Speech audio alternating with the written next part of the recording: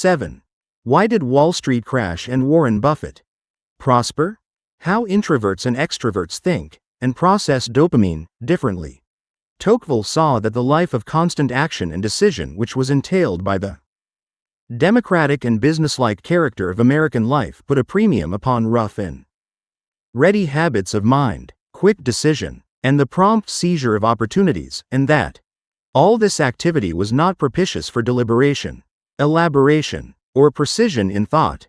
Richard Hofstadter, in Anti-Intellectualism in America. Just after 7:30 a.m. on December 11, 2008, the year of the great stock market crash, Dr. Janice Dorn's phone rang. The markets had opened on the East Coast to another session of carnage. Housing prices were plummeting, credit markets were frozen, and GM teetered on the brink of bankruptcy. Dorn took the call from her bedroom, as she often does, wearing a headset and perched atop her green duvet. The room was decorated sparely. The most colorful thing in it was Dorn herself, who, with her flowing red hair, ivory skin, and trim frame, looks like a mature version of Lady Godiva. Dorn has a PhD in neuroscience, with a specialty in brain anatomy. She's also an MD trained in psychiatry, an active trader in the gold futures market, and a financial psychiatrist who has counseled an estimated 600 traders. "Hi, Janice," said the caller that morning. A confident-sounding man named Alan. "Do you have time to talk?" Dr. Dorn did not have time. A day trader who prides herself on being in and out of trading positions every half hour. She was eager to start trading, but Dorn heard a desperate note in Alan's voice. She agreed to take the call. Alan was a 60-year-old Midwesterner who struck Dorn as a salt of the earth type. Hard-working and loyal, he had the jovial and assertive manner of an extrovert, and he maintained his good cheer.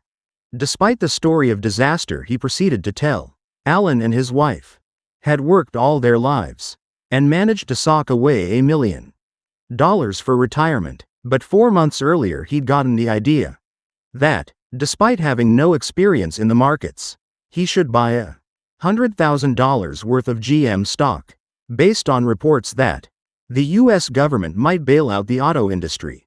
He was convinced it was a no-lose investment. After his trade went through, the media reported that the bailout might not happen after all.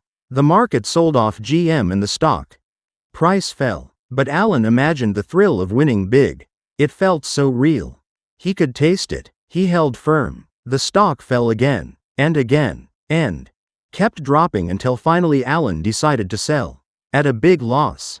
There was worse to come. When the next news cycle suggested that the bailout would happen after all, Alan got excited all over again and invested another $100,000, buying more stock at the lower price. But the same thing happened. The bailout started looking uncertain.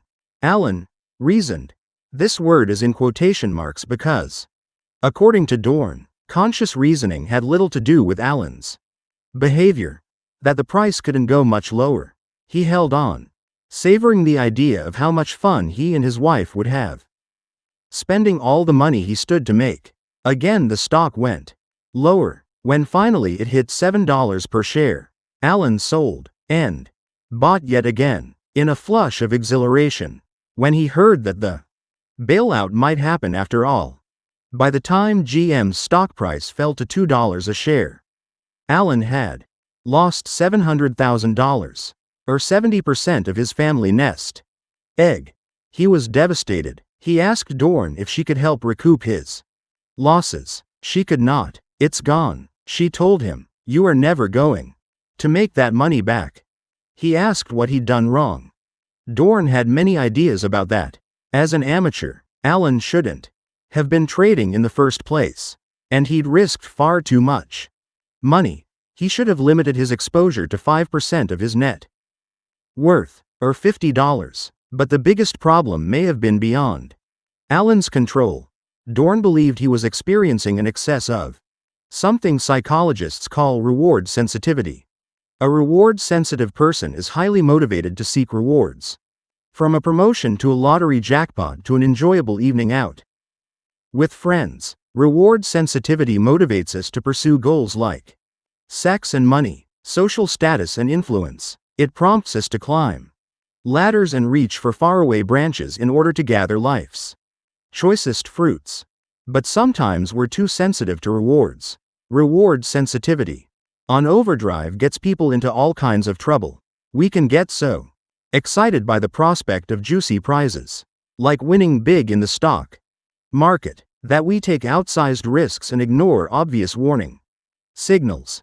Alan was presented with plenty of these signals, but was so animated by the prospect of winning big that he couldn't see them. Indeed, he fell into a classic pattern of reward sensitivity run amok at exactly the moments when the warning signs suggested slowing down. He sped up, dumping money he couldn't afford to lose into a speculative series of trades. Financial history is full of examples of players accelerating when they should be braking. Behavioral economists have long observed that executives buying companies can get so excited about beating out their competitors that they ignore signs that they're overpaying. This happens so frequently that it has a name: deal fever. Followed by the winner's curse, the AOL-Time Warner merger, which wiped out $200 billion of Time Warner shareholder value, is a classic example. There were plenty of warnings that AOL's stock, which was the currency for the merger, was wildly overvalued, yet Time Warner's directors approved the deal unanimously.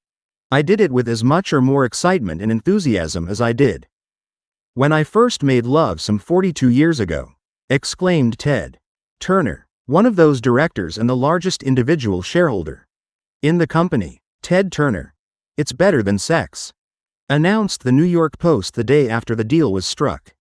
A headline to which we'll return for its power to explain why smart people can sometimes be too reward sensitive. You may be wondering what all this has to do with introversion and extroversion. Don't we all get a little carried away sometimes? The answer is yes, except that some of us do so more than others. Dorn has observed that her extroverted clients are more likely to be highly reward sensitive, while the introverts are more likely to pay attention to warning signals. They're more successful at regulating their feelings of desire or excitement. They protect themselves better from the downside. My introvert traders are much more able to say, "Okay, Janice, I do feel these excited emotions coming up in me, but I understand that I can't act on them." The introverts are much better at making a plan, staying with a plan, being very disciplined. To understand why introverts and extroverts might react differently to the prospect of rewards, says Dorn, you have to know a little about brain structure. As we saw in Chapter 4, our limbic system, which we share with the most primitive mammals in, which Dorn calls the old brain, is emotional and instinctive. It comprises various structures, including the amygdala, and it's highly interconnected with the nucleus accumbens, sometimes called the brain's pleasure center. We examined the anxious side of the old brain when we explored the role of the amygdala in high reactivity and introversion. Now we're about to see its greedy side. The old brain, according to Dorn, is constantly telling us, yes, yes, yes, eat more, drink more, have more sex, take lots of risk, go for all the gusto you can get, and above all, do not think. The reward-seeking, pleasure-loving part of the old brain is what Dorn believes spurred Alan to treat his life savings like chips at the casino. We also have a new brain, called the neocortex, which evolved many thousands of years after the limbic system. The new brain is responsible for thinking, planning, language, and decision-making, some of the very faculties that make us human. Although the new brain also plays a significant role in our emotional lives, it's the seat of rationality. Its job, according to Dorn, includes saying, no, no, no, don't do that, because it's dangerous, makes no sense, and is not in your best interests, or those of your family, or of society. So where was Alan's neocortex when he was chasing stock market gains? The old brain and the new brain do work together, but not always efficiently. Sometimes they're actually in conflict. And then our decisions are a function of which one is sending out stronger signals. So when Alan's old brain sent its breathless messages up to his new brain, it probably responded as a neocortex should. It told his old brain to slow down. It said, "Watch out," but it lost the ensuing tug of war. We all have old brains, of course. But just as the amygdala of a high reactive person is more sensitive than average to novelty, so do extroverts seem to be more susceptible than introverts to the reward-seeking cravings of the old brain. In fact, some scientists are starting to explore the idea that reward sensitivity is not only an interesting feature of extroversion, it is what makes an extrovert an extrovert. Extroverts, in other words, are characterized by their tendency to seek rewards, from top dog status to sexual highs to cold cash. They've been found to have greater economic, political, and hedonistic ambitions than introverts. Even their sociability is a function of reward sensitivity. According to this view, extroverts socialize because human connection is inherently gratifying. What underlies all this reward seeking? The key seems to be positive emotion. Extroverts tend to experience more pleasure and excitement than introverts do, emotions that are activated, explains the psychologist Daniel Nettle in his illuminating book on personality. In response to the pursuit or capture of some resource that is valued, excitement builds towards the anticipated capture of that resource. Joy follows its capture. Extroverts, in other words, often find themselves in an emotional state we might call buzz, a rush of energized, enthusiastic feelings. This is a sensation we all know and like, but not necessarily to the same degree or with the same frequency. Extroverts seem to get an extra buzz from the pursuit and attainment of their goals. The basis of buzz appears to be a high degree of activity in a network of structures in the brain, often called the reward system, including the orbitofrontal cortex, the nucleus accumbens, and the amygdala. The job of the reward system is to get us excited about potential goodies. fMRI experiments have shown that the system is activated by any number of possible delights, from anticipation of a squirt of cool aid on the tongue, to money, to pictures of attractive people.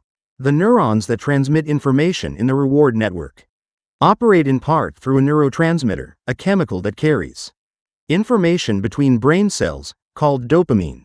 Dopamine is the reward chemical, released in response to anticipated pleasures.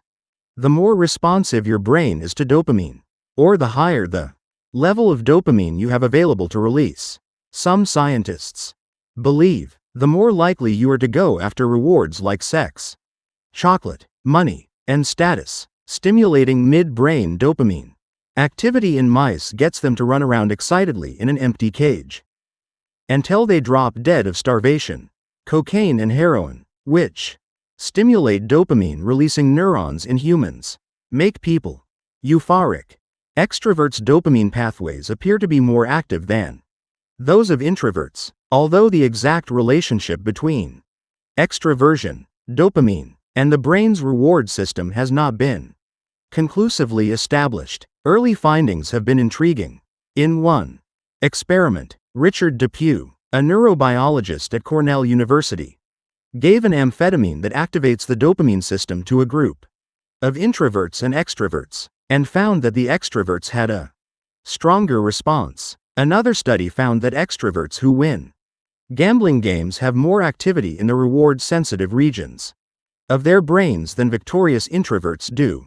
Still, other research has shown that the medial orbitofrontal cortex, a key component of the brain's dopamine-driven reward system, is larger in extroverts than in introverts. By contrast, introverts have a smaller response in the reward system, writes psychologist Nettle, and so go less out of their way to follow up reward cues. They will, like anyone, be drawn from time to sex, and parties, and status, but the kick they get will be relatively small, so they are not going to break a leg to get there. In short, introverts just don't buzz as easily. In some ways, extroverts are lucky. Buzz has a delightful champagne bubble quality. It fires us up to work and play hard. It gives us the courage to take chances. Buzz also gets us to do things that would otherwise seem too difficult, like giving speeches. Imagine you work hard to prepare a talk on a subject you care about. You get your message across, and when you finish, the audience rises to its feet. It's clapping, sustained and sincere. One person might leave the room feeling, "I'm glad I got my message across, but I'm also happy it's over. Now I can get back to the rest of my life." Another person, more sensitive to buzz, might walk away feeling, "What a trip. Did you hear that applause? Did you see the expression on their faces when I made that life-changing point? This is great." But buzz also has considerable downsides. Everyone assumes that it's good to accentuate positive emotions. But that isn't correct. The psychology professor Richard Howard told me, pointing to the example of soccer victories that end in violence and property damage. A lot of antisocial and self-defeating behavior results from people who amplify positive emotions. Another disadvantage of buzz may be its connection to risk.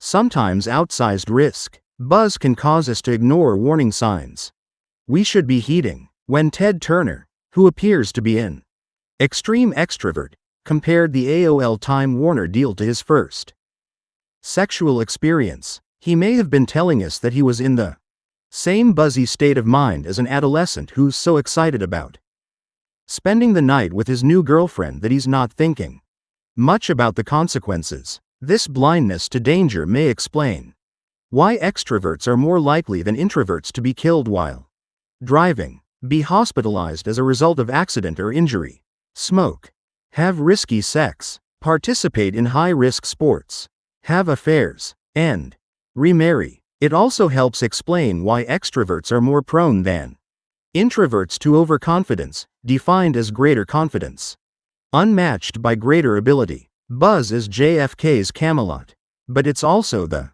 Kennedy curse. This theory of extroversion is still young, and it is not absolute. We can't say that all extroverts constantly crave rewards or that all introverts always break for trouble. Still, the theory suggests that we should rethink the roles that introverts and extroverts play in their own lives and in organizations. It suggests that when it comes time to make group decisions, extroverts would do well to listen to introverts, especially when they see problems ahead.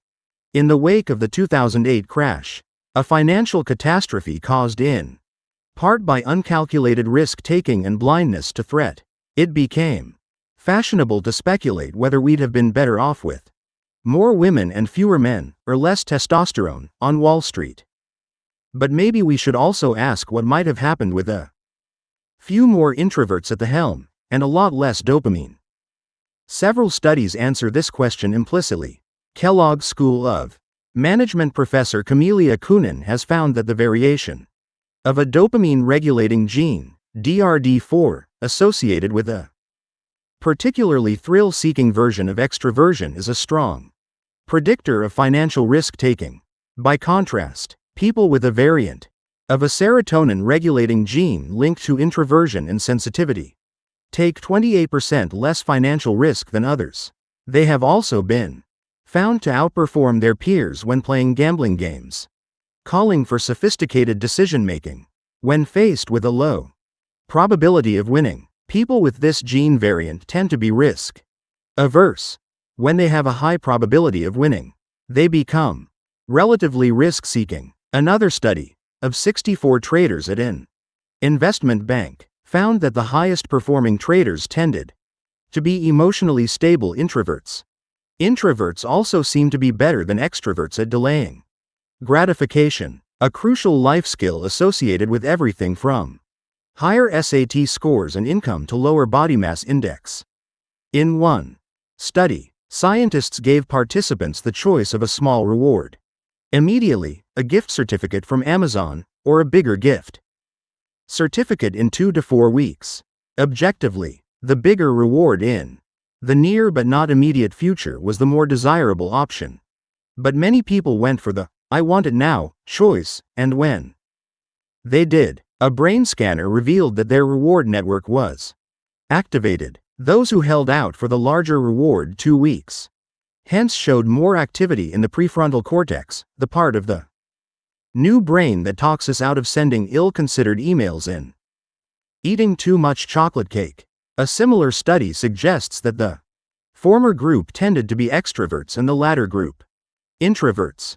Back in the 1990s, when I was a junior associate at a Wall Street law firm, I found myself on a team of lawyers representing a bank considering buying a portfolio of subprime mortgage loans made by other lenders. My job was to perform due diligence, to review the documentation to see whether the loans had been made with the proper paperwork. Had the borrowers been notified of the interest rates they were slated to pay?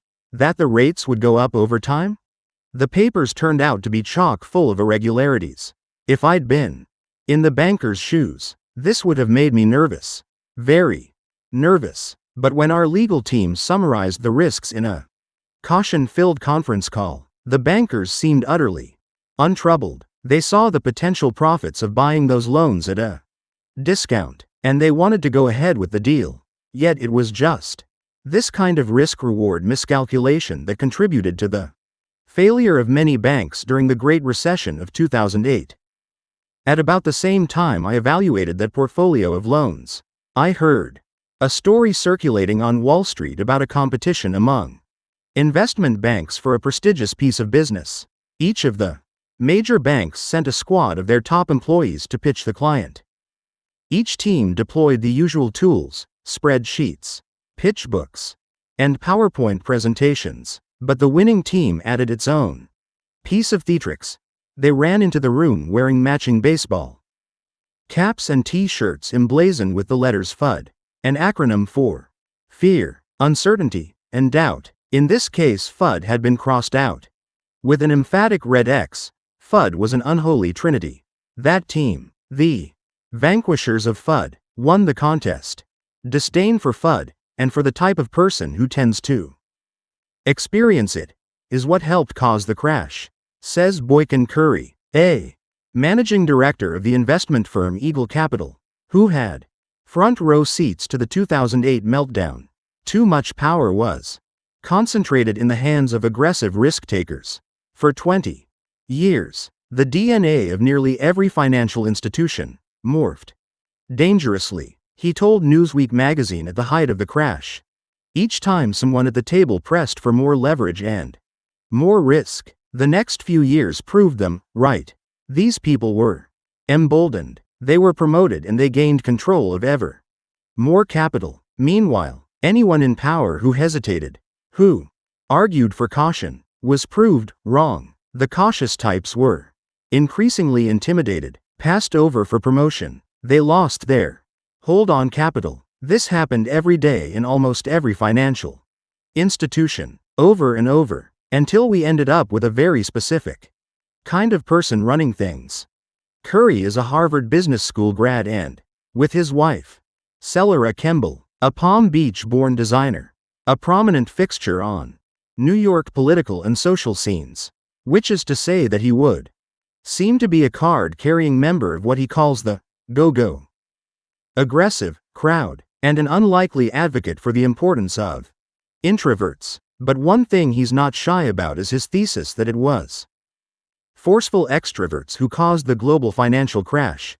People with certain personality types got control of capital and institutions and power, Curry told me, and people who are congenitally more cautious and introverted and statistical in their thinking became discredited and pushed aside. Vincent Kaminsky, a Rice University Business School professor, who once served as managing director of research for Enron, the company that famously filed for bankruptcy in 2001 as a result of reckless business practices, told the Washington Post a similar story of a business culture in which aggressive risk-takers enjoyed too high a status relative to cautious introverts. Kaminsky, a soft-spoken and careful man, was one of the few heroes of the Enron scandal. He repeatedly tried to sound the alarm with senior management that the company had entered into business deals risky enough to threaten its survival. When the top brass wouldn't listen, he refused to sign off on these dangerous transactions and ordered his team not to work on them. The company stripped him of his power to review company-wide deals. There have been some complaints, Vince, that you're not helping people to do transactions, the president of Enron told him. According to Conspiracy of Fools, a book about the Enron scandal. Instead, you're spending all your time acting like cops. We don't need cops, Vince. But they did need them, and still do. When the credit crisis threatened the viability of some of Wall Street's biggest banks in 2007, Kaminsky saw the same thing happening all over again. Let's just say that all the demons of Enron have not been exorcised, he told the Post in November of that year. The problem, he explained, was not only that many had failed to understand the risks the banks were taking, it was also that those who did understand were consistently ignored, in part because they had the wrong personality style. Many times I have been sitting across the table from an energy trader and I would say, your portfolio will implode if this specific situation happens. And the trader would start yelling at me and telling me I'm an idiot, that such a situation would never happen. The problem is that, on one side, you have a rainmaker who is making lots of money for the company and is treated like a superstar. And on the other side you have an introverted nerd. So, who do you think wins? But what exactly is the mechanism by which buzz clouds good judgment? How did Janice Dorn's client, Alan, dismiss the danger signs screaming that he might lose 70% of his life savings? What prompts some people to act as if FUD doesn't exist? One answer comes from an intriguing line of research conducted by the University of Wisconsin psychologist Joseph Newman. Imagine that you've been invited to Newman's lab to participate in one of his studies. You're there to play a game. The more points you get, the more money you win. 12 different numbers flash across a computer screen, one at a time, in no particular order. You're given a button, as if you were a game show contestant, which you can press or not as each number appears. If you press the button for a good number, you win points. If you press for a bad number, you lose points. And if you don't press at all, nothing happens. Through trial and error you learn that 4 is a nice number and 9 is not. So the next time the number 9 flashes across your screen, you know not to press that button. Except that sometimes people press the button for the bad numbers, even when they should know better. Extroverts, especially highly impulsive extroverts, are more likely than introverts to make this mistake. Why? Well, in the words of psychologists John Brebner and Chris Cooper, who have shown that extroverts think less and act faster on such tasks. Introverts are geared to inspect, and extroverts geared to respond. But the more interesting aspect of this puzzling behavior is not what the extroverts do before they've hit the wrong button, but what they do after. When introverts hit the number 9 button and find they've lost a point, they slow down before moving on to the next number, as if to reflect on what went wrong. But extroverts not only fail to slow down, they actually speed up. This seems strange. Why would anyone do this? Newman explains that it makes perfect sense.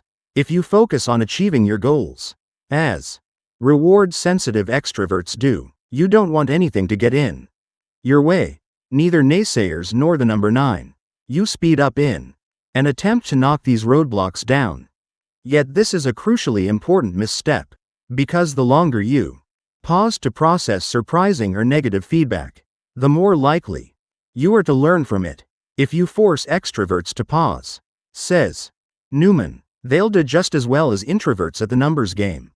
But, left to their own devices, they don't stop, and so they don't learn to avoid the trouble staring them in the face. Newman says that this is exactly what might happen to extroverts like Ted Turner.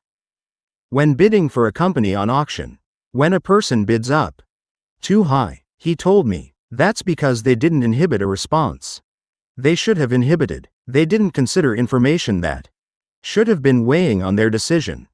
Introverts, in contrast, are constitutionally programmed to downplay reward, to kill their buzz, you might say, and scan for problems. As soon they get excited, says Newman, they'll put the brakes on and think about peripheral issues that may be more important. Introverts seem to be specifically wired or trained so. When they catch themselves getting excited and focused on a goal, their vigilance increases. Introverts also tend to compare new information with their expectations. He says, they ask themselves, is this what I thought would happen? Is it how it should be? And when the situation falls short of expectations, they form associations between the moment of disappointment, losing points, and whatever was going on in their environment at the time of the disappointment, hitting the number 9. These associations let them make accurate predictions about how to react to warning signals in the future. Introverts' disinclination to charge ahead is not only a hedge against risk, it also pays off on intellectual tasks. Here are some of the things we know about the relative performance of introverts and extroverts at complex problem solving.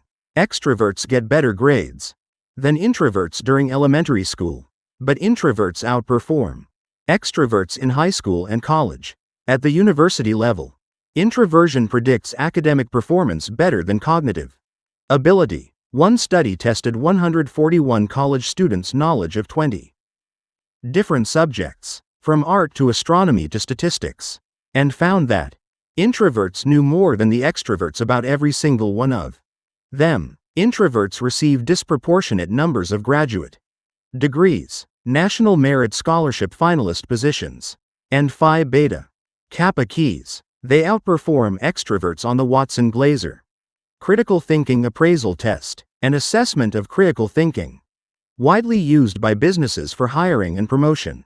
They've been shown to excel at something psychologists call insightful problem solving. The question is, why? Introverts are not smarter than extroverts. According to IQ scores, the two types are equally intelligent, and on many kinds of tasks, particularly those performed under time or social pressure or involving multitasking. Extroverts do better. Extroverts are better than introverts at handling information overload. Introverts' reflectiveness uses up a lot of cognitive capacity. According to Joseph Newman, on any given task, he says, if we have 100% cognitive capacity, an introvert may have only 75% on task and 25% off task, whereas an extrovert may have 90% on task. This is because most tasks are goal-directed. Extroverts appear to allocate most of their cognitive capacity to the goal at hand, while introverts use up capacity by monitoring how the task is going. But introverts seem to think more carefully than extroverts. As the psychologist Gerald Matthews describes in his work, extroverts are more likely to take a quick and dirty approach to problem solving, trading accuracy for speed, making increasing numbers of mistakes as they go, and abandoning ship altogether when the problem seems too difficult or frustrating. Introverts think before they act, digest information thoroughly, stay on task longer, give up less easily, and work more accurately. Introverts and extroverts also direct their attention differently. If you leave them to their own devices, the introverts tend to sit around wondering about things, imagining things, recalling events from their past, and making plans for the future. The extroverts are more likely to focus on what's happening around them. It's as if extroverts are seeing what is, while their introverted peers are asking, what if? Introverts and extroverts' contrasting problem-solving styles have been observed in many different contexts. In one experiment, psychologists gave 50 people a difficult jigsaw puzzle to solve, and found that the extroverts were more likely than the introverts to quit midway. In another, Professor Richard Howard gave introverts and extroverts a complicated series of printed mazes, and found not only that the introverts tended to solve more mazes correctly, but also that they spent a much greater percentage of their allotted time inspecting the maze before entering it. A similar thing happened when groups of introverts and extroverts were given the Raven standard progressive matrices, an intelligence test that consists of 5 sets of problems of increasing difficulty. The extroverts tended to do better on the first 2 sets, presumably because of their ability to orient quickly to their goal, but on the 3 more difficult sets, where persistence pays, the introverts significantly outperformed them. By the final, most complicated set, the extroverts were much more likely than the introverts to abandon the task altogether. Introverts sometimes outperform extroverts even on social tasks that require persistence. Wharton management professor Adam Grant, who conducted the leadership studies described in Chapter 2, once studied the personality traits of effective call center employees. Grant predicted that the extroverts would be better telemarketers. But it turned out that there was zero correlation between extroversion levels and cold calling prowess. The extroverts would make these wonderful calls, Grant told me, but then a shiny object of some kind would cross their paths, and they'd lose focus. The introverts, in contrast, would talk very quietly, but boom, boom, boom, they were making those calls. They were focused and determined. The only extroverts to outperform them were those who also happened to be unusually high scorers for a separate personality trait measuring conscientiousness. Introvert persistence was more than a match for extrovert buzz. In other words, even at a task where social skills might be considered at a premium, persistence isn't very glamorous. If genius is 1% inspiration and 99% perspiration, then as a culture, we tend to lionize the 1%. We love its flash and dazzle. But great power lies in the other 99%. It's not that I'm so smart, said Einstein, who was a consummate introvert. It's that I stay with problems longer. None of this is to denigrate those who forge ahead quickly, or to blindly glorify the reflective and careful. The point is that we tend to overvalue buzz and discount the risks of reward sensitivity. We need to find a balance between action and reflection. For example, if you were staffing an investment bank, management professor Kunin told me, you'd want to hire not only reward-sensitive types, who are likely to profit from bull markets, but also those who remain emotionally more neutral. You'd want to make sure that important corporate decisions reflect the input of both kinds of people, not just one type, and you'd want to know that individuals on all points of the reward sensitivity spectrum understand their own emotional preferences and can temper them to match market conditions. But it's not just employers who benefit from taking a closer look at their employees. We also need to take a closer look at ourselves.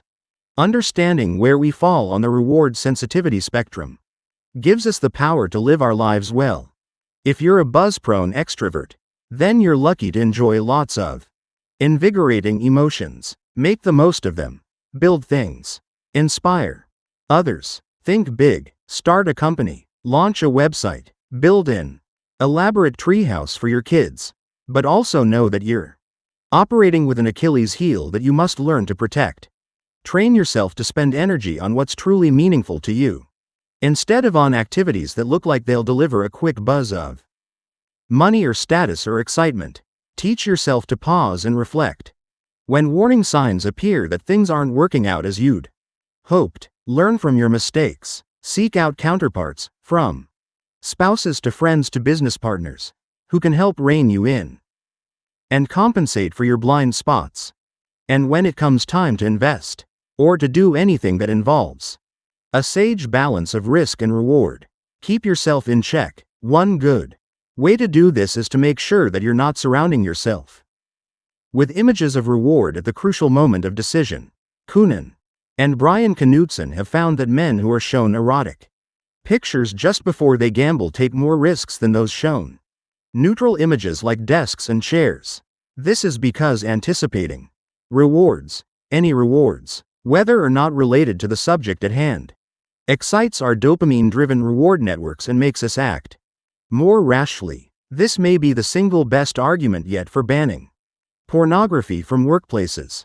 And if you're an introvert who's relatively immune to the excesses of reward sensitivity, at first blush, the research on dopamine and buzz seems to imply that extroverts, and extroverts alone, are happily motivated to work hard by the excitement they get from pursuing their goals. As an introvert, I was puzzled by this idea. When I first came across it, it didn't reflect my own experience. I'm in love with my work and always have been. I wake up in the morning excited to get started. So what drives people like me? One answer is that even if the reward sensitivity theory of extroversion turns out to be correct, we can't say that all extroverts are always more sensitive to rewards and blasé about risk, or that all introverts are constantly unmoved by incentives and vigilant about threats. Since the days of Aristotle, philosophers have observed that these two modes, approaching things that appear to give pleasure and avoiding others that seem to cause pain, lie at the heart of all human activity. As a group, extroverts tend to be reward-seeking, but every human being has her own mix of approach and avoidance tendencies, and sometimes the combination differs depending on the situation. Indeed, many contemporary personality psychologists would say that threat vigilance is more characteristic of a trait known as neuroticism than of introversion. The body's reward and threat systems also seem to work independently of each other, so that the same person can be generally sensitive or insensitive to both reward and threat. If you want to determine whether you are reward-oriented, threat-oriented, or both, try asking yourself whether the following groups of statements are true of you. If you are reward-oriented, when I get something I want, I feel excited and energized. When I want something, I usually go all out to get it. When I see an opportunity for something I like, I get excited right away. When good things happen to me, it affects me strongly. I have very few fears compared to my friends. If you are threat-oriented, criticism or scolding hurts me quite a bit. I feel pretty worried or upset when I think or know somebody is angry at me. If I think something unpleasant is going to happen, I usually get pretty worked up. I feel worried when I think I have done poorly at something important. I worry about making mistakes. But I believe that another important explanation for introverts who love their work may come from a very different line of research by the influential psychologist Mihaly Csikszentmihalyi on the state of being he calls flow. Flow is an optimal state in which you feel totally engaged in an activity, whether long-distance swimming or songwriting, sumo wrestling or sex. In a state of flow, you're neither bored nor anxious, and you don't question your own adequacy. Hours pass without your noticing. The key to flow is to pursue an activity for its own sake, not for the rewards it brings. Although flow does not depend on being an introvert or an extrovert, many of the flow experiences that Csikszentmihalyi writes about are solitary pursuits that have nothing to do with reward seeking. Reading, tending an orchard, solo ocean cruising. Flow often occurs, he writes, in conditions in which people become independent of the social environment to the degree that they no longer respond exclusively in terms of its rewards and punishments. To achieve such autonomy, a person has to learn to provide rewards to herself. In a sense, Csikszentmihalyi transcends Aristotle. He is telling us that there are some activities that are not about approach or avoidance, but about something deeper, the fulfillment that comes from absorption in an activity outside yourself. Psychological theories usually assume that we are motivated either by the need to eliminate an unpleasant condition like hunger or fear, Csikszentmihalyi writes, or by the expectation of some future reward such as money, status, or prestige. But in flow, a person could work around the clock for days on end, for no better reason than to keep on working. If you're an introvert, find your flow by using your gifts. You have The power of persistence, the tenacity to solve complex problems, and the clear-sightedness to avoid pitfalls that trip others up. You enjoy relative freedom from the temptations of superficial prizes like money and status. Indeed, your biggest challenge may be to fully harness your strengths. You may be so busy trying to appear like a zestful, reward-sensitive extrovert that you undervalue your own talents, or feel underestimated by those around you. But when you're focused on a project that you care about, you probably find that your energy is boundless. So stay true to your own nature. If you like to do things in a slow and steady way, don't let others make you feel as if you have to race. If you enjoy depth, don't force yourself to seek breadth.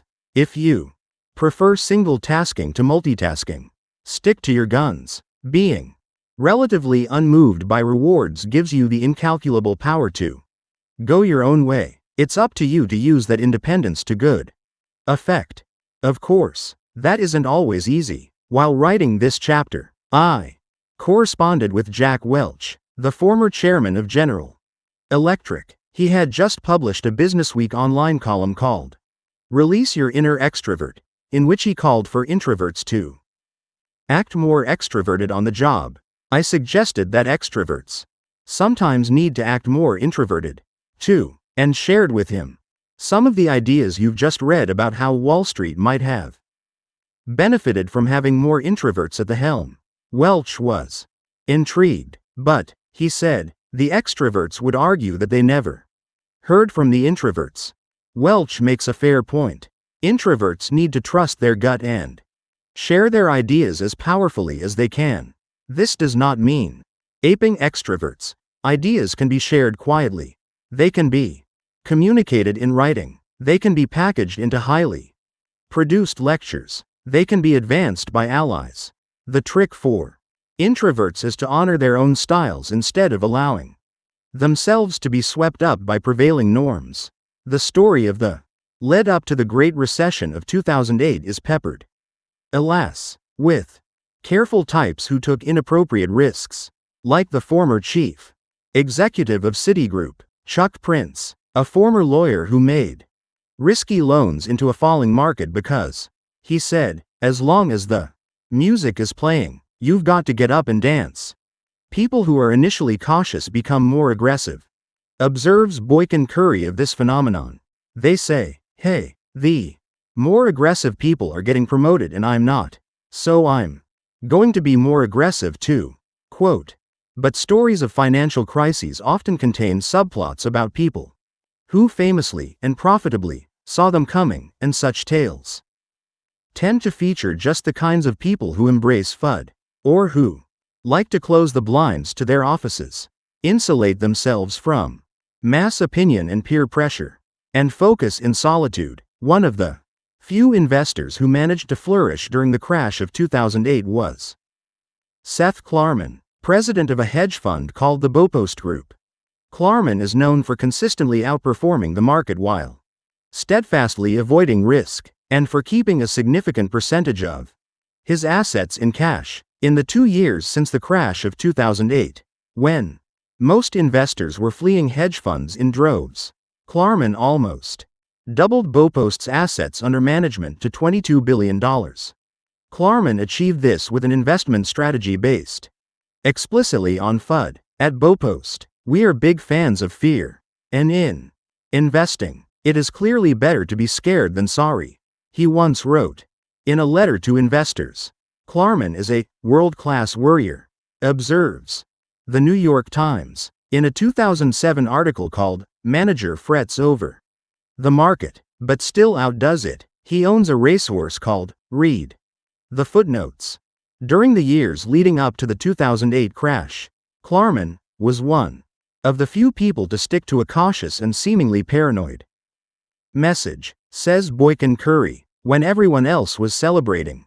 He was probably storing cans of tuna in his basement to prepare for the end of civilization. Then, when everyone else panicked, he started buying. It's not just analysis, it's his emotional makeup. The same wiring that helps Seth find opportunities that no one else sees can make him seem aloof or blunt. If you're the kind of person who frets every time the quarter is good, you may have trouble rising to the top of a corporate pyramid. Seth probably wouldn't have made it as a sales manager, but he is one of the great investors of our time. Similarly, in his book on the run-up to the 2008 crash, The Big Short, Michael Lewis introduces three of the few people who were astute enough to forecast the coming disaster. One was a solitary hedge fund manager named Michael Burry, who describes himself as happy in my own head, and who spent the years prior to the crash alone in his office in San Jose, California, combing through financial documents and developing his own contrarian views of market risk. The others were a pair of socially awkward investors named Charlie Ledley and Jamie Mai, whose entire investment strategy was based on FUD. They placed bets that had limited downside, but would pay off handsomely if dramatic but unexpected changes occurred in the market. It was not an investment strategy so much as a life philosophy, a belief that most situations were not as stable as they appeared to be. This suited the two men's personalities. Writes Lewis, they never had to be sure of anything. Both were predisposed to feel that people, and by extension markets, were too certain about inherently uncertain things, even after being proven right with their 2006 and 2007 bets against the subprime mortgage market, and earning $100 million in the process. They actually spent time wondering how people who had been so sensationally right, i.e. they themselves, could preserve the capacity for diffidence and doubt and uncertainty that had enabled them to be right. Ledley and Mai understood the value of their constitutional diffidence, but others were so spooked by it that they gave up the chance to invest money with the two, in effect, sacrificing millions of dollars to their prejudice against FUD. What's amazing with Charlie Ledley, says Boykin Curry, who knows him well, is that here you had a brilliant investor who was exceedingly conservative. If you were concerned about risk, there was no one better to go to. But he was terrible at raising capital because he seemed so tentative about everything. Potential clients would walk out of Charlie's office scared to give him money because they thought he lacked conviction. Meanwhile, they poured money into funds run by managers who exuded confidence and certainty. Of course, when the economy turned, the confident group lost half their clients' money, while Charlie and Jamie made a fortune. Anyone who used conventional social cues to evaluate money managers was led to exactly the wrong conclusion. Another example, this one from the 2000 crash of the dot-com bubble, concerns a self-described introvert based in Omaha, Nebraska, where he's well known for shutting himself inside his office for hours at a time. Warren Buffett, the legendary investor and one of the wealthiest men in the world, has used exactly the attributes we've explored in this chapter: intellectual persistence, prudent thinking, and the ability to see and act on warning signs, to make billions of dollars for himself and the shareholders in his company, Berkshire Hathaway. Buffett is known for thinking carefully when those around him lose their heads. Success in investing doesn't correlate with IQ, he has said. Once you have ordinary intelligence, what you need is the temperament to control the urges that get other people into trouble in investing.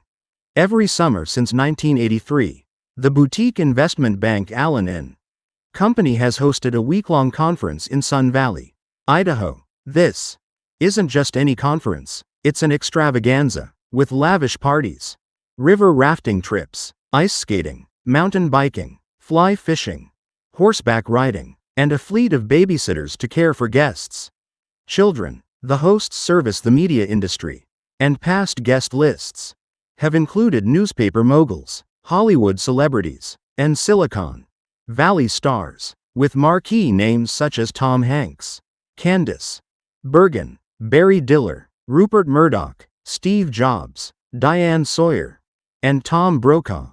In July 1999, according to Alice Schroeder's excellent biography of Buffett, The Snowball, he was one of those guests.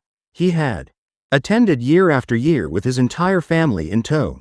Arriving by Gulfstream jet and staying with the other VIP attendees in a select group of condos overlooking the golf course. Buffett loved his annual vacation at Sun Valley, regarding it as a great place for his family to gather and for him to catch up with old friends. But this year the mood was different. It was the height of the technology boom, and there were new faces at the table, the heads of technology companies that had grown rich and powerful almost overnight, and the venture capitalists who had fed them cash. These people were riding high when the celebrity photographer Annie Leibovitz showed up to shoot the media all-star team for Vanity Fair. Some of them lobbied to get in the photo. They were the future, they believed. Buffett was decidedly not a part of this group. He was an old school investor who didn't get caught up in speculative frenzy around companies with unclear earnings prospects. Some dismissed him as a relic of the past. But Buffett was still powerful enough to give the keynote address on the final day of the conference. He thought long and hard about that speech and spent weeks preparing for it. After warming up the crowd with a charmingly self-deprecating story, Buffett used to dread public speaking until he took a Dale Carnegie course. He told the crowd, in painstaking, brilliantly analyzed detail, why the tech-fueled bull market wouldn't last. Buffett had studied the data, noted the danger signals, and then paused and reflected on what they meant. It was the first public forecast he had made in 30 years. The audience wasn't thrilled. According to Schroeder, Buffett was raining on their parade. They gave him a standing ovation. But in private, many dismissed his ideas. Good old Warren, they said. Smart man. But this time he missed the boat. Later that evening, the conference wrapped up with a glorious display of fireworks. As always, it had been a blazing success.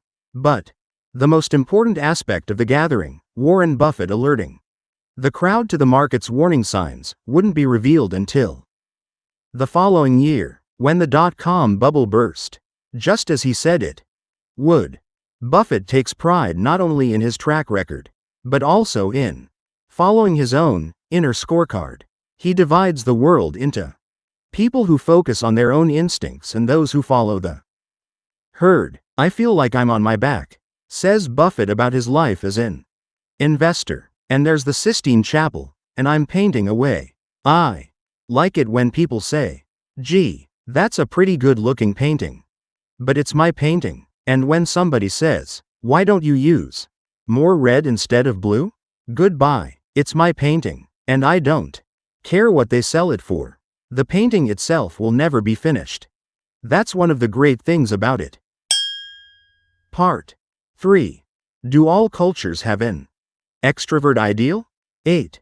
Soft power. Asian Americans and the extrovert ideal. In a gentle way, you can shake the world. Mahatma Gandhi. It's a sunny spring day in 2006, and Mike Wei, a 17-year-old Chinese-born senior at Lynbrook High School near Cupertino, California, is telling me about his experiences as an Asian American student. Mike is dressed in sporty all-American attire of khakis, windbreaker, and baseball cap, but his sweet, serious face and wispy mustache give him the aura of a budding philosopher. And he speaks so softly that I have to lean forward to hear him. At school, says Mike, I'm a lot more interested in listening to what the teacher says and being the good student, rather than the class clown or interacting with other kids in the class. If being outgoing, shouting, or acting out in class is gonna affect the education I receive, it's better if I go for education. Mike relates this view matter-of-factly, but he seems to know how unusual it is by American standards. His attitude comes from his parents. He explains, if I have a choice between doing something for myself, like going out with my friends, or staying home and studying, I think of my parents. That gives me the strength to keep studying. My father tells me that his job is computer programming, and my job is to study. Mike's mother taught the same lesson by example. A former math teacher who worked as a maid when the family immigrated to North America. She memorized English vocabulary words while washing dishes. She is very quiet, says Mike, and very resolute. It's really Chinese to pursue your own education like that. My mother has the kind of strength that not everyone can see. By all indications, Mike has made his parents proud. His email username is a student, and he's just won a coveted spot in Stanford University's freshman class. He's the kind of thoughtful, dedicated student that any community would be proud to call its own. And yet, according to an article called The New White Flight that ran in the Wall Street Journal just 6 months previously, white families are leaving Cupertino in droves. Precisely because of kids like Mike. They are fleeing the sky-high test scores and awe-inspiring study habits of many Asian American students. The article said that white parents feared that their kids couldn't keep up academically. It quoted a student from a local high school. If you were Asian, you had to confirm you were smart. If you were white, you had to prove it. But the article didn't explore what lay behind this stellar academic performance. I was curious whether the town's scholarly bent reflected a culture insulated from the worst excesses of the extrovert ideal, and if so, what that would feel like. I decided to visit and find out. At first blush, Cupertino seems like the embodiment of the American dream. Many first and second generation Asian immigrants live here and work at the local high-tech office parks. Apple Computer's headquarters at One Infinite Loop is in town. Google's Mountain View headquarters is just down the road. Meticulously maintained cars glide along the boulevards. The few pedestrians are crisply dressed in bright colors and cheerful whites. Unprepossessing ranch houses are pricey, but buyers think the cost is worth it to get their kids into the town's famed public school system, with its ranks of Ivy-bound kids. Of the 615 students in the graduating class of 2010 at Cupertino's Monte Vista High School, 77% of whom are Asian American, according to the school's website, some of which is accessible in Chinese. 53 were national merit scholarship semifinalists. The average combined score of Monte Vista students who took the SAT in 2009 was 1916 out of 2,400, 27% higher than the nationwide average. Respected kids at Monte Vista High School are not necessarily athletic or vivacious, according to the students I meet here. Rather, they're studious and sometimes quiet. Being smart is actually admired, even if you're weird. A Korean-American high school sophomore named Chris tells me. Chris describes the experience of his friend, whose family left to spend 2 years in a Tennessee town where few Asian Americans lived. The friend enjoyed it, but suffered culture shock. In Tennessee, there were insanely smart people, but they were always by themselves. Here, the really smart people usually have a lot of friends, because they can help people out with their work. The library is to Cupertino what the mall or soccer field is to other towns, an unofficial center of village life. High school kids cheerfully refer to studying as going nerding. Football and cheerleading aren't particularly respected activities. Our football team sucks, Chris says good-naturedly, though the team's recent stats are more impressive than Chris suggests. Having a lousy football team seems to hold symbolic significance for him. You couldn't really even tell they're football players. He explains. They don't wear their jackets and travel in big groups. When one of my friends graduated, they played a video and my friend was like, I can't believe they're showing football players and cheerleaders in this video. That's not what drives this town. Ted Shinta, a teacher and advisor to the robotics team at Monte Vista High School, tells me something similar. When I was in high school, he says, you were discouraged from voting in student elections unless you were wearing a varsity jacket. At most high schools you have a popular group that tyrannizes the others. But here the kids in that group don't hold any power over the other students. The student body is too academically oriented for that. A local college counselor named Purvi Modi agrees. Introversion is not looked down upon. She tells me it is accepted. In some cases, it is even highly respected and admired. It is cool to be a master chess champion and play in the band. There's an introvert extrovert spectrum here, as everywhere, but it's as if the population is distributed a few extra degrees toward the introverted end of the scale. One young woman, a Chinese American about to begin her freshman year at an elite East Coast college, noticed this phenomenon after meeting some of her future classmates online, and worries what the post-Cupertino future might hold. I met a couple of people on Facebook, she says, and they're just so different. I'm really quiet. I'm not that much of a partier or socializer, but everyone there seems to be very social and stuff. It's just very different from my friends. I'm not even sure if I'm gonna have friends when I get there. One of her Facebook correspondents lives in nearby Palo Alto, and I ask how she'll respond if that person invites her to get together over the summer. I probably wouldn't do it, she says. It would be interesting to meet them and stuff, but my mom doesn't want me going out that much, because I have to study. I'm struck by the young woman's sense of filial obligation, and its connection to prioritizing study over social life. But this is not unusual in Cupertino. Many Asian American kids here tell me that they study all summer at their parents' request, even declining invitations to July birthday parties so they can get ahead on the following October's calculus curriculum. I think it's our culture, explains Tiffany Liao, a poised, sophomore-bound high school senior whose parents are from Taiwan. Study, do well, don't create waves. It's inbred in us to be more quiet. When I was a kid and would go to my parents' friends' house and didn't want to talk, I would bring a book. It was like this shield, and they would be like, she's so studious, and that was praise.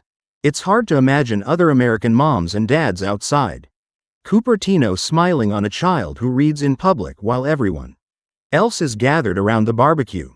But parents schooled a generation ago in Asian countries were likely taught this quieter style as children. In many East Asian classrooms, the traditional curriculum emphasizes listening, writing, reading, and memorization. Talking is simply not a focus, and is even discouraged.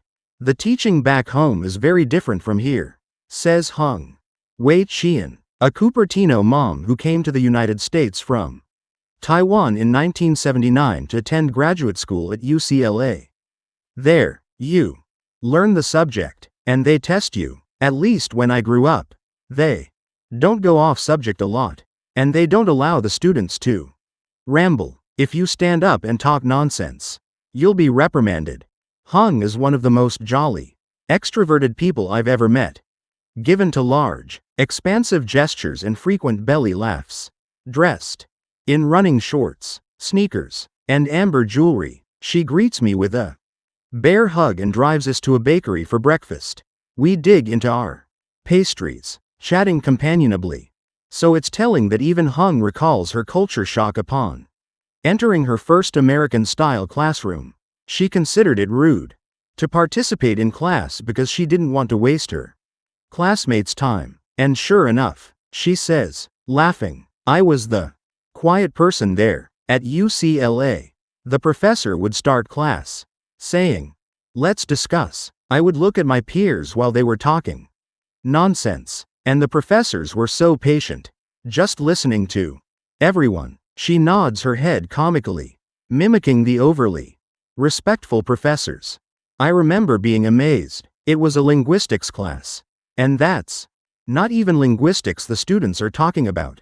I thought, oh, in the US, as soon as you start talking, you're fine. Quote, if Hung was bewildered by the American style of class participation, it's likely that her teachers were equally perplexed by her unwillingness to speak. A full 20 years after Hung moved to the United States, the San Jose Mercury News ran an article called East-West Teaching Traditions Collide, exploring professors' dismay at the reluctance of Asian-born students like Hung to participate in California university classrooms. One professor noted a deference barrier created by Asian students' reverence for their teachers. Another vowed to make class participation part of the grade in order to prod Asian students to speak in class. You're supposed to downgrade yourself in Chinese learning because other thinkers are so much greater than you, said a third. This is a perennial problem in classes with predominantly Asian American students. The article generated a passionate reaction in the Asian American community. Some said the universities were right that Asian students need to adapt to Western educational norms. Asian Americans have let people walk all over them because of their silence, posted a reader of the sardonically titled website modelminority.com. Others felt that Asian students shouldn't be forced to speak up and conform to the Western mode. Perhaps, instead of trying to change their ways, colleges can learn to listen to their sound of silence, wrote Heejing Kim, a Stanford University cultural psychologist, in a paper arguing that talking is not always a positive act. How is it that Asians and Westerners can look at the exact same classroom interactions, and one group will label it class participation, and the other talking nonsense? The Journal of Research in Personality has published an answer to this question in the form of a map of the world drawn by research psychologist Robert McCrae. McCrae's map looks like something you'd see in a geography textbook, but it's based, he says, not on rainfall or population density, but on personality trait levels, and its shadings of dark and light grays, dark for extroversion, light for introversion, reveal a picture that is quite clear. Asia is introverted. Europe, extroverted. Had the map also included the United States, it would be colored dark gray. Americans are some of the most extroverted people on Earth. McCrae's map might seem like a grand exercise in cultural stereotyping. To group entire continents by personality type is an act of gross generalization.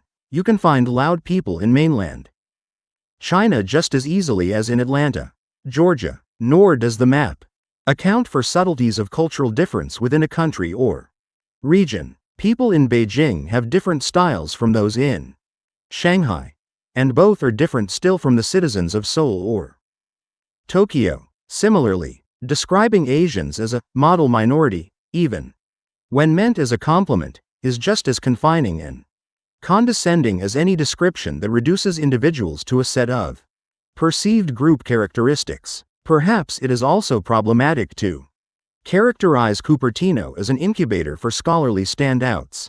No matter how flattering this might sound to some. But although I don't want to encourage rigid national or ethnic typecasting, to avoid entirely the topic of cultural difference and introversion would be a shame. There are too many aspects of Asian cultural and personality styles that the rest of the world could and should learn from. Scholars have for decades studied cultural differences in personality type, especially between East and West, and especially the dimension of introversion-extroversion, the one pair of traits that psychologists, who agree on practically nothing when it comes to cataloging human personality, believe is salient and measurable all over the world. Much of this research yields the same results as McCrae's map. One study comparing 8 to 10-year-old children in Shanghai and southern Ontario, Canada, for example, found that shy and sensitive children are shunned by their peers in Canada but make sought-after playmates in China, where they are also more likely than other children to be considered for leadership roles. Chinese children who are sensitive and reticent are said to be dongxi, understanding, a common term of praise. Similarly, Chinese high school students tell researchers that they prefer friends who are humble and altruistic, honest and hardworking, while American high school students seek out the cheerful, enthusiastic, and sociable.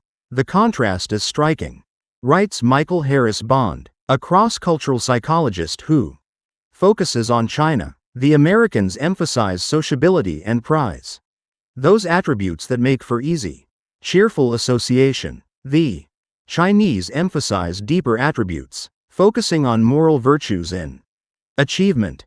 Another study asked Asian Americans and European Americans to think out loud while solving reasoning problems, and found that the Asians did much better when they were allowed to be quiet, compared to the Caucasians, who performed well when vocalizing their problem solving. These results would not surprise anyone familiar with traditional Asian attitudes to the spoken word.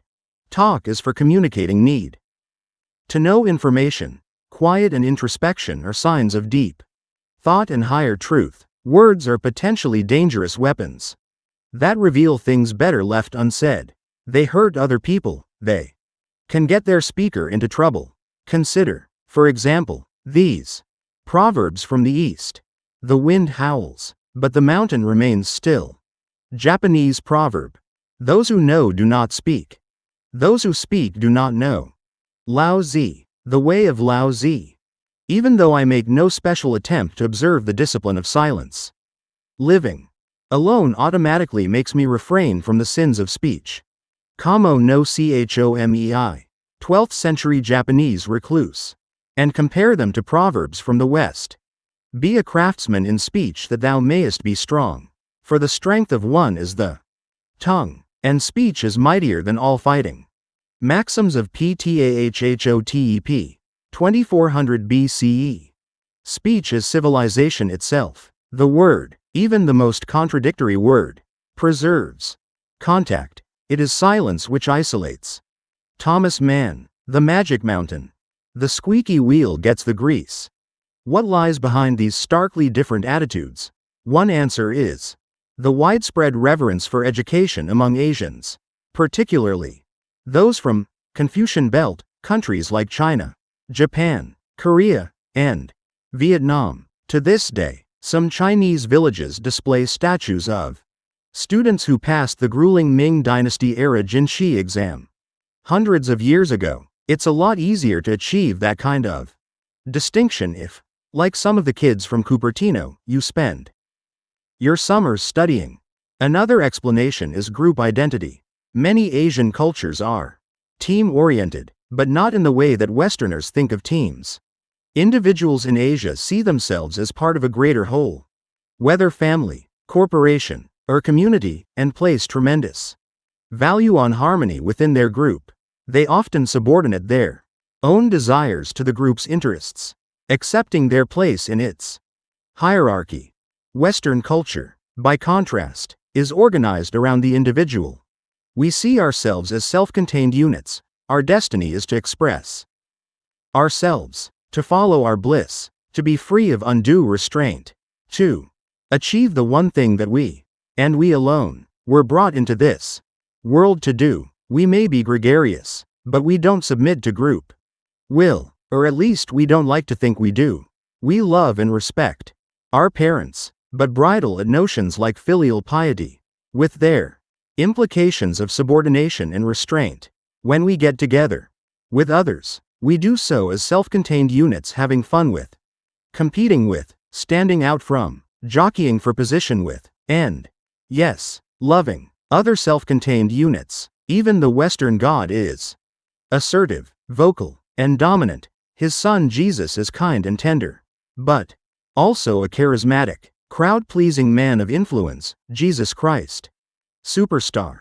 It makes sense, then, that Westerners value boldness and verbal skill, traits that promote individuality, while Asians prize quiet, humility, and sensitivity, which foster group cohesion. If you live in a collective, then things will go a lot more smoothly if you behave with restraint, even submission. This preference was vividly demonstrated in a recent fMRI study, in which researchers showed 17 Americans and 17 Japanese pictures of men in dominance poses, arms crossed, muscles bulging, legs planted squarely on the ground, and subordinate positions, shoulders bent, hands interlocked, protectively over groin, legs squeezed together tight. They found that the dominant pictures activated pleasure centers in the American brains, while the submissive pictures did the same for the Japanese. From a Western perspective, it can be hard to see what's so attractive about submitting to the will of others. But what looks to a Westerner like subordination can seem like basic politeness to many Asians. Don Chen, the Chinese-American Harvard Business School student you met in Chapter 2, told me about the time he shared an apartment with a group of Asian friends plus his close Caucasian friend, a gentle, easygoing guy Don felt would fit right in. Conflicts arose when the Caucasian friend noticed dishes piling up in the sink and asked his Asian roommates to do their fair share of the washing up. It wasn't an unreasonable complaint, says Don, and his friend thought he phrased his request politely and respectfully. But his Asian roommates saw it differently. To them, he came across as harsh and angry. An Asian in that situation, said Don, would be more careful with his tone of voice. He would phrase his displeasure in the form of a question, not a request or command. Or he might not bring it up at all. It wouldn't be worth upsetting the group over a few dirty dishes. What looks to Westerners like Asian deference, in other words, is actually a deeply felt concern for the sensibilities of others. As the psychologist Harris Bond observes, it is only those from an explicit tradition who would label the Asian mode of discourse self-effacement. Within this indirect tradition it might be labeled relationship honoring, and relationship honoring leads to social dynamics that can seem remarkable from a Western perspective. It's because of relationship honoring, for example, that social anxiety disorder in Japan, known as Taijin Kyofusho, takes the form not of excessive worry about embarrassing oneself, as it does in the United States, but of embarrassing others. It's because of relationship honoring that Tibetan Buddhist monks find inner peace and off-the-chart happiness levels, as measured in brain scans, by meditating quietly on compassion. And it's because of relationship honoring that Hiroshima victims apologized to each other for surviving. Their civility has been well documented but still stays the heart, writes the essayist Lydia Millett. I am sorry, said one of them, bowing, with the skin of his arms peeling off in strips. I regret I am still alive while your baby is not. I am sorry, another said earnestly, with lips swollen to the size of oranges, as he spoke to a child weeping beside her dead mother. I am so sorry that I was not taken instead. Quote, though Eastern relationship honoring is admirable and beautiful, so is Western respect for individual freedom, self-expression, and personal destiny. The point is not that one is superior to the other, but that a profound difference in cultural values has a powerful impact on the personality styles favored by each culture. In the West, we subscribe to the extrovert ideal, while in much of Asia, at least before the westernization of the past several decades, silence is golden. These contrasting outlooks affect the things we say when our roommates' dishes pile up in the sink, and the things we don't say in a university classroom. Moreover, they tell us that the extrovert ideal is not as sacrosanct as we may have thought.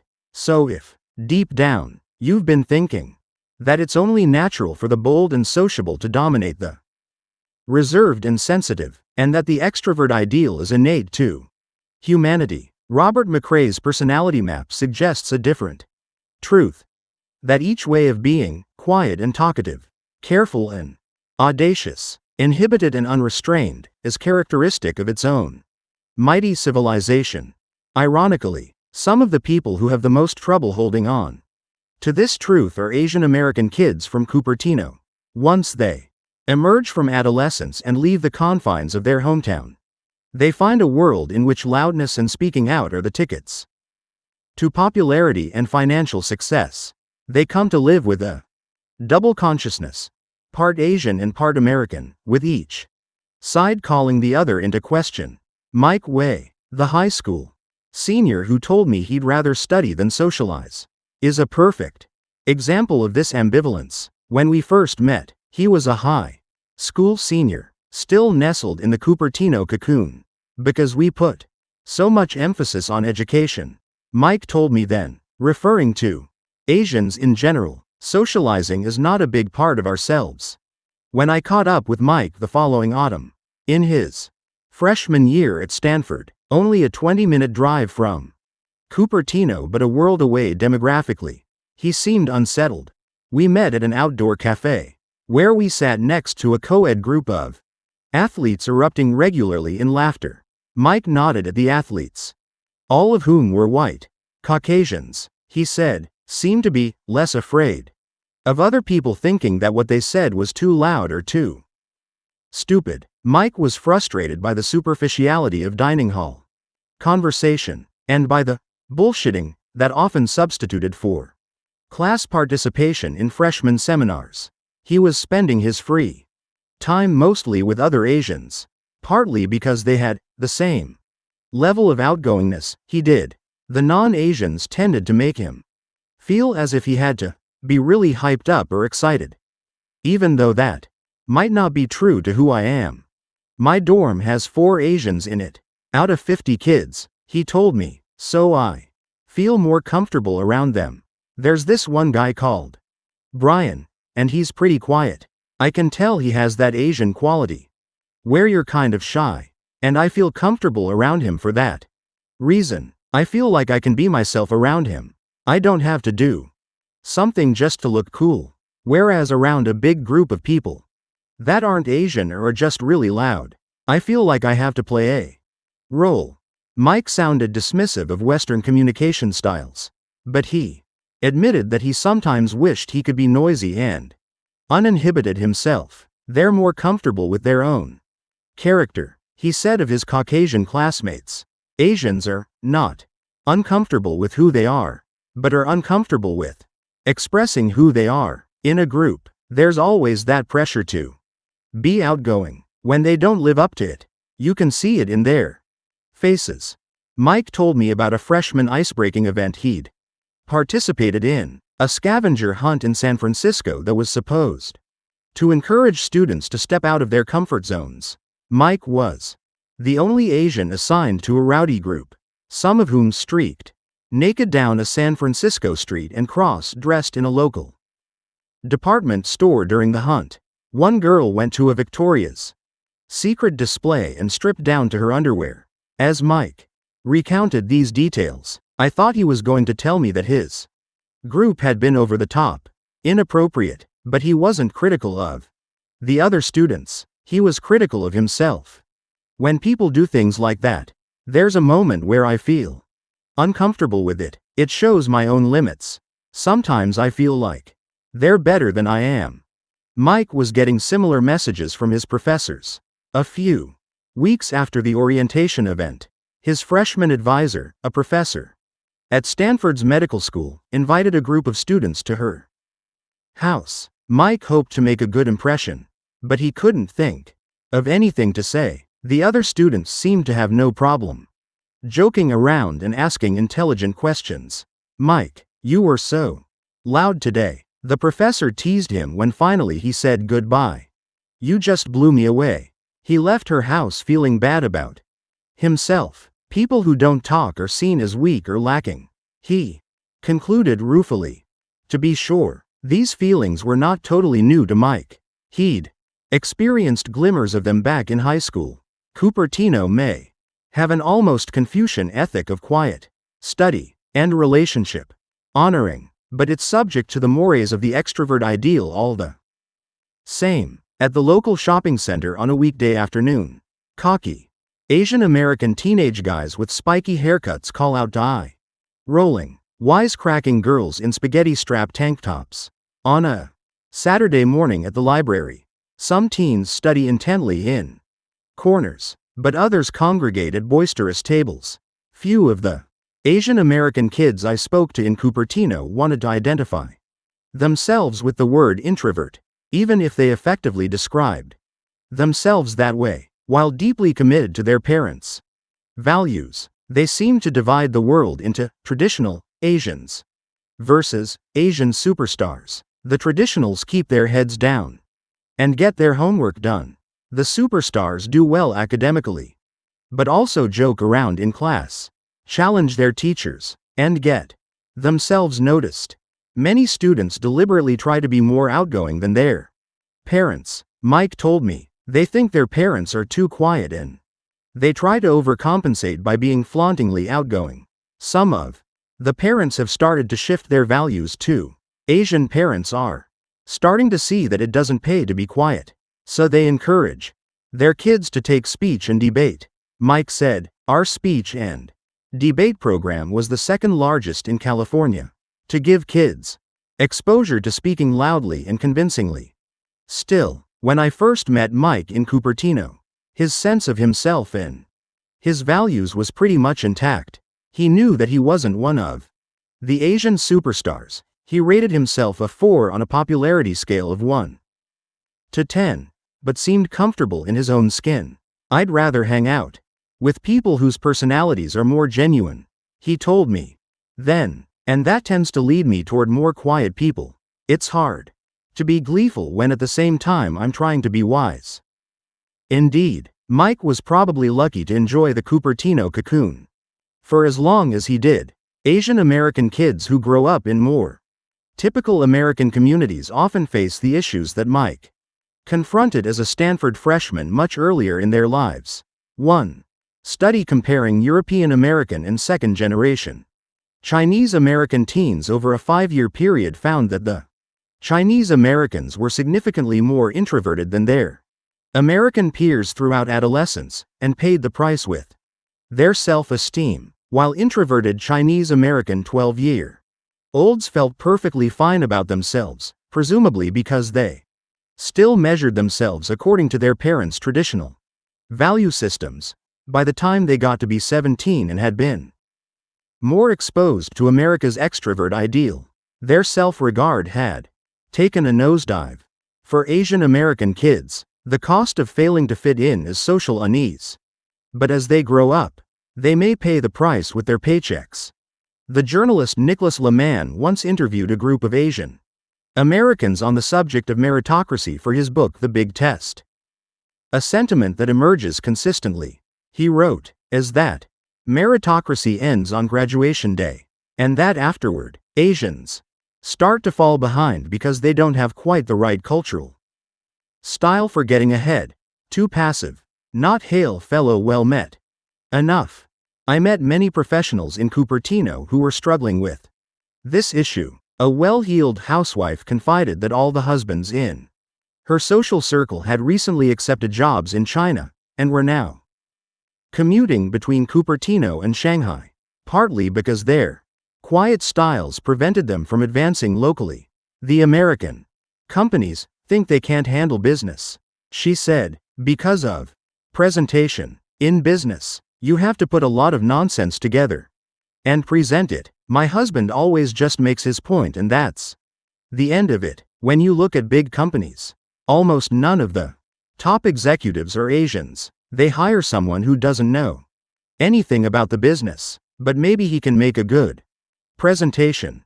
A software engineer told me how overlooked he felt at work in comparison to other people, especially people from European origin, who speak without thinking. In China, he said, if you're quiet, you're seen as being wise. It's completely different here. Here, people like to speak out, even if they have an idea. Not completely mature yet, people still speak out. If I could be better in communication, my work would be much more recognized. Even though my manager appreciates me, he still doesn't know I have done work so wonderful. The engineer then confided that he had sought training in American-style extroversion from a Taiwanese-born communications professor named Preston Nee, at Foothill College, just outside Cupertino. Nee conducts day-long seminars called Communication Success for Foreign-Born Professionals. The class is advertised online through a local group called the Silicon Valley Speak Up Association, whose mission is to help foreign-born professionals to succeed in life through enhancement in soft skills. Speak You. Sick Mind reads the organization's homepage. Together, everyone achieve sick more at SV Speak Up. Curious about what speaking one's mind looks like from an Asian perspective, I signed up for the class and a few Saturday mornings Later, found myself sitting at a desk in a starkly modern classroom. The Northern California mountain sun streaming through its plate glass windows. There were about 15 students in all, many from Asian countries but some from Eastern Europe and South America. 2. Professor Ni, a friendly-looking man wearing a Western-style suit, a gold-colored tie with a Chinese drawing of a waterfall, and a shy smile, began the class with an overview of American business culture. In the United States, he warned, you need style as well as substance if you want to get ahead. It may not be fair, and it might not be the best way of judging a person's contribution to the bottom line, but if you don't have charisma, you can be the most brilliant person in the world and you'll still be disrespected. This is different from many other cultures, said Ni. When a Chinese communist leader makes a speech, he reads it, not even from a teleprompter but from a paper. If he's the leader, everyone has to listen. Ni asked for volunteers and brought Raj, a 20-something Indian software engineer at a Fortune 500 company, to the front of the room. Raj was dressed in the Silicon Valley uniform of casual, button-down shirt and chinos, but his body language was defensive. He stood with his arms crossed protectively over his chest, scuffing at the ground with his hiking boots. Earlier that morning, when we'd gone around the room introducing ourselves, he'd told us, in a tremulous voice from his seat in the back row, that he wanted to learn how to make more conversation and to be more open. Professor Ni asked Raj to tell the class about his plans for the rest of the weekend. I'm going to dinner with a friend, replied Raj, looking fixedly at Ni, his voice barely audible, and then perhaps tomorrow I'll go hiking. Professor Ni asked him to try it again. I'm going to dinner with a friend, said Raj, and then, mumble, mumble, mumble, I'll go hiking. My impression of you, Professor Ni told Raj gently, is that I can give you a lot of work to do, but I don't have to pay much attention to you. Remember, in Silicon Valley, you can be the smartest, most capable person, but if you can't express yourself aside from showing your work, you'll be underappreciated. Many foreign-born professionals experience this. You're a glorified laborer instead of a leader. The class nodded sympathetically. But there's a way to be yourself, continued Ni, and to let more of you come out through your voice. Many Asians use only a narrow set of muscles when they speak, so we'll start with breathing. With that, he directed Raj to lie on his back and vocalize the 5 American English vowels, A, E, U, O, I, intoned Raj, his voice floating up from the classroom floor. A, E, U, O, I, A, E, U, O, I. Finally, Professor Ni deemed Raj ready to stand up again. Now, what interesting things do you have planned for after class? He asked, clapping his hands encouragingly. Tonight I'm going to a friend's place for dinner. And tomorrow, I'm going hiking with another friend. Raj's voice was louder than before, and the class applauded with gusto. The professor himself is a role model for what can happen when you work at it. After class, I visited him in his office, and he told me how shy he'd been when he first came to the United States, how he put himself in situations like summer camp and business school, where he could practice acting extroverted until it came more naturally. These days he has a successful consulting practice with clients that include Yahoo, Visa, and Microsoft, teaching some of the same skills he labored to acquire himself. But when we began talking about Asian concepts of soft power, what Ni calls leadership by water rather than by fire, I started to see a side of him that was less impressed by Western styles of communication. In Asian cultures, Ni said, there's often a subtle way to get what you want. It's not always aggressive, but it can be very determined and very skillful. In the end, much is achieved because of it. Aggressive power beats you up, soft power wins you over. I asked the professor for real-life examples of soft power, and his Eyes shone as he told me of clients whose strength lay in their ideas and heart. Many of these people were organizers of employee groups, women's groups, diversity groups, who had managed to rally people to their cause through conviction rather than dynamism. He also talked about groups like Mothers Against Drunk Driving, clusters of people who change lives through the power not of their charisma but of their caring. Their communication skills are sufficient to convey their message, but their real strength comes from substance. In the long run, said Ni, if the idea is good, people shift. If the cause is just and you put heart into it, it's almost a universal law. You will attract people who want to share your cause. Soft power is quiet persistence. The people I'm thinking of are very persistent in their day-to-day, person-to-person interactions. Eventually they build up a team. Soft power, said Ni, was wielded by people we've admired throughout history. Mother Teresa, the Buddha, Gandhi. I was struck when Ni mentioned Gandhi. I had asked almost all the Cupertino High School students I met to name a leader they admired, and many had named Gandhi. What was it about him that inspired them so? Gandhi was, according to his autobiography, a constitutionally shy and quiet man. As a child, he was afraid of everything: thieves, ghosts, snakes, the dark, and especially other people. He buried himself in books and ran home from school as soon as it was over, for fear of having to talk to anybody, even as a young man. When he was elected to his first leadership position as a member of the Executive Committee of the Vegetarian Society, he attended every meeting, but was too shy to speak.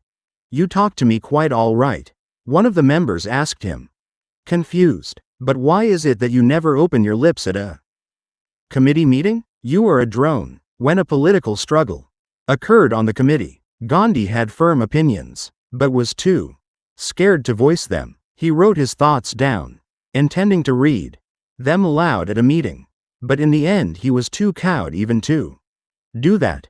Gandhi learned over time to manage his shyness, but he never really overcame it. He couldn't speak extemporaneously. He avoided making speeches whenever possible. Even in his later years, he wrote, I do not think I could or would even be inclined to keep a meeting of friends engaged in talk. But with his shyness came his unique brand of strength, a form of restraint best understood by examining little-known corners of Gandhi's life story. As a young man he decided to travel to England to study law, against the wishes of the leaders of his Modi Banya subcaste. Caste members were forbidden to eat meat, and the leaders believed that vegetarianism was impossible in England. But Gandhi had already vowed to his beloved mother to abstain from meat, so he saw no danger in the trip. He said as much to the Sheth, the headman of the community. Will you disregard the orders of the caste? Demanded the Sheth. I am really helpless, replied Gandhi. I think the caste should not interfere in the matter. Boom. He was excommunicated, a judgment that remained in force even when he returned from England several years later with the promise of success that attended a young, English-speaking lawyer. The community was divided over how to handle him. One camp embraced him, the other cast him out.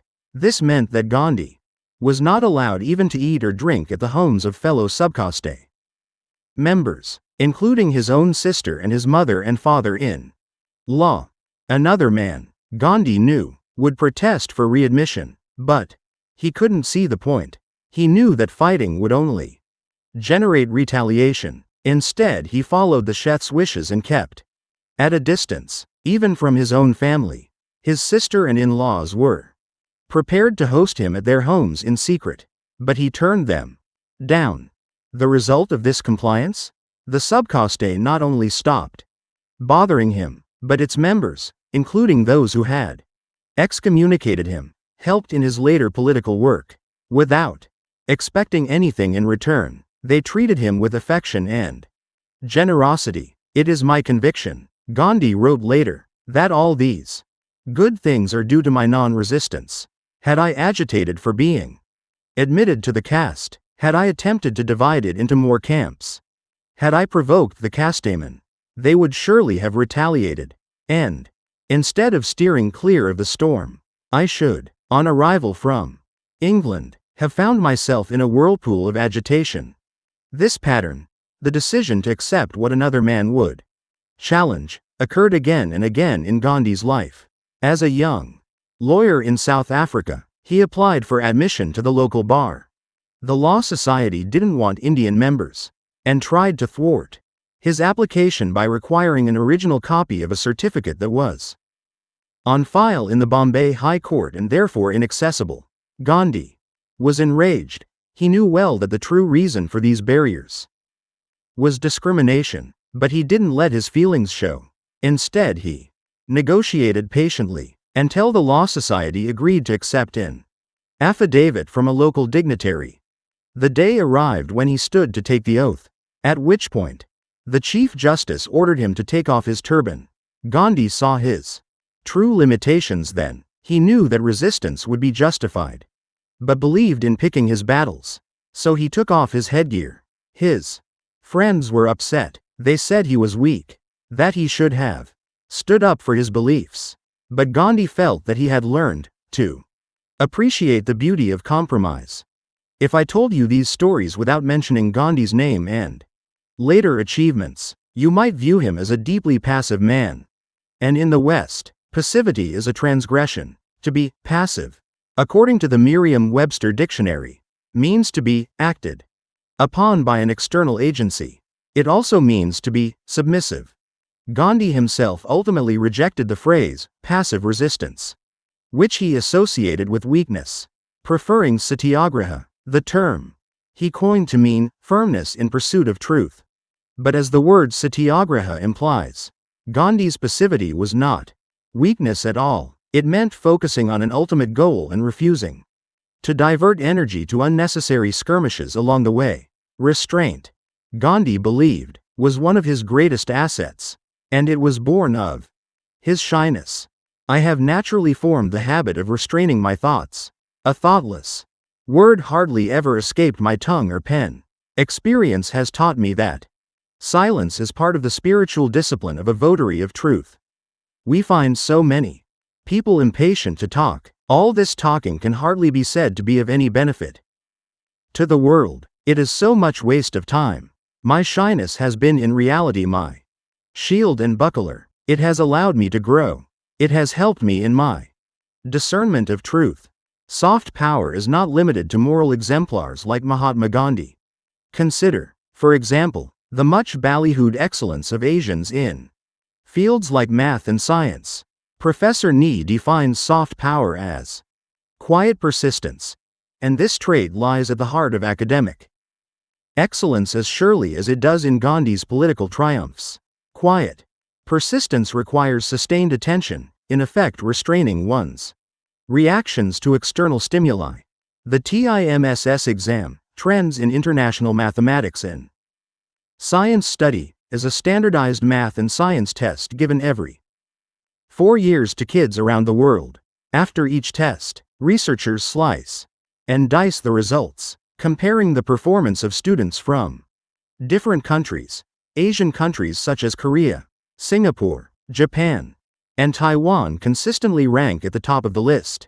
In 1995, for example, the first year the TIMSS was given, Korea, Singapore, and Japan had the world's highest average middle school math scores, and were among the top 4 worldwide in science.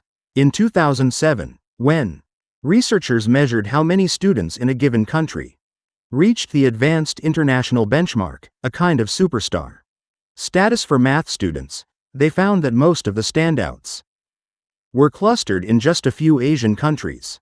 About 40% of 4th graders in Singapore and Hong Kong reached or surpassed the advanced benchmark, and about 40 to 45% of 8th graders in Taiwan, Korea, and Singapore pulled it off. Worldwide, the median percentage of students reaching the advanced benchmark was only 5% at the 4th grade and 2% at the 8th grade. How to explain these sensational performance gaps between Asia and the rest of the world? Consider this interesting wrinkle in the TIMSS exam. Students taking the test are also asked to answer a tedious series of questions about themselves, ranging from how much they enjoy science to whether there are enough books in their home to fill 3 or more bookcases.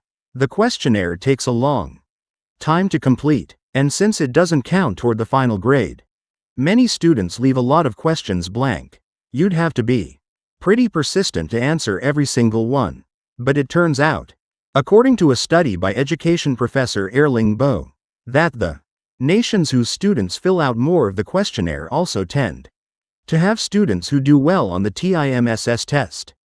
In other words, excellent students seem not only to possess the cognitive ability to solve math and science problems, but also to have a useful personality characteristic: quiet persistence. Other studies have also found unusual levels of persistence in even very young Asian children. For example, the cross-cultural psychologist Priscilla Blinko gave Japanese and American first graders an unsolvable puzzle to work on in solitude, without the help of other children or a teacher, and compared how long they tried before giving up. The Japanese children spent an average of 13.93 minutes on the puzzle before calling it quits, whereas the American kids spent only 9.47 minutes. Fewer than 27% of the American students persisted as long as the average Japanese student, and only 10% of the Japanese students gave up as quickly as the average American. Blinko attributes these results to the Japanese quality of persistence.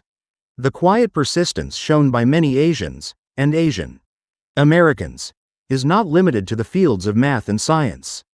Several years after my first trip to Cupertino, I caught up with Tiffany Liao, the Swarthmore-bound high school student whose parents had praised her so highly for loving to read, even in public, when she was a young girl. When we first met, Tiffany was a baby-faced 17-year-old on her way to college. She told me then that she was excited to travel to the East Coast and meet new people, but was also afraid of living in a place where no one else would drink bubble tea, the popular drink invented in Taiwan. Now Tiffany was a worldly and sophisticated college senior. She had studied abroad in Spain. She signed her notes with a continental touch. Abrazos. Tiffany, in her Facebook picture, the childlike look was gone, replaced with a smile that was still soft and friendly, but also knowing. Tiffany was on her way to realizing her dream of becoming a journalist. Having just been elected editor-in-chief of the college newspaper, she still described herself as shy. She feels a heat rush on her face when she first speaks in public or picks up the phone to call a stranger, but had become more comfortable speaking up. She believed that her quiet traits, as she called them, had helped her become editor-in-chief. For Tiffany, soft power meant listening attentively, taking thorough notes, and doing deep research on her interview subjects before meeting them face to face. This process has contributed to my success as a journalist. She wrote to me. Tiffany had come to embrace the power of quiet. When I first met Mike Way, the Stanford student who wished he was as uninhibited as his classmates, he said that there was no such thing as a quiet leader. How can you let people know you have conviction if you're quiet about it? He asked. I reassured him that this wasn't so, but Mike had so much quiet conviction about the inability of quiet people to convey conviction that deep down I'd wondered whether he had a point. But that was before I heard Professor Nee talk about Asian style soft power, before I read Gandhi on Satyagraha, before I contemplated Tiffany's bright future as a journalist. Conviction is conviction. The kids from Cupertino taught me, at whatever decibel level it's expressed. Part 4. How to love, how to work. 9. When should you act more extroverted than you really are? A man has as many social selves as there are distinct groups of persons about whose opinion he cares. He generally shows a different side of himself to each of these different groups. William James. Meet Professor Brian Little, former Harvard University psychology lecturer and winner of the 3M Teaching Fellowship, sometimes referred to as the Nobel Prize of University Teaching. Short, sturdy, bespectacled, and endearing, Professor Little has a booming baritone, a habit of breaking into song and twirling about on stage, and an old-school actor's way of emphasizing consonants in elongating vowels. He's been described as a cross between Robin Williams and Albert Einstein, and when he makes a joke that pleases his audience, which happens a lot, he looks even more delighted than they do. His classes at Harvard were always oversubscribed, and often ended with standing ovations. In contrast, the man I'm about to describe seems a very different breed. He lives with his wife in a tucked-away house on more than 2 acres of remote Canadian woods, visited occasionally by his children and grandchildren, but otherwise keeping to himself. He spends his free time scoring music, reading and writing books in articles, and emailing friends long notes he calls epistles. When he does socialize, he favors one-on-one encounters. At parties, he pairs off into quiet conversations as soon as he can or excuses himself for a breath of fresh air when he's forced to spend too much time out and about or in any situation involving conflict. He can literally become ill. Would you be surprised if I told you that the vaudevillian professor and the recluse who prefers a life of the mind are one in the same man? Maybe not, when you consider that we all behave differently depending on the situation. But if we're capable of such flexibility, does it even make sense to chart the differences between introverts and extroverts? Is the very notion of introversion, extroversion two-pad a dichotomy? The introvert as sage philosopher, the extrovert as fearless leader, the introvert as poet or science nerd, the extrovert as jock or cheerleader. Aren't we all a little of both? Psychologists call this the person situation debate.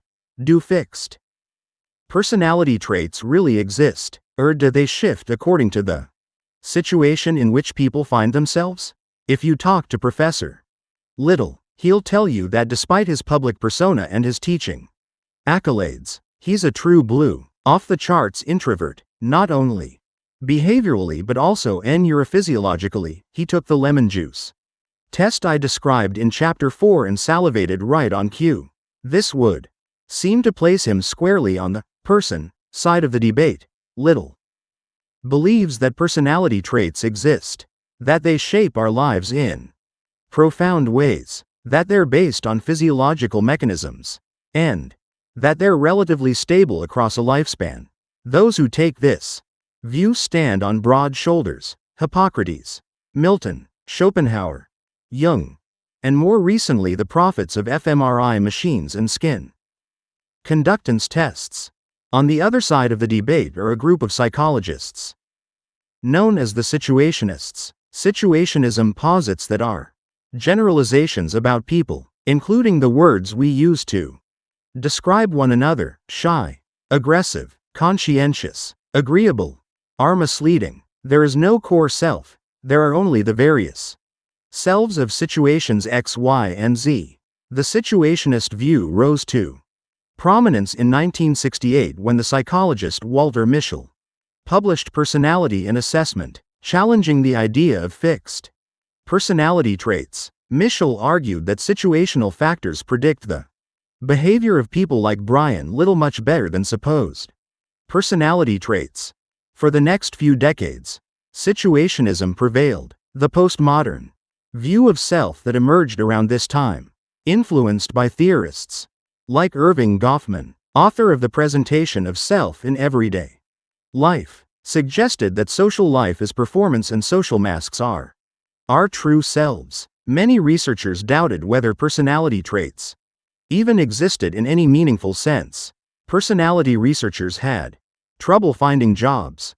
But just as the nature-nurture debate was replaced with interactionism, the insight that both factors contribute to who we are, and indeed influence each other, so has the person situation debate been superseded by a more nuanced understanding. Personality psychologists acknowledge that we can feel sociable at 6 p.m. and solitary at 10 p.m., and that these fluctuations are real and situation dependent, but they also emphasize how much evidence has emerged to support the premise that notwithstanding these variations, there truly is such a thing as a fixed personality. These days, even Mischel admits that personality traits exist, but he believes they tend to occur in patterns. For example, some people are aggressive with peers and subordinates but docile with authority figures. Others are just the opposite. People who are rejection sensitive are warm and loving when they feel secure, hostile and controlling when they feel rejected. But this comfortable compromise raises a variation on the problem of free will that we explored in Chapter 5. We know that there are physiological limits on who we are and how we act. But should we attempt to manipulate our behavior within the range available to us, or should we simply be true to ourselves? At what point does controlling our behavior become futile or exhausting?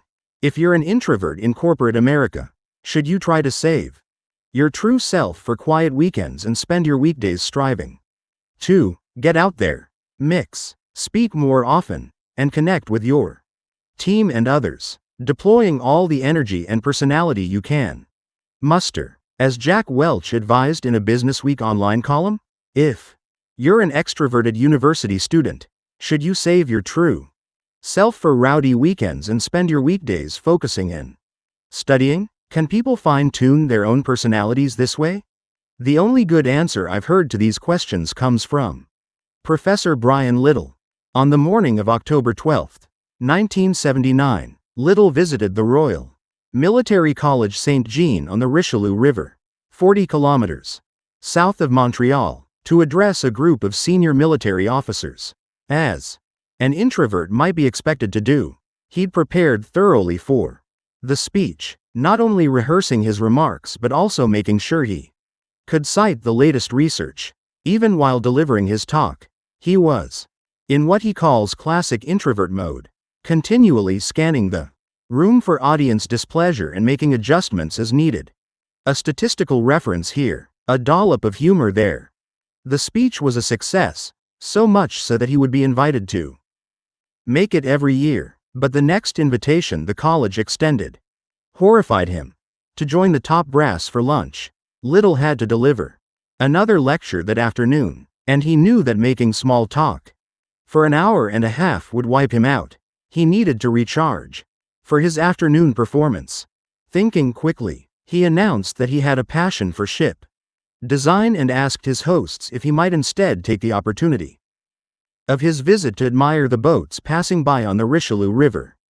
He then spent his lunch hour strolling up and down the river pathway with an appreciative expression on his face. For years Little returned to lecture at the college, and for years, at lunchtime, he walked the banks of the Richelieu River indulging his imaginary hobby, until the day the college moved its campus to a landlocked location. Stripped of his cover story, Professor Little resorted to the only escape hatch he could find, the men's room. After each lecture, he would race to the restroom and hide inside a stall. One time, a military man spotted Little's shoes under the door and began a hearty conversation. So Little took to keeping his feet propped up on the bathroom walls, where they would be hidden from view. Taking shelter in bathrooms is a surprisingly common phenomenon, as you probably know if you're an introvert. After a talk, "I'm in bathroom stall number 9, Little once told Peter Gzowski, one of Canada's most eminent talk show hosts. After a show, "I'm in stall number 8, replied Gzowski, not missing a beat. You might wonder how a strong introvert like Professor Little manages to speak in public so effectively.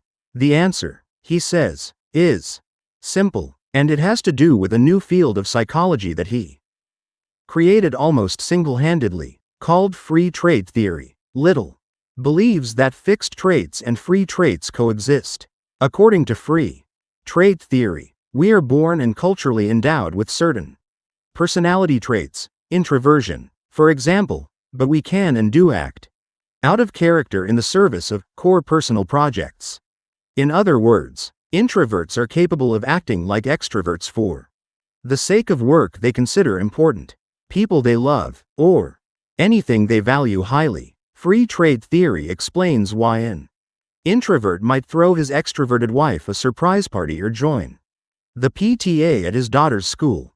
It explains how it's possible for an extroverted scientist to behave with reserve in her laboratory, for an agreeable person to act hard-nosed during a business negotiation, and for a cantankerous uncle to treat his niece tenderly when he takes her out for ice cream. As these examples suggest, free trade theory applies in many different contexts, but it's especially relevant for introverts living under the extrovert ideal. According to Little, our lives are dramatically enhanced when we're involved in core personal projects that we consider meaningful, manageable, and not unduly stressful, and that are supported by others. When someone asks us, "How are things?" we may give a throwaway answer, but our true response is a function of how well our core personal projects are going. That's why Professor Little, the consummate introvert, lectures with such passion. Like a modern-day Socrates, he loves his students deeply. Opening their minds and attending to their well-being are two of his core personal projects. When Little held office hours at Harvard, the students lined up in the hallway as if he were giving out free tickets to a rock concert. For more than 20 years his students asked him to write several hundred letters of recommendation a year. Brian Little is the most engaging, entertaining, and caring professor I have ever encountered, wrote one student about him. I cannot even begin to explain the myriad ways in which he has positively affected my life. So, for Brian Little, the additional effort required to stretch his natural boundaries is justified by seeing his core personal project, igniting all those minds, come to fruition. At first blush, free trade theory seems to run counter to a cherished piece of our cultural heritage. Shakespeare's oft-quoted advice, "To thine own self be true," runs deep in our philosophical DNA. Many of us are uncomfortable with the idea of taking on a false persona for any length of time, and if we act out of character, by convincing ourselves that our pseudo-self is real, we can eventually burn out without even knowing why. The genius of Little's theory is how neatly it resolves this discomfort. Yes, we are only pretending to be extroverts. And yes, such inauthenticity can be morally ambiguous, not to mention exhausting. But if it's in the service of love or a professional calling, then we're doing just as Shakespeare advised. When people are skilled at adopting free traits, it can be hard to believe that they're acting out of character. Professor Little's students are usually incredulous when he claims to be an introvert. But Little is far from unique. Many people, especially those in leadership roles, engage in a certain level of pretend extroversion. Consider, for example, my friend Alex, the socially adept head of a financial services company, who agreed to give a candid interview on the condition of sealed-in-blood anonymity. Alex told me that pretend extroversion was something he taught himself in the 7th grade, when he decided that other kids were taking advantage of him. I was the nicest person you'd ever want to know, Alex recalls. But the world wasn't that way. The problem was that if you were just a nice person, you'd get crushed. I refused to live a life where people could do that stuff to me. I was like, okay, what's the policy? Prescription here? And there really was only one. I needed to have every person in my pocket. If I wanted to be a nice person, I needed to run the school. But how to get from A to B? I studied social dynamics. I guarantee more than anyone you've ever met. Alex told me, he observed the way people talked, the way they walked, especially male dominance poses. He adjusted his own persona, which allowed him to go on being a fundamentally shy, sweet kid, but without being taken advantage of. Any hard thing where you can get crushed. I was like, I need to learn how to do this. So by now I'm built for war, because then people don't screw you. Alex also took advantage of his natural strengths. I learned that boys basically do only one thing. They chase girls. They get them. They lose them. They talk about them. I was like, that's completely circuitous. I really like girls. That's where intimacy comes from. So, rather than sitting around and talking about girls, I got to know them. I used having relationships with girls, plus being good at sports, to have the guys in my pocket. Oh, and every once in a while, you have to punch people. I did that, too. Today Alex has a folksy, affable, whistle while you work demeanor. I've never seen him in a bad mood, but you'll see his self-taught bellicose side if you ever try to cross him in a negotiation. And you'll see his introverted self if you ever try to make dinner plans with him. I could literally go years without having any friends except for my wife and kids. He says, look at you and me.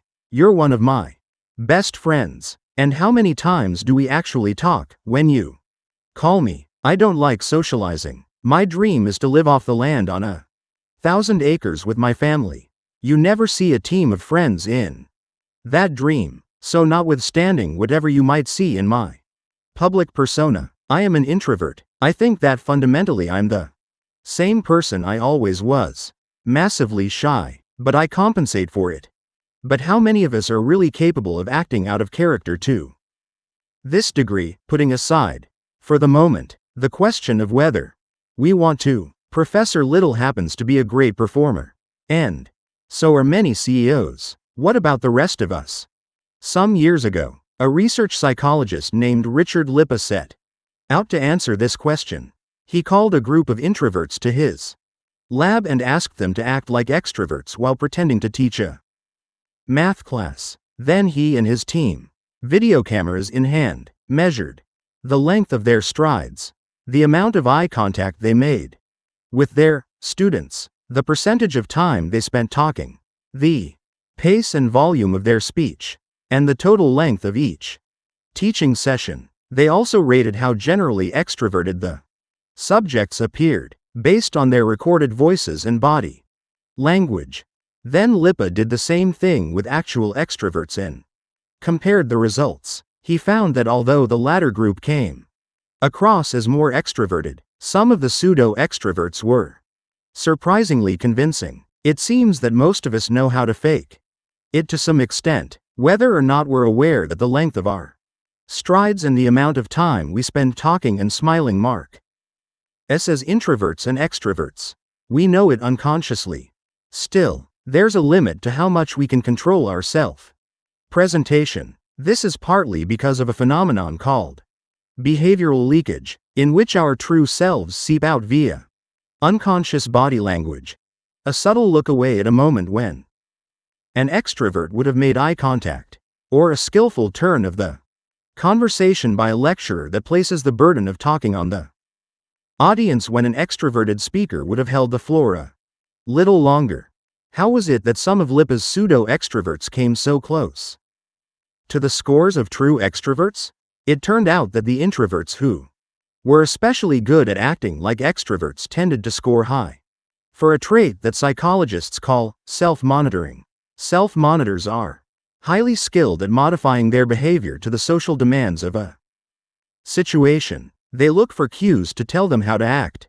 When in Rome, they do as the Romans do. According to the psychologist Mark Snyder, author of Public Appearances, Private Realities, and creator of the Self-Monitoring Scale, one of the most effective self-monitors I've ever met is a man named Edgar, a well-known and much beloved fixture on the New York social circuit. He and his wife host or attend fundraisers in other social events seemingly every weeknight. He's the kind of enfant terrible whose latest antics are a favorite topic of conversation. But Edgar is an avowed introvert. I'd much rather sit and read and think about things than talk to people, he says. Yet talk to people he does. Edgar was raised in a highly social family that expected him to self-monitor, and he's motivated to do so. I love politics, he says. I love policy. I love making things happen. I want to change the world in my own way. So I do stuff That's artificial. I don't really like being the guest at someone else's party, because then I have to be entertaining. But I'll host parties, because it puts you at the center of things without actually being a social person. When he does find himself at other people's parties, Edgar goes to great lengths to play his role, all through college, and recently. Even before I ever went to a dinner or cocktail party, I would have an index card with 3 to 5 relevant, amusing anecdotes. I'd come up with them during the day. If something struck me, I'd jot it down. Then, at dinner, I'd wait for the right opening and launch in. Sometimes I'd have to go to the bathroom and pull out my cards to remember what my little stories were. Over time, though, Edgar stopped bringing index cards to dinner parties. He still considers himself an introvert, but he grew so deeply into his extroverted role that telling anecdotes started to come naturally to him. Indeed, the highest self-monitors not only tend to be good at producing the desired effect and emotion in a given social situation, they also experience less stress while doing so. In contrast to the Edgars of the world, low self-monitors base their behavior on their own internal compass. They have a smaller repertoire of social behaviors and masks at their disposal. They're less sensitive to situational cues, like how many anecdotes you're expected to share at a dinner party, and less interested in role playing, even when they know what the cues are. It's as if low self-monitors, LSMs, and high self-monitors, HSMs, play to different audiences. Snyder has said, one inner, the other outer. If you want to know how strong a self-monitor you are, here are a few questions from Snyder's self-monitoring scale. When you're uncertain how to act in a social situation, do you look to the behavior of others for cues? Do you often seek the advice of your friends to choose movies, books, or music? In different situations and with different people, do you often act like very different people? Do you find it easy to imitate other people? Can you look someone in the eye and tell a lie with a straight face if for a right end? Do you ever deceive people by being friendly when really you dislike them? Do you put on a show to impress or entertain people? Do you sometimes appear to others to be experiencing deeper emotions than you actually are?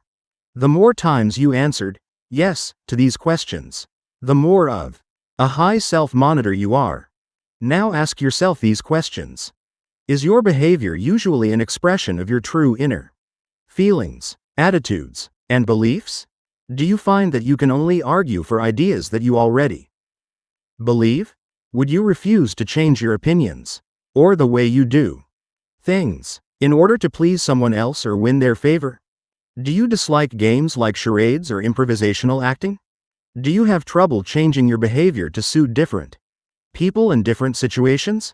The more you tended to answer yes to this second set of questions, the more of a low self-monitor you are. When Professor Little introduced the concept of self-monitoring to his personality psychology classes, some students got very worked up about whether it was ethical to be a high self-monitor. A few mixed couples, HSMs and LSMs in love, even broke up over it.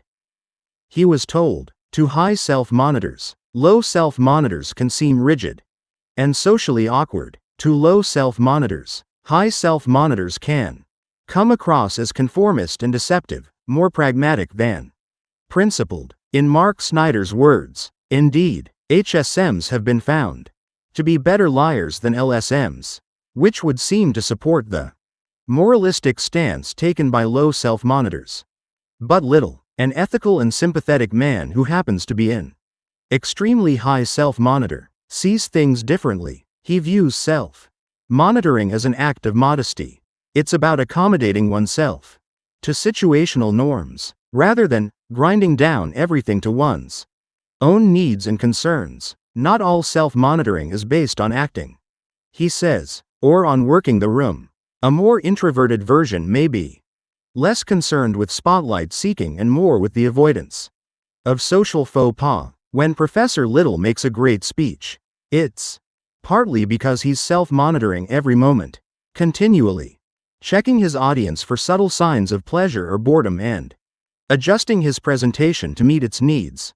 So if you can fake it, if you master the acting skills, the attention to social nuance, and the willingness to submit to social norms that self-monitoring requires, should you? The answer is that a free trait. Strategy can be effective when used judiciously, but disastrous if overdone. Recently I spoke on a panel at Harvard Law School. The occasion was the 55th anniversary of women being admitted to the law school. Alumni from all over the country gathered on campus to celebrate. The subject of the panel was "In a Different Voice: Strategies for Powerful Self-Presentation."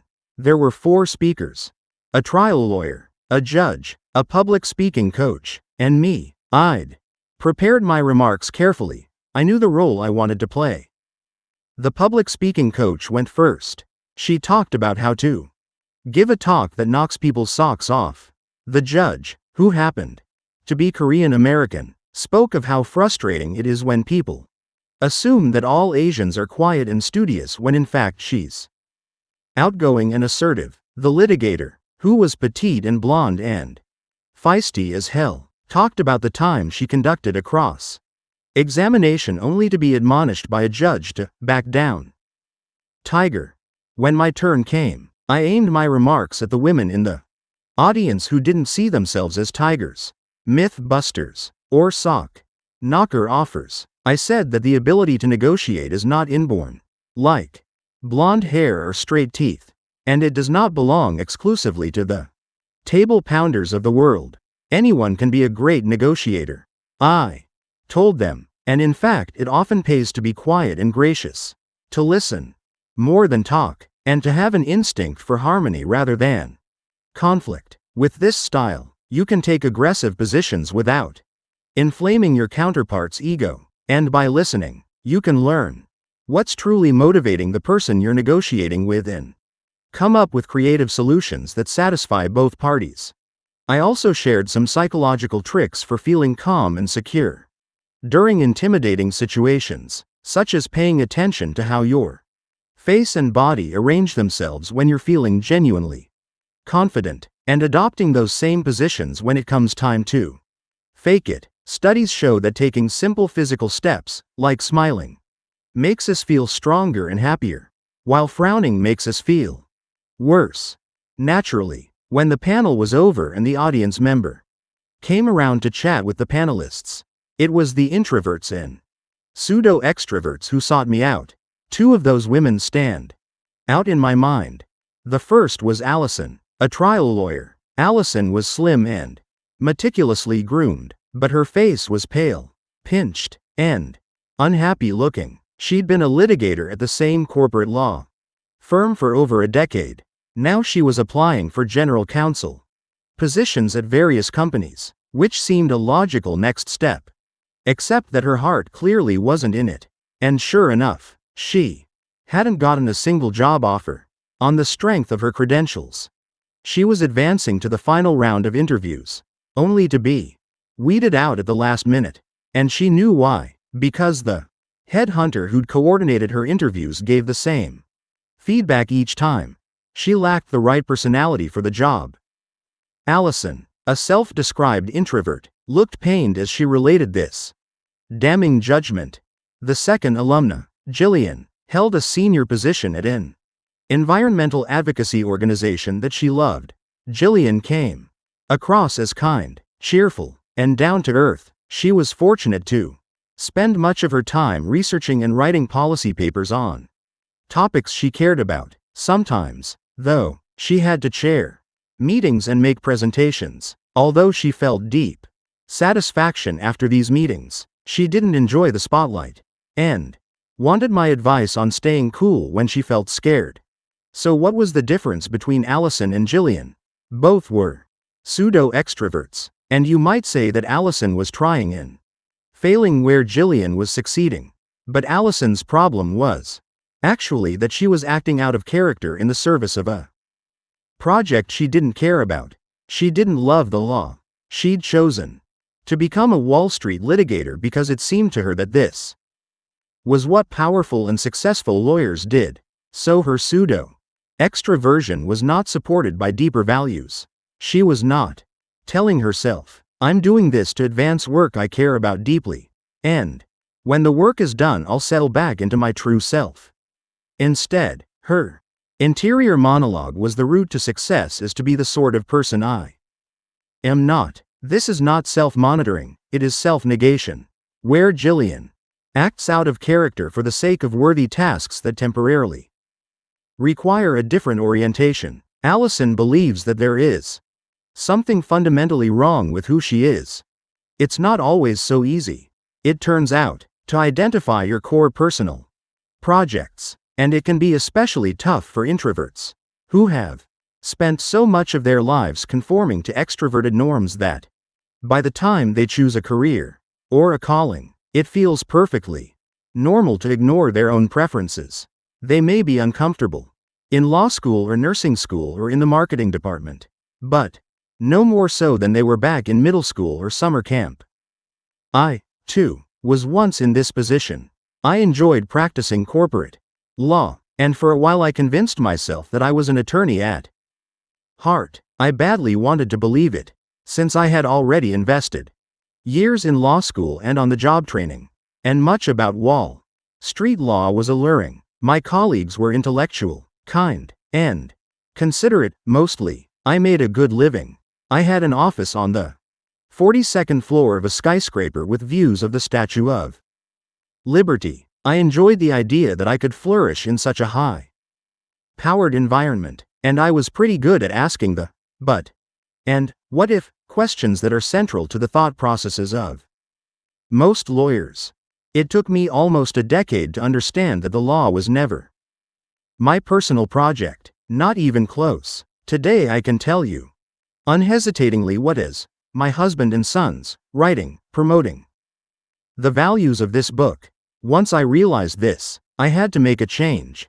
I look back on my years as a Wall Street lawyer as time spent in a foreign country. It was absorbing, it was exciting, and I got to meet a lot of interesting people whom I never would have known otherwise, but I was always an expatriate. Having spent so much time navigating my own career transition and counseling others through theirs, I have found that there are 3 key steps to identifying your own core personal projects. First, think back to what you loved to do when you were a child. How did you answer the question of what you wanted to be when you grew up? The specific answer you gave may have been off the mark, but the underlying impulse was not. If you wanted to be a fireman, what did a fireman mean to you? A good man who rescued people in distress? A daredevil? Or the simple pleasure of operating a truck? If you wanted to be a dancer, was it because you got to wear a costume, or because you craved applause? Or was it the pure joy of twirling around at lightning speed? You may have known more about who you were then than you do now. Second, pay attention to the work you gravitate to. At my law firm, I never once volunteered to take on an extra corporate legal assignment, but I did spend a lot of time doing pro bono work for a nonprofit women's leadership organization. I also sat on several law firm committees dedicated to mentoring, training, and personal development for young lawyers in the firm. Now, as you can probably tell from this book, I am not the committee type, but the goals of those committees lit me up, so that's what I did. Finally, pay attention to what you envy. Jealousy is an ugly emotion, but it tells the truth. You mostly envy those who have what you desire. I met my own envy after some of my former law school classmates got together and compared notes on alumni career tracks. They spoke with admiration and, yes, jealousy, of a classmate who argued regularly before the Supreme Court. At first I felt critical. More power to that classmate, I thought, congratulating myself on my magnanimity. Then I realized that my largesse came cheap, because I didn't aspire to argue a case before the Supreme Court, or to any of the other accolades of lawyering. When I asked myself whom I did envy, the answer came back instantly. My college classmates who'd grown up to be writers or psychologists. Today I'm pursuing my own version of both those roles. But even if you're stretching yourself in the service of a core personal project, you don't want to act out of character too much, or for too long. Remember those trips Professor Little made to the restroom in between speeches? Those hideout sessions tell us that, paradoxically, the best way to act out of character is to stay as true to yourself as you possibly can, starting by creating as many restorative niches as possible in your daily life. Restorative niche is Professor Little's term for the place you go when you want to return to your true self. It can be a physical place, like the path beside the Richelieu River, or a temporal one, like the quiet breaks you plan between sales calls.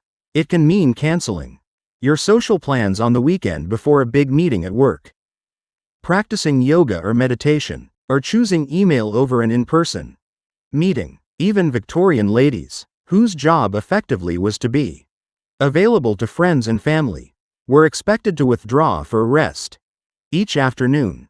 You choose a restorative niche when you close the door to your private office, if you're lucky enough to have one, in between meetings. You can even create a restorative niche during a meeting by carefully selecting where you sit, and when and how you participate. In his memoir In an Uncertain World, Robert Rubin, the Treasury Secretary under President Clinton, describes how he always liked to be away from the center, whether in the Oval Office or the Chief of Staff's office, where my regular seat became the foot of the table. That little bit of physical distance felt more comfortable to me, and let me read the room and comment from a perspective ever so slightly removed. I didn't worry about being overlooked, no matter how far away you were sitting or standing.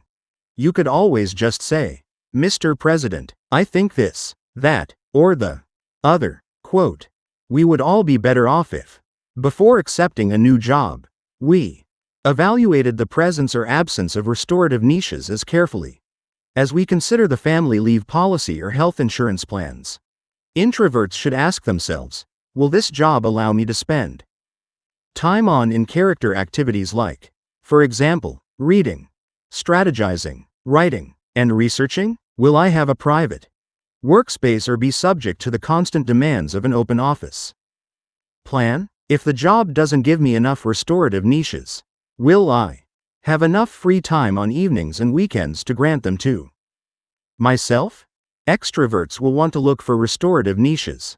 2. Does the job involve talking, traveling, and meeting new people? Is the office space stimulating enough? If the job isn't a perfect fit, are the hours flexible enough that I can blow off steam after work? Think through the job description carefully. One highly extroverted woman I interviewed was excited about a position as the community organizer for a parenting website, until she realized that she'd be sitting by herself behind a computer every day from 9 to 5. Sometimes people find restorative niches in professions where you'd least expect them. One of my former colleagues is a trial lawyer who spends most of her time in splendid solitude, researching and writing legal briefs. Because most of her cases settle, she goes to court rarely enough that she doesn't mind exercising her pseudo-extroversion skills when she has to. An introverted administrative assistant I interviewed parlayed her office experience into a work-from-home internet business that serves as a clearinghouse and coaching service for virtual assistants. And in the next chapter we'll meet a superstar salesman who broke his company's sales records year after year by insisting on staying true to his introverted self. All three of these people have taken decidedly extroverted fields and reinvented them in their own image, so that they're acting in character most of the time, effectively turning their workdays into one giant restorative niche. Finding restorative niches isn't always easy. You might want to read quietly by the fire on Saturday nights, but if your spouse wishes you'd spend those evenings out with her large circle of friends, then what? You might want to retreat to the oasis of your private office in between sales calls. But what if your company just switched over to an open office plan? If you plan to exercise free traits, you'll need the help of friends, family, and colleagues. Which is why Professor Little calls, with great passion, for each of us to enter into a free trade agreement. This is the final piece of free trade theory. A free trade agreement acknowledges that we'll each act out of character some of the time, in exchange for being ourselves the rest of the time. It's a free trade agreement when a wife who wants to go out every Saturday night and a husband who wants to relax by the firework out a schedule. Half the time we'll go out, and half the time we'll stay home. It's a free trade agreement when you attend your extroverted best friend's wedding shower, engagement celebration, and bachelorette party, but she understands when you skip out on the 3 days worth of group activities leading up to the wedding itself. It's often possible to negotiate free trade agreements with friends and lovers whom you want to please and who love your true in character self. Your work life is a little trickier, since most businesses still don't think in these terms. For now, you may have to proceed indirectly. Career counselor Shoya Zichi told me the story of one of her clients, an introverted financial analyst who worked in an environment where she was either presenting to clients or talking to colleagues who continually cycled in and out of her office. She was so burned out that she planned to quit her job until Zichi suggested that she negotiate for downtime. Now, this woman worked for a Wall Street bank, not a culture conducive to a frank discussion about the needs of the highly introverted, so she carefully considered how to frame her request. She told her boss that the very nature of her work, strategic analysis, required quiet time in which to concentrate. Once she made her case empirically, it was easier to ask for what she needed. Psychologically, 2 days a week of working from home. Her boss said yes. But the person with whom you can best strike a free trade agreement, after overcoming his or her resistance, is yourself. Let's say you're single, you dislike the bar scene, but you crave intimacy, and you want to be in a long-term relationship in which you can share cozy evenings and long conversations with your partner and a small circle of friends. In order to achieve this goal, you make an agreement with yourself that you will push yourself to go to social events, because only in this way can you hope to meet a mate and reduce the number of gatherings you attend over the long term. But while you pursue this goal, you will attend only as many events as you can comfortably stand. You decide in advance what that amount is, once a week, once a month, once a quarter, and once you've met your quota, you've earned the right to stay home without feeling guilty. Or perhaps you've always dreamed of building your own small company, working from home so you can spend more time with your spouse and children. You know you'll need to do a certain amount of networking, so you make the following free trade agreement with yourself. You will go to one schmooze fest per week. At each event you will have at least one genuine conversation, since this comes easier to you than working the room, and follow up with that person the next day. After that, you get to go home and not feel bad when you turn down other networking opportunities that come your way. Professor Little knows all too well what happens when you lack a free trade agreement with yourself. Apart from occasional excursions to the Richelieu River or the restroom, he once followed a schedule that combined the most energy-zapping elements of both introversion and extroversion. On the extroverted side, his days consisted of non-stop lectures, meetings with students, monitoring a student discussion group, and writing all those letters of recommendation. On the introverted side, he took those responsibilities very, very seriously. One way of looking at this, he says now, is to say that I was heavily engaged in extrovert-like behaviors. But, of course, had I been a real extrovert, I would have done quicker, less nuanced letters of recommendation, would not have invested the time in preparation of lectures, and the social events would not have drained me. He also suffered from a certain amount of what he calls reputational confusion, in which he became known for being over-the-top effervescent, and the reputation fed on itself. This was the persona that others knew. So it was the persona he felt obliged to serve up. Naturally, Professor Little started to burn out, not only mentally, but also physically. Never mind, he loved his students, he loved his field, he loved it all, until the day that he ended up in the doctor's office with a case of double pneumonia that he'd been too busy to notice. His wife had dragged him there against his will. And a good thing too, according to the doctors. If she had waited much longer, he would have died.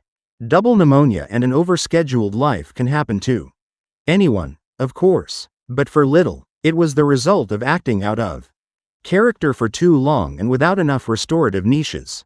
When your conscientiousness impels you to take on more than you can handle, you begin to lose interest, even in tasks that normally engage you. You also risk your physical health, emotional labor, which is the effort we make to control and change our own emotions, is associated with stress, burnout, and even physical symptoms like an increase in cardiovascular disease. Professor Little believes that prolonged acting out of character may also increase autonomic nervous system activity, which can, in turn, compromise immune functioning. One noteworthy study suggests that people who suppress negative emotions tend to leak those emotions later in unexpected ways. The psychologist Judith Grob asked people to hide their emotions as she showed them disgusting images. She even had them hold pens in their mouths to prevent them from frowning. She found that this group reported feeling less disgusted by the pictures than did those who'd been allowed to react naturally. Later, however, the people who hid their emotions suffered side effects. Their memory was impaired, and the negative emotions they'd suppressed seemed to color their outlook. When Grob had them fill in the missing letter to the word gr_ss, for example, they were more likely than others to offer gross rather than grass. People who tend to suppress their negative emotions regularly, concludes Grob, might start to see the world in a more negative light. That's why these days Professor Little is in restorative mode, retired from the university and reveling in his wife's company in their house in the Canadian countryside. Little says that his wife, Sue Phillips, the director of the School of Public Policy and Administration at Carleton University, is so much like him that they don't need a free trade agreement to govern their relationship. But his free trade agreement with himself provides that he do his remaining scholarly and professional deeds with good grace, but not hang around longer than necessary. Then he goes home and snuggles by the fire with Sue. 10. The communication gap. How to talk to members of the opposite type. The meeting of two personalities is like the contact of two chemical substances. If there is any reaction, both are transformed. Carl Jung. If introverts and extroverts are the north and south of temperament, opposite ends of a single spectrum, then how can they possibly get along? Yet the two types are often drawn to each other in friendship, business, and especially romance. These pairs can enjoy great excitement and mutual admiration, a sense that each completes the other. One tends to listen, the other to talk. One is sensitive to beauty, but also to slings and arrows, while the other barrels cheerfully through his days. One pays the bills and the other arranges the children's play dates. But it can also cause problems when members of these unions pull in opposite directions. Greg and Emily are an example of an introvert-extrovert couple who love and madden each other in equal measure. Greg, who just turned 30, has a bounding gait, a mop of dark hair continually falling over his eyes, and an easy laugh. Most people would describe him as gregarious. Emily, a mature 27, is as self-contained as Greg is expansive, graceful and soft-spoken. She keeps her auburn hair tied in a chignon, and often gazes at people from under lowered lashes. Greg and Emily complement each other beautifully. Without Greg, Emily might forget to leave the house, except to go to work. But without Emily, Greg would feel, paradoxically for such a social creature, alone. Before they met, Most of Greg's girlfriends were extroverts. He says he enjoyed those relationships, but never got to know his girlfriends well, because they were always plotting how to be with groups of people. He speaks of Emily with a kind of awe, as if she has access to a deeper state of being. He also describes her as the anchor around which his world revolves. Emily, for her part, treasures Greg's ebullient nature. He makes her feel happy and alive. She has always been attracted to extroverts, who she says do all the work of making conversation. For them, it's not work at all. The trouble is that for most of the 5 years they've been together, Greg and Emily have been having one version or another of the same fight. Greg, a music promoter with a large circle of friends, wants to host dinner parties every Friday, casual, animated get-togethers with heaping bowls of pasta and flowing bottles of wine. He's been giving Friday night dinners since he was a senior in college, and they've become a highlight of his week and a treasured piece of his identity. Emily has come to dread these weekly events. A hard-working staff attorney for an art museum and a very private person. The last thing she wants to do when she gets home from work is entertain. Her idea of a perfect start to the weekend is a quiet evening at the movies. Just her and Greg. It seems an irreconcilable difference. Greg wants 52 dinner parties a year. Emily wants 0. Greg says that Emily should make more of an effort. He accuses her of being antisocial. I am social, she says. I love you. I love my family. I love my close friends. I just don't love dinner parties. People don't really relate at those parties, they just socialize. You're lucky because I devote all my energy to you.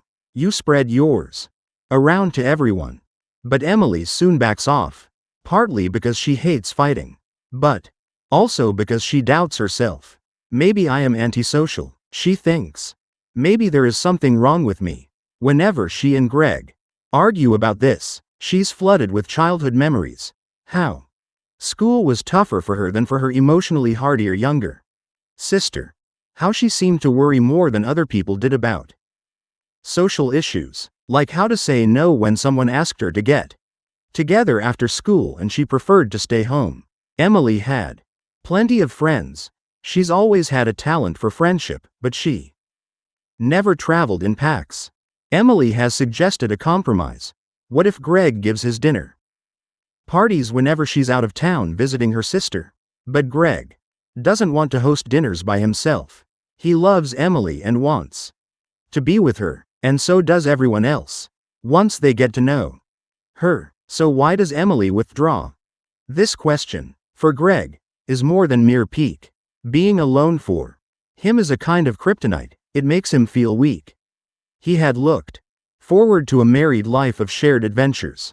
He'd imagined being part of a couple at the center of things, and he'd never admitted it to himself. But for him, being married meant never having to be by himself. But now Emily is saying that he should socialize without her. He feels as if she's backing out of a fundamental part of their marriage contract, and he believes that something is indeed wrong with his wife.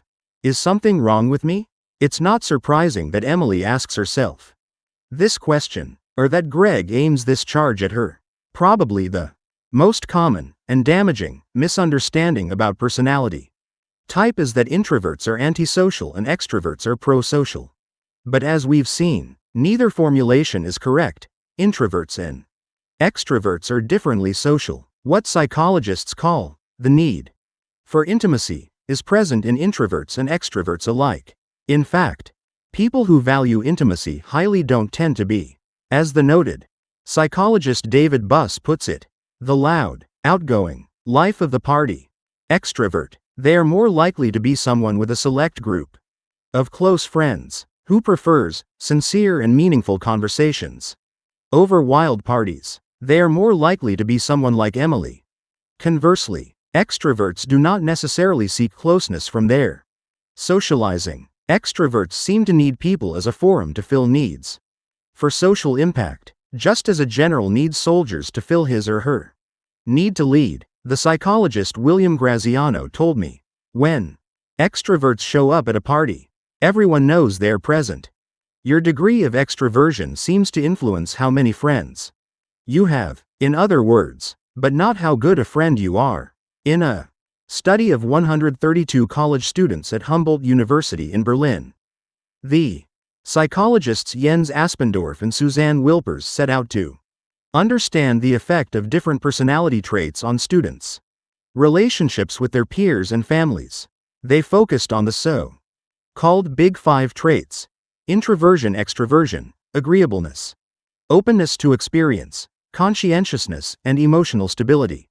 Many personality psychologists believe that human personality can be boiled down to these 5 characteristics.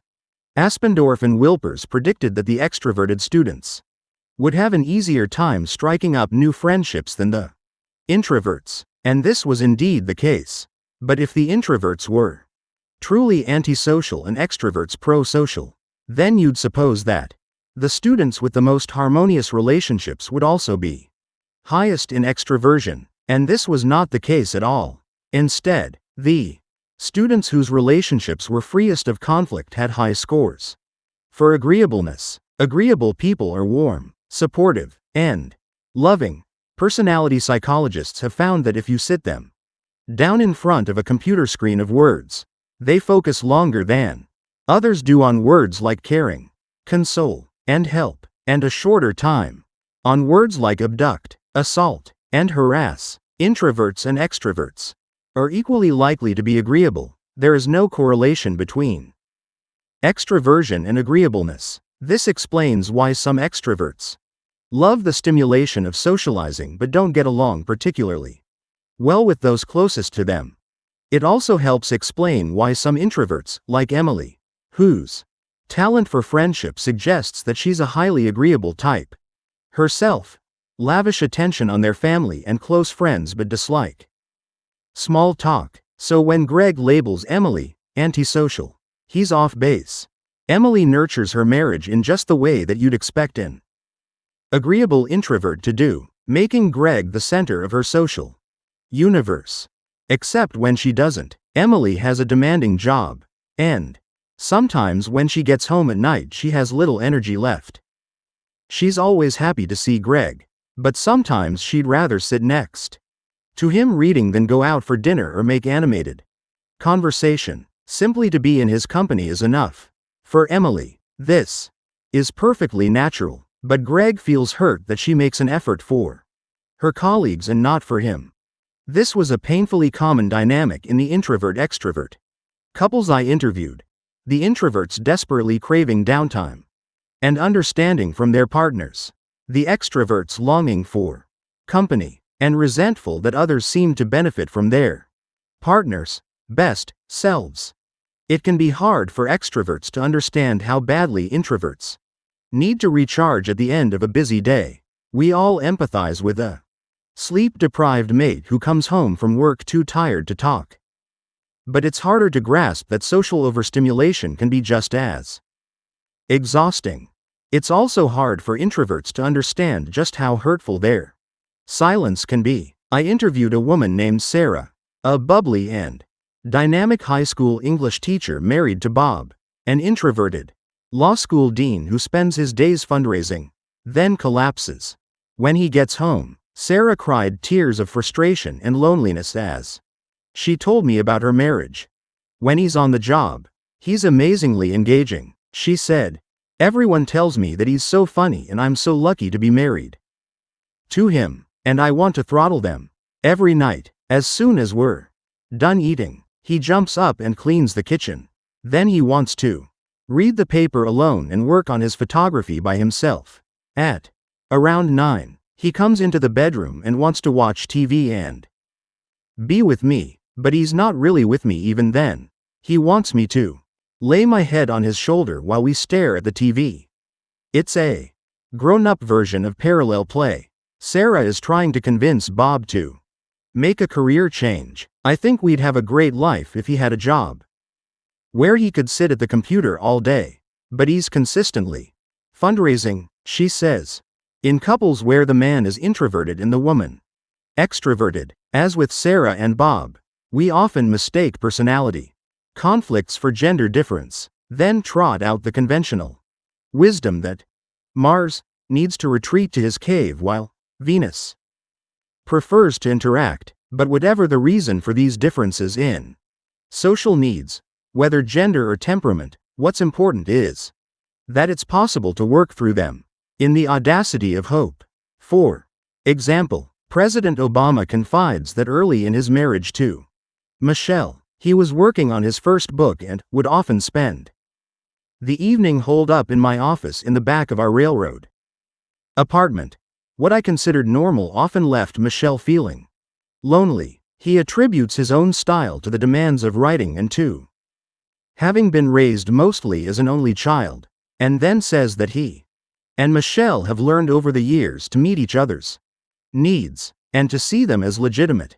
It can also be hard for introverts and extroverts to understand each other's ways of resolving differences. One of my clients was an immaculately dressed lawyer named Celia. Celia wanted a divorce, but dreaded letting her husband know. She had good reasons for her decision but anticipated that he would beg her to stay and that she would crumple with guilt. Above all, Celia wanted to deliver her news compassionately. We decided to role-play their discussion, with me acting as her husband. "I want to end this marriage," said Celia. "I mean it this time. I've been doing everything I can to hold things together." I pleaded. "How can you do this to me?" Celia thought for a minute. "I've spent a lot of time thinking this through, and I believe this is the right decision," she replied in a wooden voice. "What can I do to change your mind?" I asked. "Nothing," said Celia flatly, feeling for a minute what her husband would feel. I was dumbstruck. She was so rote, so dispassionate. She was about to divorce me, her husband of 11 years. Didn't she care? I asked Celia to try again, this time with emotion in her voice. "I can't," she said. "I can't do it." But she did. "I want to end this marriage," she repeated, her voice choked with sadness. She began to weep uncontrollably. Celia's problem was not lack of feeling. It was how to show her emotions without losing control. Reaching for a tissue, she quickly gathered herself and went back into crisp, dispassionate lawyer mode. These were the two gears to which she had ready access: overwhelming feelings or detached self-possession. I tell you Celia's story because in many ways she's a lot like Emily and many introverts I've interviewed. Emily is talking to Greg about dinner parties, not divorce, but her communication style echoes Celia's. When she and Greg disagree, her voice gets quiet and flat, her manner slightly distant. What she's trying to do is minimize aggression. Emily is uncomfortable with anger, but she appears to be receding emotionally. Meanwhile, Greg does just the opposite, raising his voice and sounding belligerent as he gets ever more engaged in working out their problem. The more Emily seems to withdraw, the more alone, then hurt, then enraged Greg becomes. The angrier he gets, the more hurt and distaste Emily feels, and the deeper she retreats. Pretty soon they're locked in a destructive cycle from which they can't escape, partly because both spouses believe they're arguing in an appropriate manner. This dynamic shouldn't surprise anyone familiar with the relationship between personality and conflict resolution style. Just as men and women often have different ways of resolving conflict, so do introverts and extroverts. Studies suggest that the former tend to be conflict avoiders, while the latter are confrontive copers, at ease with an upfront, even argumentative style of disagreement. These are diametrically opposite approaches, so they're bound to create friction. If Emily didn't mind conflict so much, she might not react so strongly to Greg's head-on approach. If Greg were milder mannered, he might appreciate Emily's attempt to keep a lid on things. When people have compatible styles of conflict, a disagreement can be an occasion for each partner to affirm the other's point of view. But Greg and Emily seem to understand each other a little less each time they argue in a way that the other disapproves of. Do they also like each other a little less? at least for the duration of the fight. An illuminating study by the psychologist William Graziano suggests that the answer to this question might be yes. Graziano divided a group of 61 male students into teams to play a simulated football game. Half the participants were assigned to a cooperative game, in which they were told, "Football is useful to us because to be successful in football, team members have to work well together." The other half were assigned to a game emphasizing competition between teams. Each student was then shown slides and fabricated biographical information about his teammates and his competitors on the other team, and asked to rate how he felt about the other players. The differences between introverts and extroverts were remarkable. The introverts assigned to the cooperative game rated all players, not just their competitors, but also their teammates, more positively than the introverts who played the competitive game. The extroverts did just the opposite. They rated all players more positively when they played the competitive version of the game. These findings suggest something very important. Introverts like people they meet in friendly contexts. Extroverts prefer those they compete with. A very different study, in which robots interacted with stroke patients during physical rehabilitation exercises, yielded strikingly similar results. Introverted patients responded better and interacted longer with robots that were designed to speak in a soothing, gentle manner. I know it is hard, but remember that it's for your own good, and very nice. Keep up the good work. Extroverts, on the other hand, worked harder for robots that used more bracing, aggressive language. "You can do more than that. I know it," and "concentrate on your exercise." These findings suggest that Greg and Emily face an interesting challenge. If Greg likes people more when they're behaving forcefully or competitively, and if Emily feels the same way about nurturing, cooperative people, then how can they reach a compromise about their dinner party impasse and get there in a loving way? An intriguing answer comes from a University of Michigan business school study, not of married couples with opposite personality styles, but of negotiators from different cultures. In this case, Asians and Israelis. 76 MBA students from Hong Kong and Israel were asked to imagine they were getting married in a few months and had to finalize arrangements with a catering company for the wedding reception. This meeting took place by video. Some of the students were shown a video in which the business manager was friendly and smiley. The others saw a video featuring an irritable and antagonistic manager. But the caterer's message was the same in both cases. Another couple was interested in the same wedding date. The price had gone up. Take it or leave it. The students from Hong Kong reacted very differently from the Israeli students. The Asians were far more likely to accept a proposal from the friendly business manager than from the hostile one. Only 14% were willing to work with the difficult manager, while 71% accepted the deal from the smiling caterer. But the Israelis were just as likely to accept the deal from either manager. In other words, for the Asian negotiators, style counted as well as substance. While the Israelis were more focused on the information being conveyed, they were unmoved by a display of either sympathetic or hostile emotions. The explanation for this stark difference has to do with how the two cultures define respect. As we saw in Chapter 8, many Asian people show esteem by minimizing conflict. But Israelis, say the researchers, are not likely to view disagreement as a sign of disrespect, but as a signal that the opposing party is concerned and is passionately engaged in the task. We might say the same of Greg and Emily.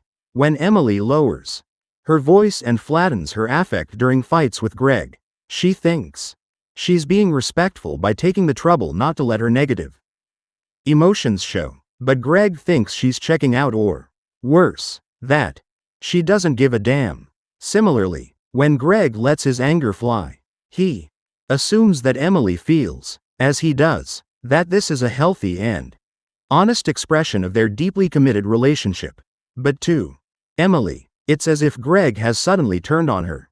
In her book Anger, The Misunderstood Emotion, Carol Tavris recounts a story about a Bengali cobra that liked to bite passing villagers. One day a Swami, a man who has achieved self-mastery, convinces the snake that biting is wrong. The cobra vows to stop immediately. And does. Before long, the village boys grow unafraid of the snake and start to abuse him. Battered and bloodied, the snake complains to the Swami that this is what came of keeping his promise. "I told you not to bite," said the Swami, "but I did not tell you not to hiss." Many people, like the Swami's cobra, confuse the hiss with the bite, writes Tavris. Many people, like Greg and Emily, both have much to learn from the Swami's story. Greg to stop biting, Emily that it's okay for him, and for her, to hiss. Greg can start by changing his assumptions about anger. He believes, as most of us do, that venting anger lets off steam. The catharsis hypothesis, that aggression builds up inside us until it's healthily released, dates back to the Greeks, was revived by Freud, and gained steam during the "let it all hang out" 1960s of punching bags and primal screams. But the catharsis hypothesis is a myth, a plausible one, an elegant one, but a myth nonetheless. Scores of studies have shown that venting doesn't soothe anger, it fuels it. We're best off when we don't allow ourselves to go to our angry place. Amazingly, neuroscientists have even found that people who use Botox, which prevents them from making angry faces, seem to be less anger-prone than those who don't, because the very act of frowning triggers the amygdala to process negative emotions. And anger is not just damaging in the moment, for days afterward. Venters have repair work to do with their partners. Despite the popular fantasy of fabulous sex after fighting, many couples say that it takes time to feel loving again. What can Greg do to calm down when he feels his fury mounting? He can take a deep breath. He can take a 10-minute break. And he can ask himself whether the thing that's making him so angry is really that important. If not, he might let it go. But if it is, then he'll want to phrase his needs not as personal attacks but as neutral discussion items. "You're so antisocial" can become, "Can we figure out a way to organize our weekends that works for us both?" This advice would hold even if Emily weren't a sensitive introvert. No one likes to feel dominated or disrespected, but it so happens that Greg's married to a woman who is especially put off by anger. So he needs to respond to the conflict-avoidant wife he has, not the confrontational one that he wishes, at least in the heat of the moment, he were married to. Now let's look at Emily's side of the equation. What could she be doing differently? She's right to protest when Greg bites, when he attacks unfairly. But what about when he hisses? Emily might address her own counterproductive reactions to anger. Among them, her tendency to slip into a cycle of guilt and defensiveness. We know from Chapter 6 that many introverts are prone from earliest childhood to strong guilt feelings. We also know that we all tend to project our own reactions onto others. Because conflict avoidant, Emily would never bite or even hiss unless Greg had done something truly horrible. On some level she processes his bite to mean that she's terribly guilty of something. Anything. Who knows what? Emily's guilt feels so intolerable that she tends to deny the validity of all of Greg's claims, the legitimate ones along with those exaggerated by anger. This, of course, leads to a vicious cycle in which she shuts down her natural empathy and Greg feels unheard. So Emily needs to accept that it's okay to be in the wrong. At first, she may have trouble puzzling out when she is and when she isn't.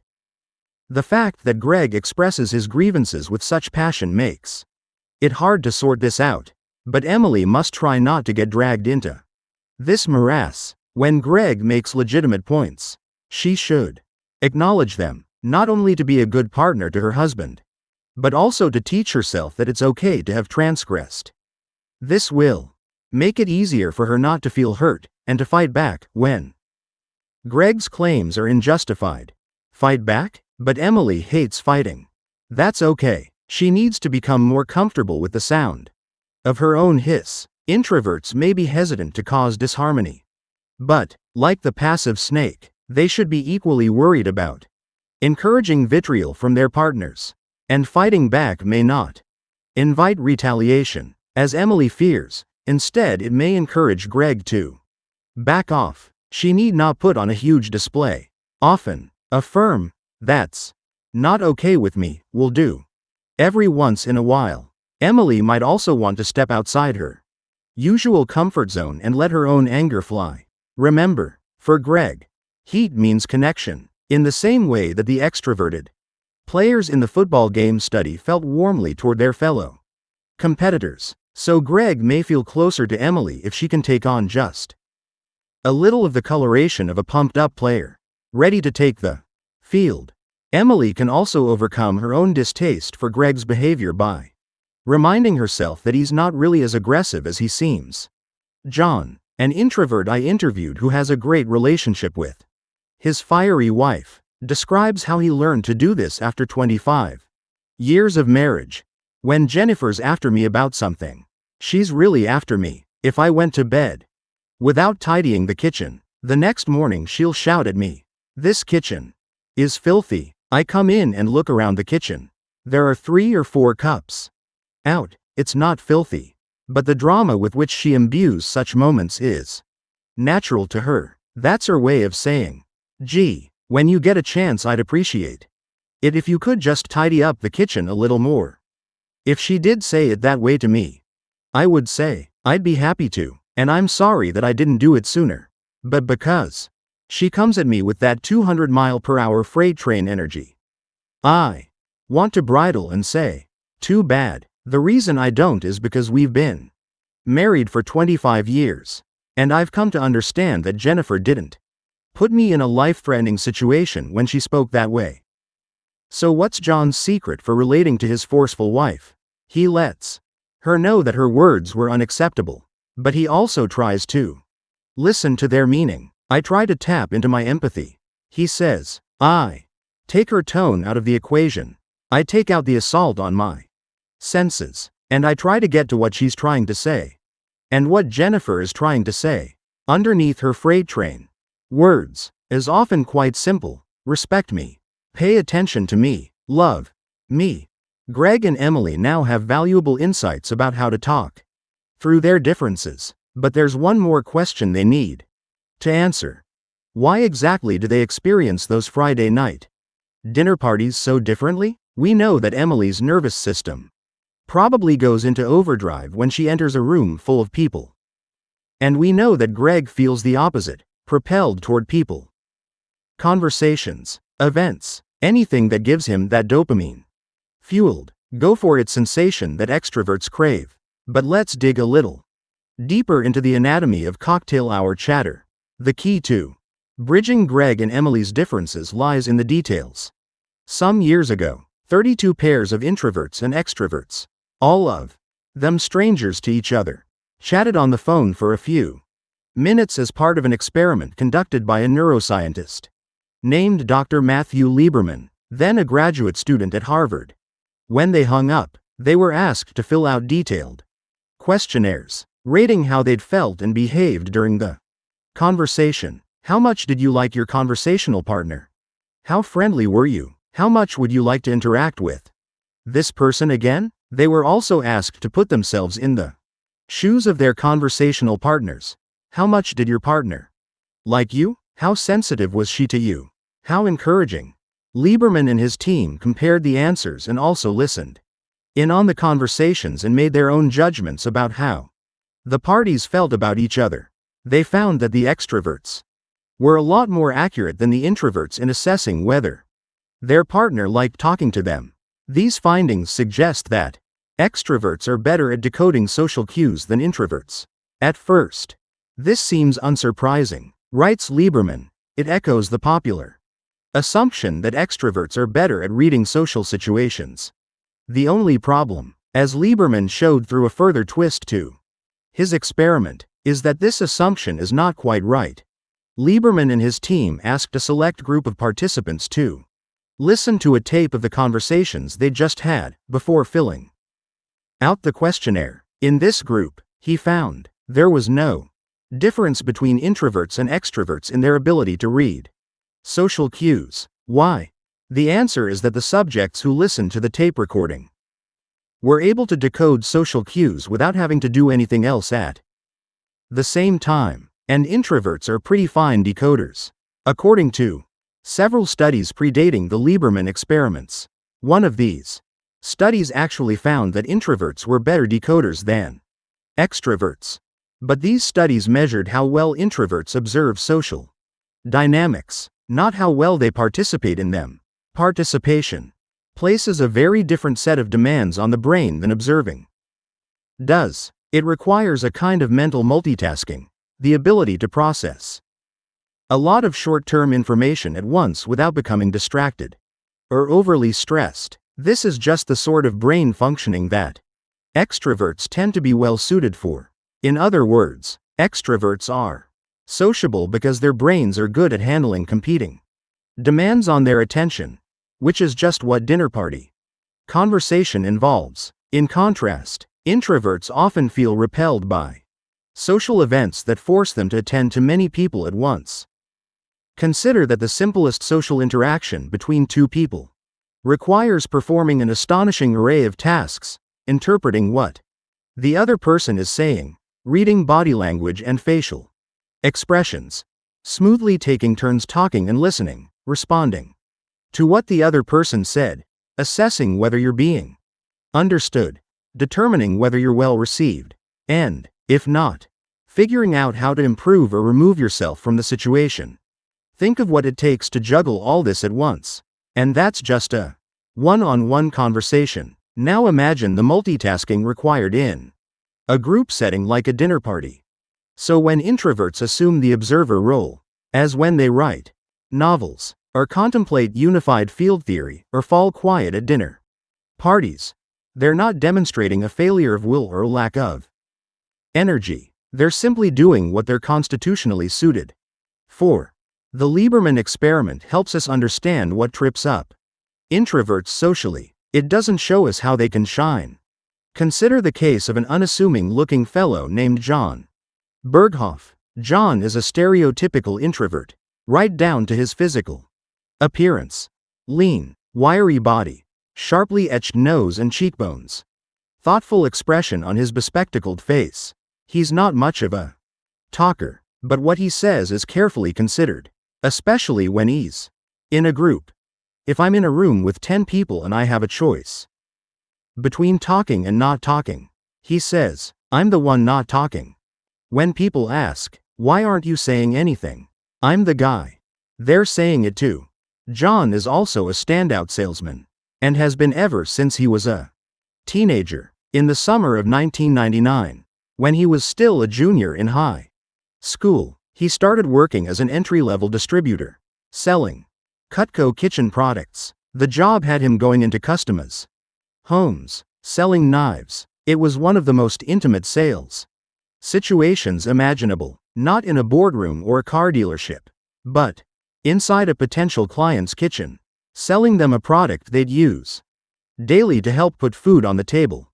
Within John's first 8 weeks on the job, he sold $50 worth of knives. He went on to be the company's top representative from over 40,000 new recruits that year. By the year 2000, when he was still a high school senior, John had generated more than $135 in commissions and had broken more than 25 national and regional sales records. Meanwhile, back in high school, he was still a socially awkward guy who hid inside the library at lunchtime. But by 2002 he'd recruited, hired, and trained 90 other sales reps, and increased territory sales 500% over the previous year. Since then, John has launched Global Empowerment Coaching, his own personal coaching and sales training business. To date he's given hundreds of speeches, training seminars, and private consultations to more than 30,000 salespeople and managers. What's the secret of John's success? One important clue comes from an experiment by the developmental psychologist Avril Thorne, now a professor at the University of California, Santa Cruz. Thorne gathered 52 young women, 26 introverts and 26 extroverts, and assigned them to two different conversational pairings. Each person had one 10-minute conversation with a partner of her own type and a second conversation of equal length with her dispositional opposite. Thorne's team taped the conversations and asked the participants to listen to a playback tape. This process revealed some surprising findings. The introverts and extroverts participated about equally, giving the lie to the idea that introverts always talk less, but the introvert pairs tended to focus on one or two serious subjects of conversation, while the extrovert pairs chose lighter-hearted and wider-ranging topics. Often the introverts discussed problems or conflicts in their lives, school, work, friendships, and so on. Perhaps because of this fondness for problem talk, they tended to adopt the role of advisor, taking turns counseling each other on the problem at hand. The extroverts, by contrast, were more likely to offer casual information about themselves that established commonality with the other person. You have a new dog? That's great. A friend of mine has an amazing tank of saltwater fish. But the most interesting part of Thorne's experiment was how much the two types appreciated each other. Introverts talking to extroverts chose cheerier topics, reported making conversation more easily, and described conversing with extroverts as a breath of fresh air. In contrast, the extroverts felt that they could relax more with introvert partners and were freer to confide their problems. They didn't feel pressure to be falsely upbeat. These are useful pieces of social information. Introverts and extroverts sometimes feel mutually put off, but Thorne's research suggests how much each has to offer the other. Extroverts need to know that introverts, who often seem to disdain the superficial, may be only too happy to be tugged along to a more lighthearted place, and introverts, who sometimes feel as if their propensity for problem talk makes them a drag, should know that they make it safe for others to get serious. Thorne's research also helps us to understand John Berghoff's astonishing success at sales. He has turned his affinity for serious conversation, and for adopting an advisory role rather than a persuasive one, into a kind of therapy for his prospects. I discovered early on that people don't buy from me because they understand what I'm selling, explains John. They buy because they feel understood. John also benefits from his natural tendency to ask a lot of questions and to listen closely to the answers. I got to the point where I could walk into someone's house and instead of trying to sell them some knives, I'd ask 100 questions in a row. I could manage the entire conversation just by asking the right questions. Today, in his coaching business, John does the same thing. I try to tune in to the radio station of the person I'm working with. I pay attention to the energy they exude. It's easy for me to do that because I'm in my head a lot. Anyways. But doesn't salesmanship require the ability to get excited? To pump people up? Not according to John. A lot of people believe that selling requires being a fast talker or knowing how to use charisma to persuade. Those things do require an extroverted way of communicating. But in sales there's a truism that we have 2 ears and 1 mouth and we should use them proportionately. I believe that's what makes someone really good at selling or consulting. The number one thing is they've got to really listen well. When I look at the top salespeople in my organization, none of those extroverted qualities are the key to their success. And now back to Greg and Emily's impasse. We've just acquired 2 crucial pieces of information. First, Emily's distaste for conversational multitasking is real and explicable, and second, when introverts are able to experience conversations in their own way, they make deep and enjoyable connections with others. It was only once they accepted these 2 realities that Greg and Emily found a way to break their stalemate. Instead of focusing on the number of dinner parties they'd give, they started talking about The format of the parties. Instead of seating everyone around a big table, which would require the kind of all-hands conversational multitasking Emily dislikes so much, why not serve dinner buffet style, with people eating in small, casual conversational groupings on the sofas and floor pillows?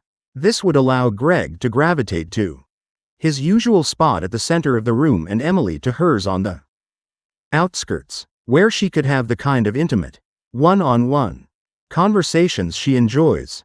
This issue solved, the couple was now free to address the thornier question of how many parties to give. After some back and forth, they agreed on 2 evenings a month, 24 dinners a year. Instead of 52, Emily still doesn't look forward to these events. But she sometimes enjoys them in spite of herself. And Greg gets to host the evenings he enjoys so much, to hold on to his identity, and to be with the person he most adores, all at the same time. 11. On cobblers and generals. How to cultivate quiet kids in a world that can't hear them. With anything young and tender, the most important part of the task is the beginning of it, for that is the time at which the character is being formed and the desired impression more readily taken. Plato, The Republic. Mark Twain once told a story about a man who scoured the planet looking for the greatest general who ever lived. When the man was informed that the person he sought had already died and gone to heaven, he made a trip to the pearly gates to look for him. St. Peter pointed at a regular-looking Joe. "That isn't the greatest of all generals," protested the man. "I knew that person when he lived on earth, and he was only a cobbler."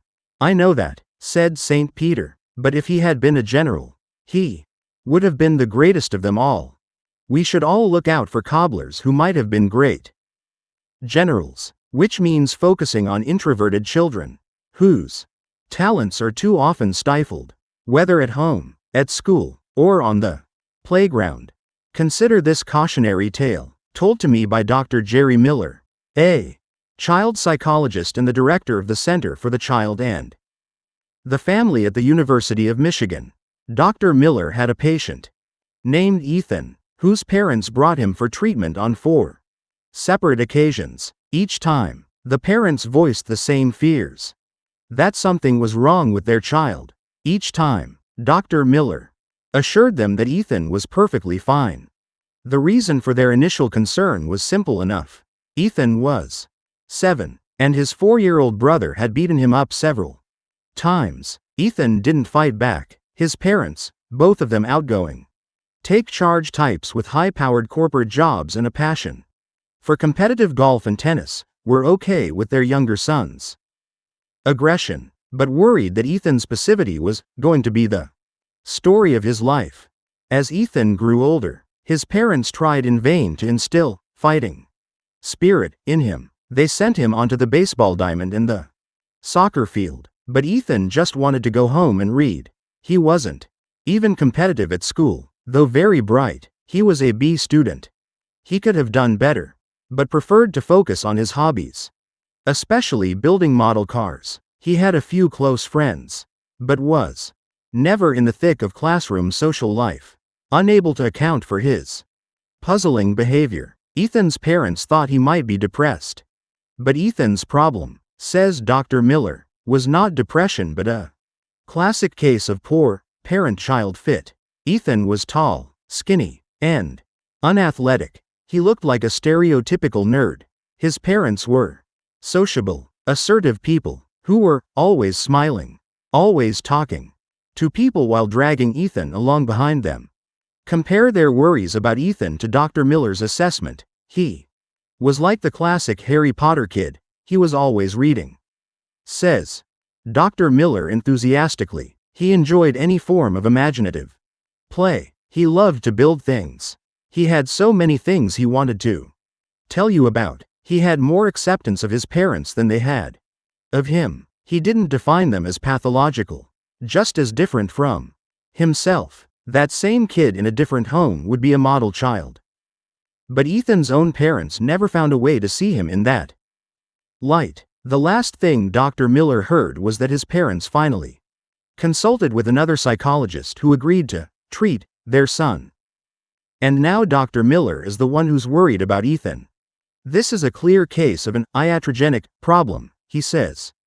That's when the treatment makes you sick. The classic example is when you use treatment to try to make a gay child into a straight one. I worry for that kid. These parents are very caring and well-meaning people. They feel that without treatment, they're not preparing their son for society, that he needs more fire in him. Maybe there's truth to that last part, I don't know. But whether there is or not, I firmly believe that it's impossible to change that kid. I worry that they're taking a perfectly healthy boy and damaging his sense of self.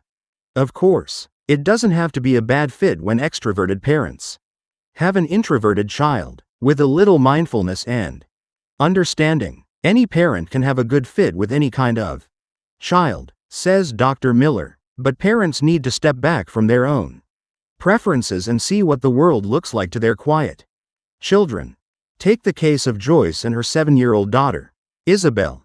Isabel is an elfin second grader who likes to wear glittery sandals and colorful rubber bracelets snaking up her skinny arms. She has several best friends with whom she exchanges confidences, and she gets along with most of the kids in her class. She's the type to throw her arms around a classmate who's had a bad day. She even gives her birthday presents away to charity. That's why her mother, Joyce, an attractive, good-natured woman with a wisecracking sense of humor and a bring-it-on demeanor, was so confused by Isabel's problems at school. In first grade, Isabel often came home consumed with worry over the class bully, who hurled mean comments at anyone sensitive enough to feel bruised by them.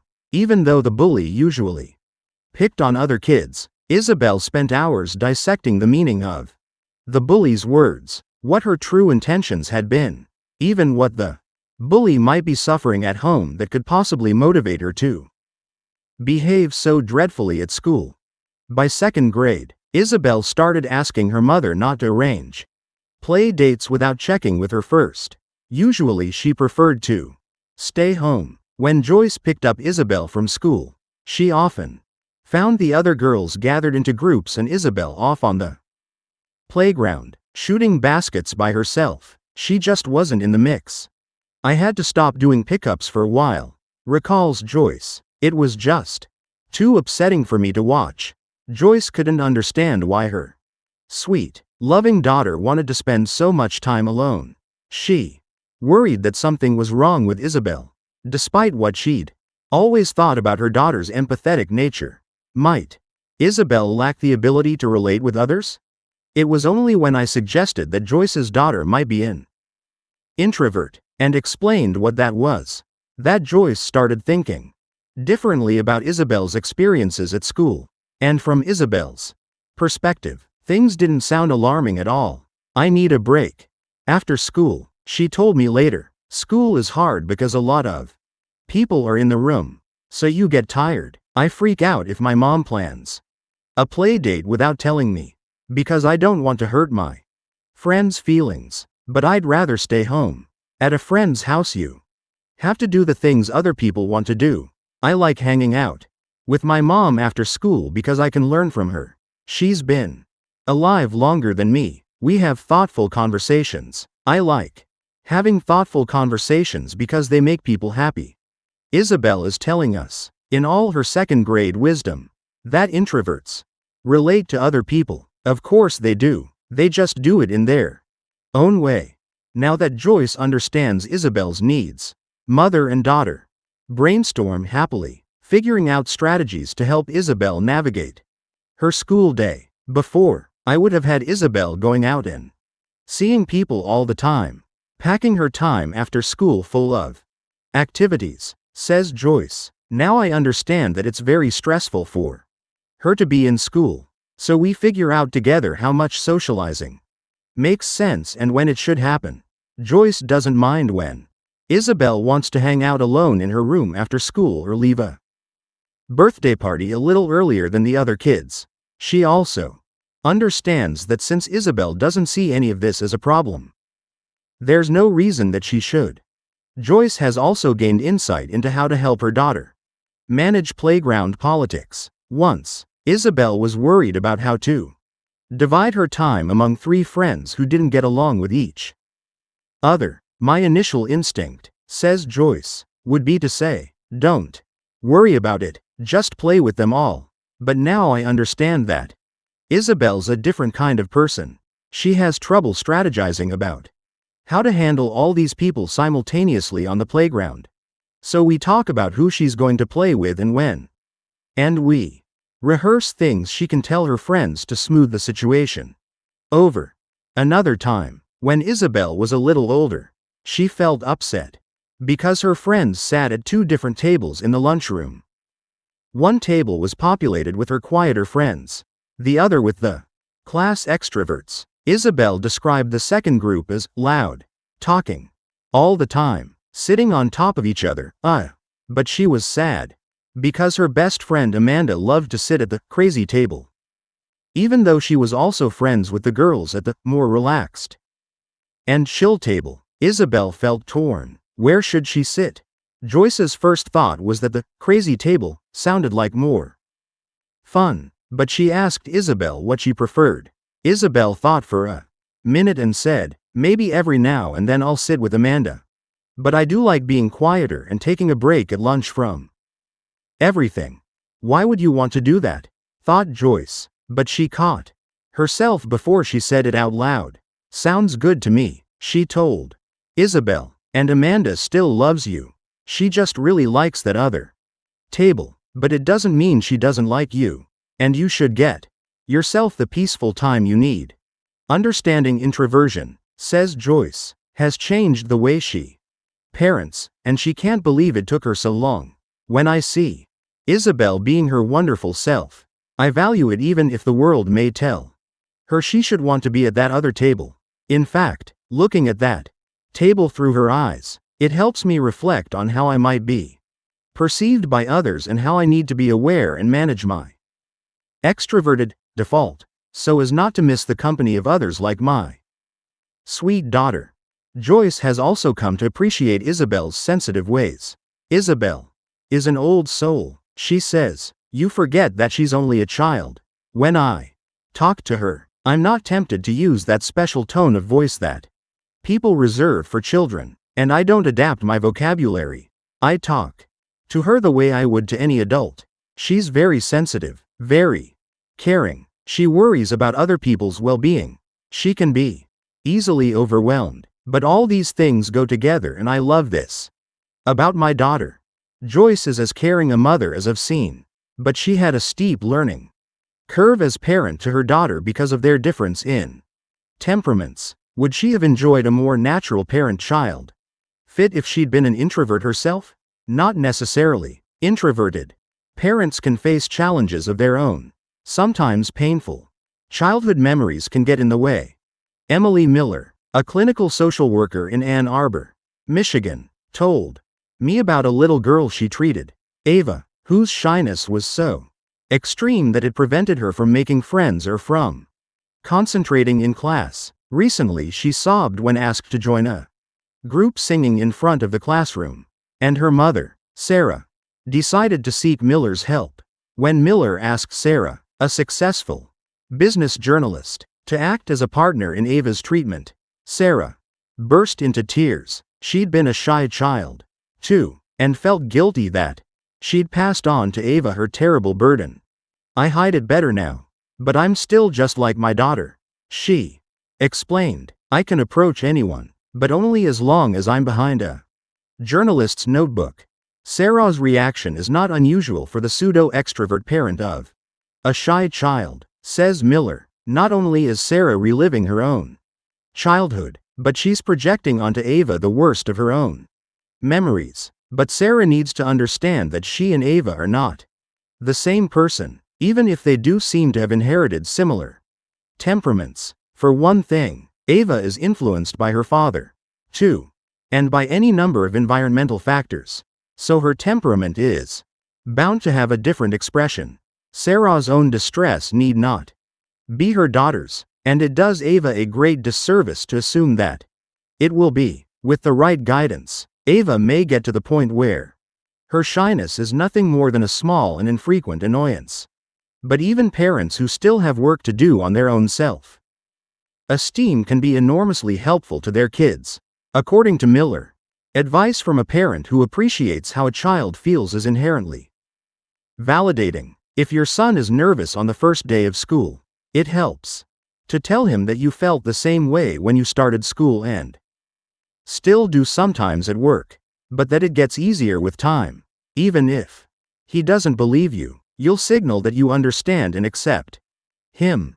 You can also use your empathy to help you judge when to encourage him to face his fears, and when this would be too overwhelming. For example, Sarah might know that singing in front of the classroom really is too big a step to ask Ava to take all at once, but she might also sense that singing in private with a small and simpatico group, or with one trusted friend, is a manageable first step. Even if Ava protests at first, she can, in other words, sense when to push Ava, and how much. The psychologist Elaine Aron, whose work on sensitivity I described in Chapter 6, offers insight into these questions when she writes about Jim, one of the best fathers she knows. Jim is a carefree extrovert with 2 young daughters. The first daughter, Betsy, is just like him, but the second daughter, Lily, is more sensitive, a keen but anxious observer of her world. Jim is a friend of Aaron's, so he knew all about sensitivity and introversion. He embraced Lily's way of being, but at the same time he didn't want her to grow up shy. So, writes Aaron, he became determined to introduce her to every potentially pleasurable opportunity in life, from ocean waves, tree climbing, and new foods to family reunions, soccer, and varying her clothes rather than wearing one comfortable uniform. In almost every instance, Lily initially thought these novel experiences were not such good ideas, and Jim always respected her opinion. He never forced her, although he could be very persuasive. He simply shared his view of a situation with her, the safety and pleasures involved, the similarities to things she already liked. He would wait for that little gleam in her eye that said she wanted to join in with the others, even if she couldn't yet. Jim always assessed these situations carefully to ensure that she would not ultimately be frightened, but rather be able to experience pleasure and success. Sometimes he held her back until she was overly ready. Above all, he kept it an internal conflict, not a conflict between him and her. And if she or anyone else comments on her quietness or hesitancy, Jim's prompt reply is, "That's just your style. Other people have different styles. But this is yours. You like to take your time and be sure." Jim also knows that part of her style is befriending anyone whom others tease, doing careful work, noticing everything going on in the family, and being the best soccer strategist in her league. One of the best things you can do for an introverted child is to work with him on his reaction to novelty. Remember that introverts react not only to new people, but also to new places and events. So, don't mistake your child's caution in new situations for an inability to relate to others. He's recoiling from novelty or overstimulation, not from human contact. As we saw in the last chapter, introversion, extroversion levels are not correlated with either agreeableness or the enjoyment of intimacy. Introverts are just as likely as the next kid to seek others' company, though often in smaller doses. The key is to expose your child gradually to new situations and people, taking care to respect his limits, even when they seem extreme. This produces more confident kids than either overprotection or pushing too hard. Let him know that his feelings are normal and natural, but also that there's nothing to be afraid of. I know it can feel funny to play with someone you've never met, but I bet that boy would love to play trucks with you if you asked him. Go at your child's pace, don't rush him. If he's young, make the initial introductions with the other little boy if you have to, and stick around in the background, or, when he's really little, with a gentle, Supportive hand on his back, for as long as he seems to benefit from your presence. When he takes social risks, let him know you admire his efforts. I saw you go up to those new kids yesterday. I know that can be difficult, and I'm proud of you. The same goes for new situations.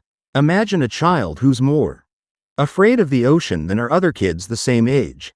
Thoughtful parents recognize that this fear is natural and even wise. The ocean is indeed dangerous, but they don't allow her to spend the summer on the safety of the dunes, and neither do they drop her in the water and expect her to swim. Instead, they signal that they understand her unease, while urging her to take small steps. Maybe they play in the sand for a few days with the ocean waves crashing at a safe distance. Then one day they approach the water's edge, perhaps with the child riding on a parent's shoulders. They wait for calm weather or low tide to immerse a toe, then a foot, then a knee. They don't rush. Every small step is a giant stride in a child's world. When ultimately she learns to swim like a fish, she has reached a crucial turning point in her relationship, not only with water but also with fear. Slowly your child will see that it's worth punching through her wall of discomfort to get to the fun on the other side. She'll learn how to do the punching by herself. As Dr. Kenneth Rubin, the director of the Center for Children, Relationships and Culture at the University of Maryland, writes, if you're consistent in helping your young child learn to regulate his or her emotions and behaviors in soothing and supportive ways, something rather magical will begin to happen. In time, you might watch your daughter seem to be silently reassuring herself, those kids are having fun. I can go over there. He or she is learning to self-regulate fearfulness and wariness. If you want your child to learn these skills, don't let her hear you call her shy. She'll believe the label and experience her nervousness as a fixed trait rather than an emotion she can control. She also knows full well that shy is a negative word in our society. Above all, do not shame her for her shyness. If you can, it's best to teach your child self-coaxing skills while he's still very young, when there's less stigma associated with social hesitancy. Be a role model by greeting strangers in a calm and friendly way, and by getting together with your own friends. Similarly, invite some of his classmates to your house. Let him know gently that when you're together with others, it's not okay to whisper or tug at your pants leg to communicate his needs. He needs to speak up. Make sure that his social encounters are pleasant by selecting kids who aren't overly aggressive and playgroups that have a friendly feel to them. Have your child play with younger kids if this gives him confidence, older kids if they inspire him.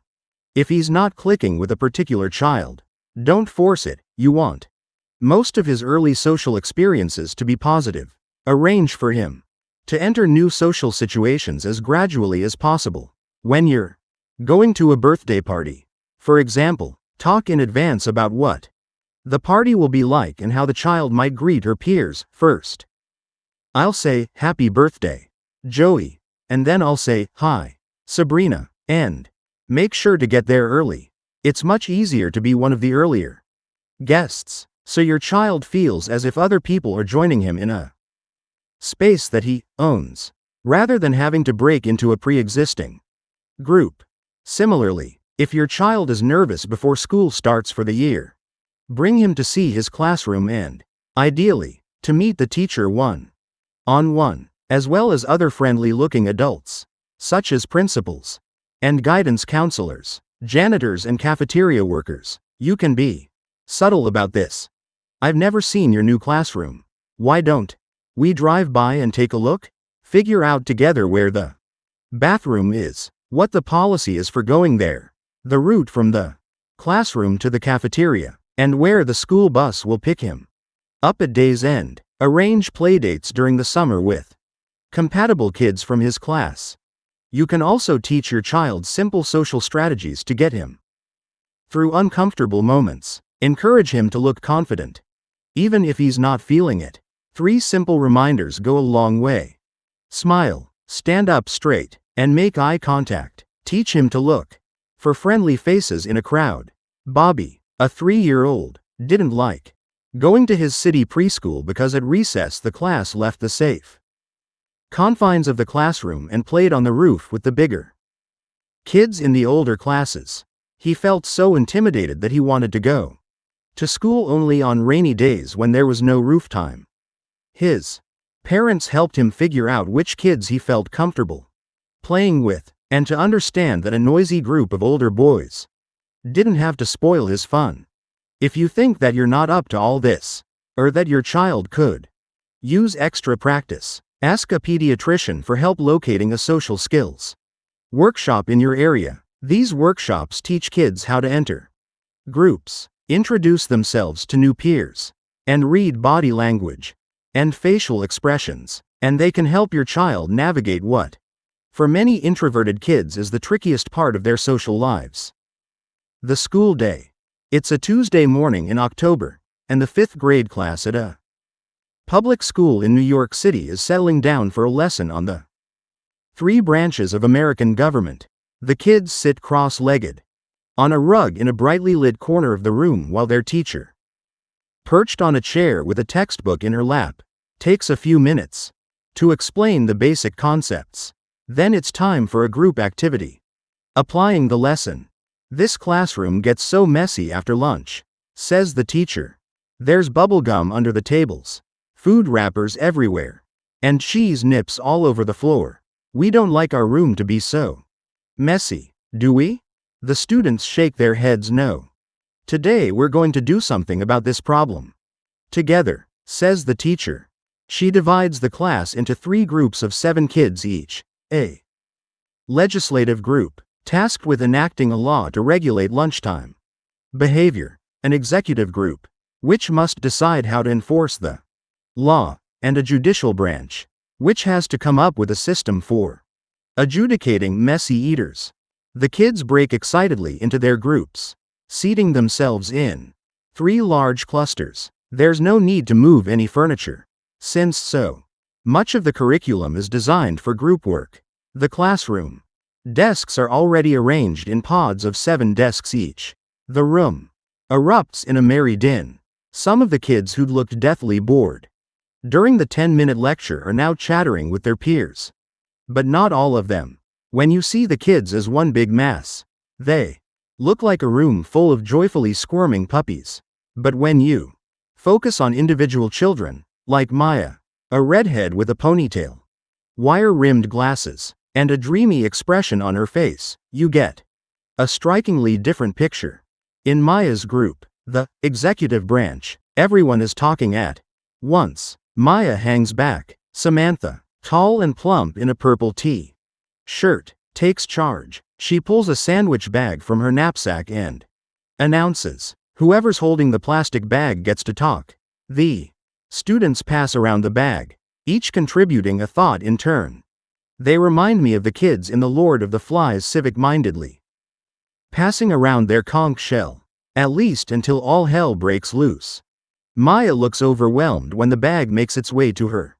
"I agree," she says, handing it like a hot potato to the next person. The bag circles the table several times.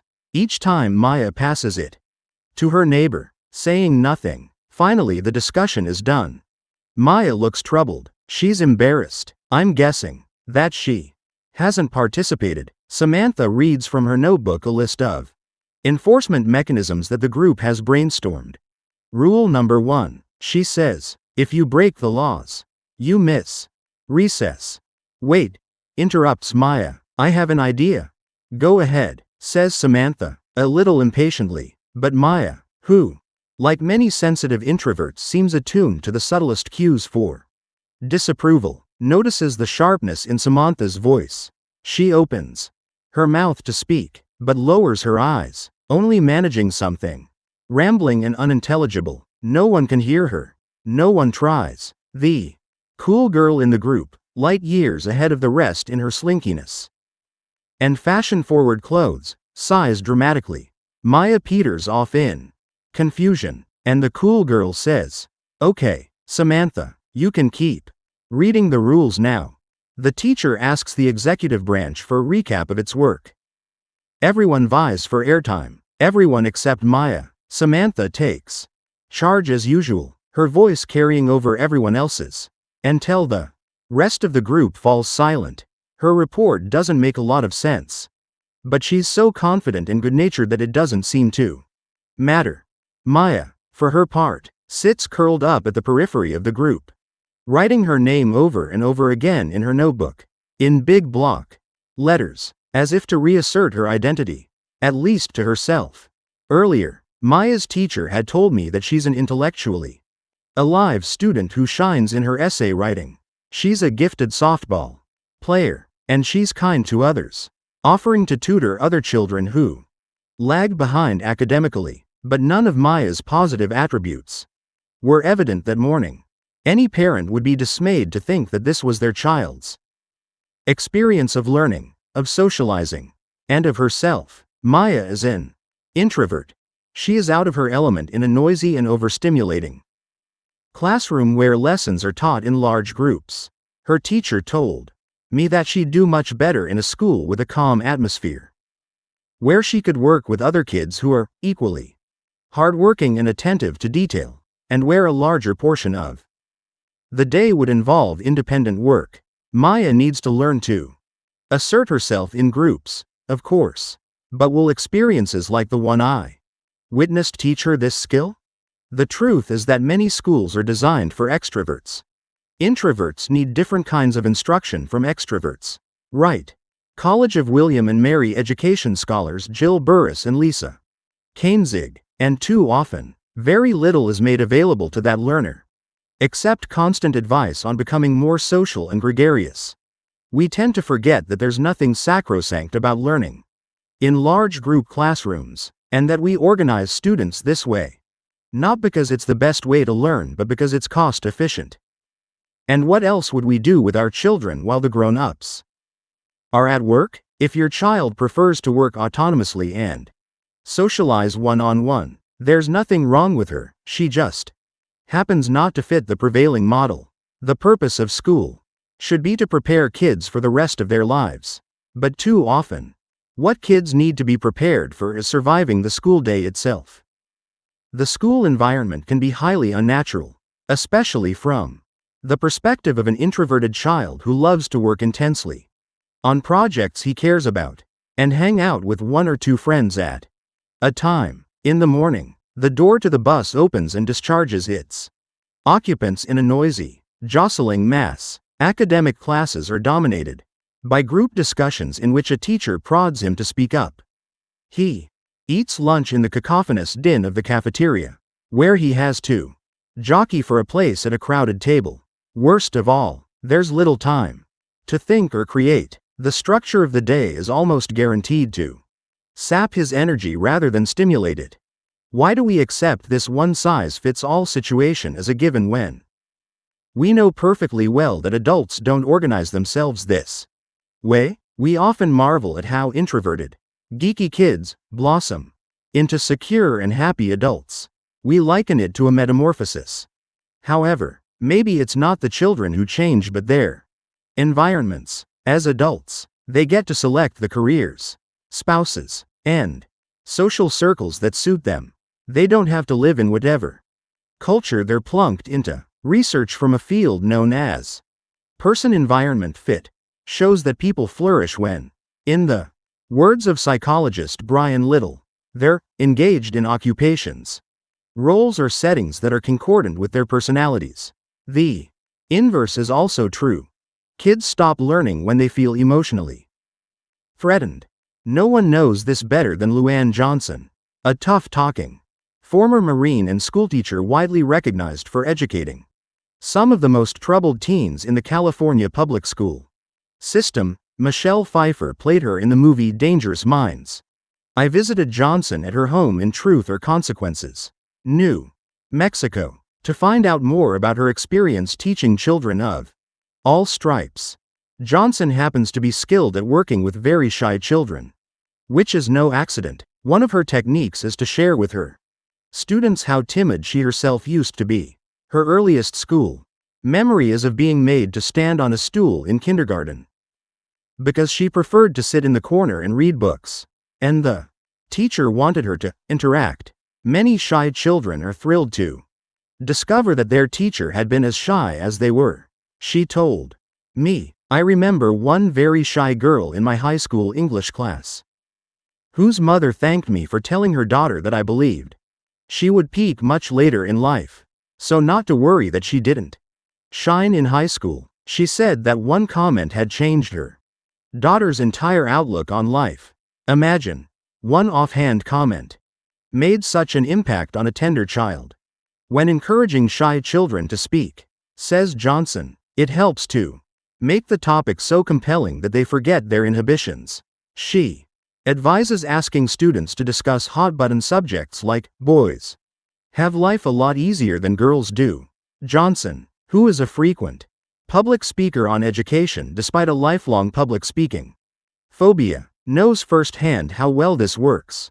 I haven't overcome my shyness, she says. It is sitting in the corner, calling to me, but I am passionate about changing our schools. So my passion overcomes my shyness once I get started on a speech. If you find something that arouses your passion or provides a welcome challenge, you forget yourself for a while. It's like an emotional vacation. But don't risk having children make a speech to the class unless you've provided them with the tools to know with reasonable confidence that it will go well. Have kids practice with a partner and in small groups. And if they're still too terrified, don't force it. Experts believe that negative public speaking experiences in childhood can leave children with a lifelong terror of the podium. So, what kind of school environment would work best for the Mayas of the world? First, some thoughts for teachers. Don't think of introversion as something that needs to be cured. If an introverted child needs help with social skills, teach her or recommend training outside class, just as you'd do for a student who needs extra attention in math or reading. But celebrate these kids for who they are. The typical comment on many children's report cards is, I wish Molly would talk more in class. Pat Adams, the former head of the Emerson School for Gifted Students in Ann Arbor, Michigan, told me, but here we have an understanding that many kids are introspective. We try to bring them out, but we don't make it a big deal. We think about introverted kids as having a different learning style. Studies show that 1/3 to 1/2 of us are introverts. This means that you have more introverted kids in your class than you think. Even at a young age, some introverts become adept at acting like extroverts, making it tough to spot them. Balance. Teaching methods to serve all the kids in your class. Extroverts tend to like movement, stimulation, collaborative work. Introverts prefer lectures, downtime, and independent projects. Mix it up fairly. Introverts often have one or two deep interests that are not necessarily shared by their peers. Sometimes they're made to feel freaky for the force of these passions, when in fact studies show that this sort of intensity is a prerequisite to talent development. Praise these kids for their interests. Encourage them, and help them find like-minded friends. If not in the classroom, then outside it.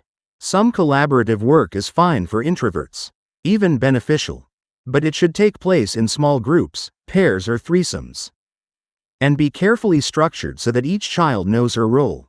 Roger Johnson, co-director of the Cooperative Learning Center at the University of Minnesota, says that shy or introverted kids benefit especially from well-managed small group work because they are usually very comfortable talking with one or two of their classmates to answer a question or complete a task, but would never think of raising their hand and addressing the whole class. It is very important that these students get a chance to translate their thoughts into language. Imagine how different Maya's experience would have been if her group had been smaller and someone had taken the time to say, Samantha, you're in charge of keeping the discussion on track. Maya, your job is to take notes and read them back to the group. On the other hand, remember Anders Ericsson's research on deliberate practice from Chapter 3. In many fields, it's Impossible to gain mastery without knowing how to work on one's own. Have your extroverted students take a page from their introverted peers' playbooks. Teach all kids to work independently. Don't seat quiet kids in high interaction areas of the classroom, says communications professor James McCroskey. They won't talk more in those areas, they'll feel more threatened and will have trouble concentrating. Make it easy for introverted kids to participate in class, but don't insist. Forcing highly apprehensive young people to perform orally is harmful, writes McCroskey. It will increase apprehension and reduce self-esteem. If your school has a selective admissions policy, think twice before basing your admissions decisions on children's performance in a playgroup setting. Many introverted kids clam up in groups of strangers, and you will not get even a glimpse of what these kids are like once they're relaxed and comfortable. And here are some thoughts for parents. If you're lucky enough to have control over where your child goes to school, whether by scouting out a magnet school, moving to a neighborhood whose public schools you like, or sending your kids to private or parochial school, you can look for a school that prizes independent interests and emphasizes autonomy, conducts group activities in moderation and in small, carefully managed groups, values kindness, caring, empathy, good citizenship, insists on orderly classrooms and hallways, is organized into small, quiet classes, chooses teachers who seem to understand the shy, serious, introverted, sensitive temperament, focuses its academic, athletic, extracurricular activities on subjects that are particularly interesting to your child, strongly enforces an anti-bullying program, emphasizes a tolerant, down-to-earth culture, attracts like-minded peers, for example intellectual kids, or artistic or athletic ones, depending on your child's preference.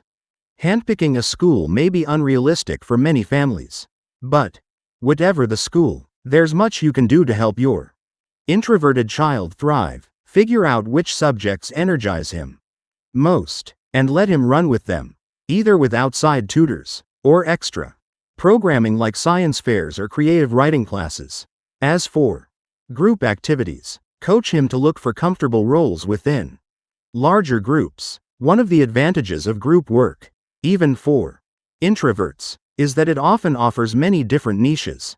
Urge your child to take the initiative and claim for himself the responsibility of note-taker, picture drawer, or whatever role interests him most. Participation will feel more comfortable when he knows what his contribution is supposed to be. You can also help him practice speaking up. Let him know that it's okay to take his time to gather his thoughts before he speaks, even if it seems as if everyone else is jumping into the fray.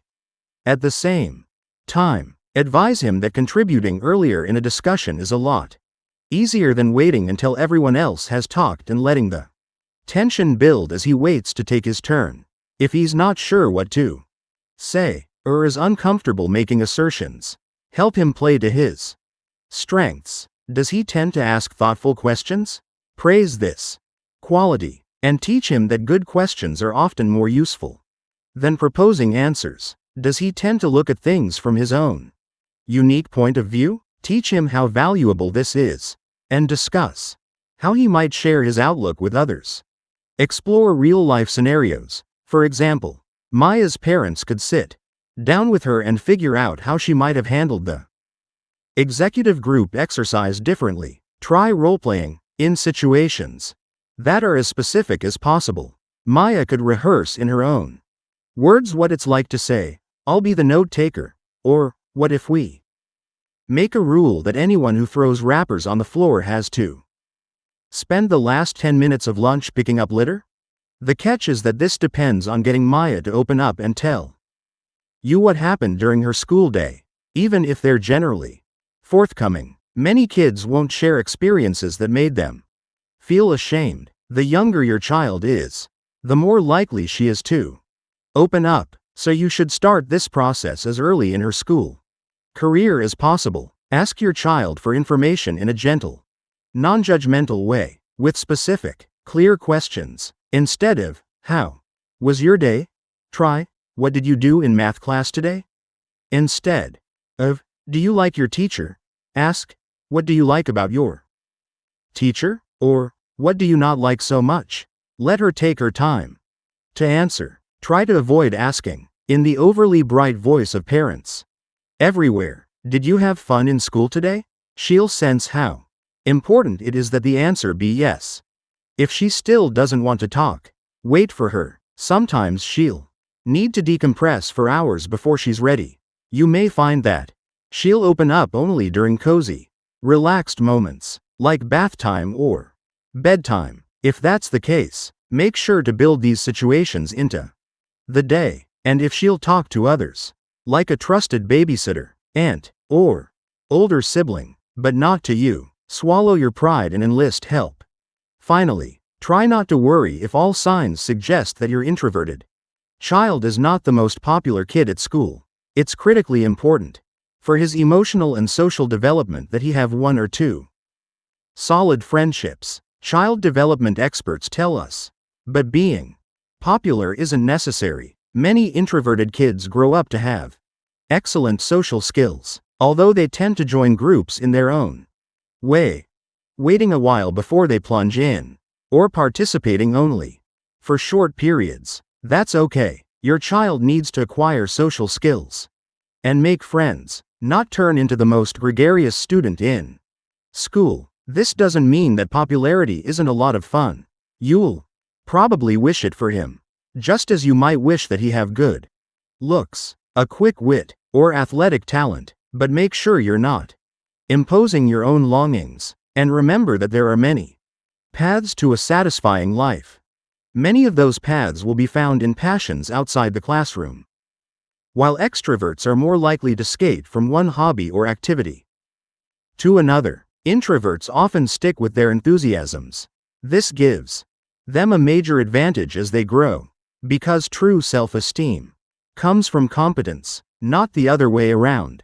Researchers have found that intense engagement in and commitment to an activity is a proven route to happiness and well-being. Well-developed talents and interests can be a great source of confidence for your child, no matter how different he might feel from his peers. For example, Maya, the girl who was such a quiet member of the executive branch, loves to go home every day after school and read, but she also loves softball. With all of its social and performance pressures, she still recalls the day she made the team. After participating in tryouts, Maya was scared stiff, but she also felt strong, capable of hitting the ball with a good, powerful whack. I guess all those drills finally paid off. She reflected later. I just kept smiling. I was so excited and proud, and that feeling never went away. For parents, however, it's not always easy to orchestrate situations where these deep feelings of satisfaction arise. You might feel, for example, that you should encourage your introverted child to play whichever sport is the ticket to friendship and esteem in your town. And that's fine, if he enjoys that sport and is good at it, as Maya is. With softball, team sports can be a great boon for anyone, especially for kids who otherwise feel uncomfortable joining groups. But let your child take the lead in picking the activities he likes best. He may not like any team sports, and that's okay. Help him look for activities where he'll meet other kids, but also have plenty of his own space. Cultivate the strengths of his disposition. If his passions seem too solitary for your taste, remember that even solo activities, like painting, engineering, or creative writing, can lead to communities of fellow enthusiasts. I have known children who found others, says Dr. Miller, by sharing important interests, chess, elaborate role-playing games, even discussing deep interests like math or history. Rebecca Wallace Siegel, who teaches creative writing workshops for kids and teens as director of Writopia Lab in New York City, says that the students who sign up for her classes are often not the kids who are willing to talk for hours about fashion and celebrity. Those kids are less likely to come, perhaps because they're less inclined to analyze and dig deep. That's not their comfort zone. The so-called shy kids are often hungry to brainstorm ideas, deconstruct them, and act on them. And, paradoxically, when they're allowed to interact this way, they're not shy at all. They're connecting with each other, but in a deeper zone, in a place that's considered boring or tiresome by some of their peers. And these kids do come out when they're ready. Most of the Rightopia kids read their works at local bookstores, and a staggering number win prestigious national writing competitions.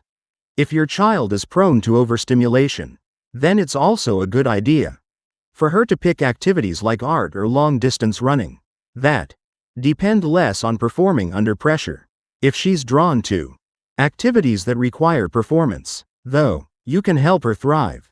When I was a kid, I loved figure skating. I could spend hours on the rink, tracing figure eights, spinning happily, or flying through the air. But on the day of my competitions, I was a wreck. I hadn't slept the night before and would often fall during moves that I had sailed through in practice. At first I believed what people told me, that I had the jitters, just like everybody else. But then I saw a TV interview with the Olympic gold medalist Katarina Witt. She said that pre-competition nerves gave her the adrenaline she needed to win the gold.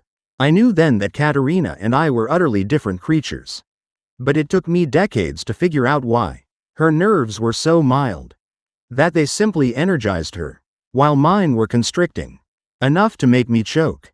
At the time, my very supportive mother quizzed the other skating moms about how their own daughters handled pre-competition anxiety, and came back with insights that she hoped would make me feel better. Kristen's nervous too, she reported. Renee's mom says she's scared the night before a competition. But I knew Kristen and Renee well, and I was certain that they weren't as frightened as I was. I think it might have helped if I'd understood myself better back then. If you're the parent of a would-be figure skater, help her too. Accept that she has heavy-duty jitters without giving her the idea that they're fatal to success. What she's most afraid of is failing publicly. She needs to desensitize herself to this fear by getting used to competing, and even to failing. Encourage her to enter low-stakes competitions far away from home, where she feels anonymous and no one will know if she falls. Make sure she has rehearsed thoroughly. If she's planning to compete on an unfamiliar rink, try to have her practice there a few times first. Talk about what might go wrong and how to handle it. Okay, so what if you do fall and come in last place? Will life still go on? And help her visualize what it will feel like to perform her moves smoothly. Unleashing a passion can transform a life, not just for the space of time that your child's in elementary or middle or high school, but way beyond. Consider the story of David Weiss, a drummer and music journalist. David is a good example of someone who grew up feeling like Charlie Brown and went on to build a life of creativity, productivity, and meaning. He loves his wife and baby son. He relishes his work. He has a wide and interesting circle of friends, and lives in New York City, which he considers the most vibrant place in the world for a music enthusiast. If you measure a life by the classic barometers of love and work, then David is a blazing success. But it wasn't always clear, at least not to David, that his life would unfold as well as it did. As a kid, he was shy and awkward. The things that interested him, music and writing, held no value for the people who mattered most back then, his peers. People would always tell me, "These are the best years of your life," he recalls. And I would think to myself, I hope not. I hated school. I remember thinking, I've got to get out of here. I was in 6th grade when Revenge of the Nerds came out, and I looked like I stepped out of the cast. I knew I was intelligent, but I grew up in suburban Detroit, which is like 99% of the rest of the country. If you're a good looking person and an athlete, you're not gonna get hassled. But if you seem too smart, that's not something that kids respect you for. They're more likely to try and beat you down for it. It was my best attribute, and I definitely enjoyed using it. But it was something you also had to try and keep in check. So how did he get from there to here? The key for David was playing the drums. At one point, David says, I totally overcame all my childhood stuff, and I know exactly how. I started playing the drums. Drums are my muse. They're my Yoda. When I was in middle school, the high school jazz band came and performed for us, and I thought that the coolest one by a long shot was the kid playing the drum set. To me, drummers were kind of like athletes, but musical athletes, and I loved music. At first, for David, drumming was mostly about social validation. He stopped getting kicked out of parties by jocks twice his size. But soon it became something much deeper. I suddenly realized this was a form of creative expression, and it totally blew my mind. I was 15. That's when I became committed to sticking with it. My entire life changed because of my drums, and it hasn't stopped. To this day, David still remembers acutely what it was like to be his 9-year-old self. I feel like I'm in touch with that person today, he says. Whenever I'm doing something that I think is cool, like if I'm in New York City in a room full of people, interviewing Alicia Keys or something, I send a message back to that person and let him know that everything turned out okay. I feel like when I was 9, I was receiving that signal from the future, which is one of the things that gave me the strength to hang in there. I was able to create this loop between who I am now and who I was then. The other thing that gave David strength was his parents. They focused less on developing his confidence than on making sure that he found ways to be productive. It didn't matter what he was interested in, so long as he pursued it and enjoyed himself. His father was an avid football fan, David recalls, but the last person to say, "How come you're not out on the football field for a while?" David took up piano, then cello. When he announced that he wanted to switch to drumming, his parents were surprised, but never wavered. They embraced his new passion. It was their way of embracing their son. If David Weiss's tale of transformation resonates for you, there's a good reason. It's a perfect example of what the psychologist Dan McAdams calls a redemptive life story and a sign of mental health and well-being. At the Foley Center for the Study of Lives at Northwestern University, McAdams studies the stories that people tell about themselves. We all write our life stories as if we were novelists.